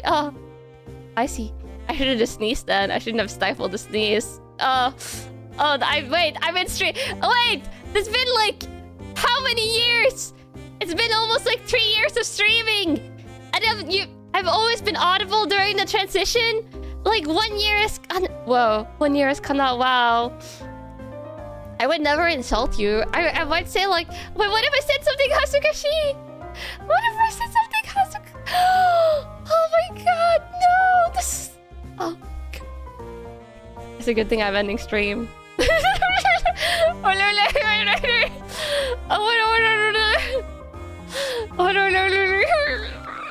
You heard so much super embarrassing stuff. I love tax fraud. What do you mean? No, I pay my taxes seriously, and that's going to hurt so much this year. Oh, my back tax this year. Oh, it's going to be painful. You've been caught. You had secret Kanna sounds that I didn't know you were hearing. Oh my god. Oh my god. No. Okay, I can live with this. This is fine. I love your camels. I will see you tomorrow for lots of bunks in Indiana Jones. Yes. If you haven't seen Indiana Jones gameplay yet, you're in for a treat. Yes. Hammer and shovel and violins. And then more hammers. And then sledgehammers. But no one dies unless you shoot them with the guns. It's just some sledgehammer headbutts. And then also other parts of the body. But also this head bonks with sledgehammers and then like shovels and stuff. Yeah, they're just sleeping.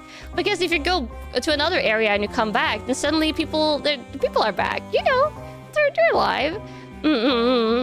Otsukanana, I will see you tomorrow. I love you so much.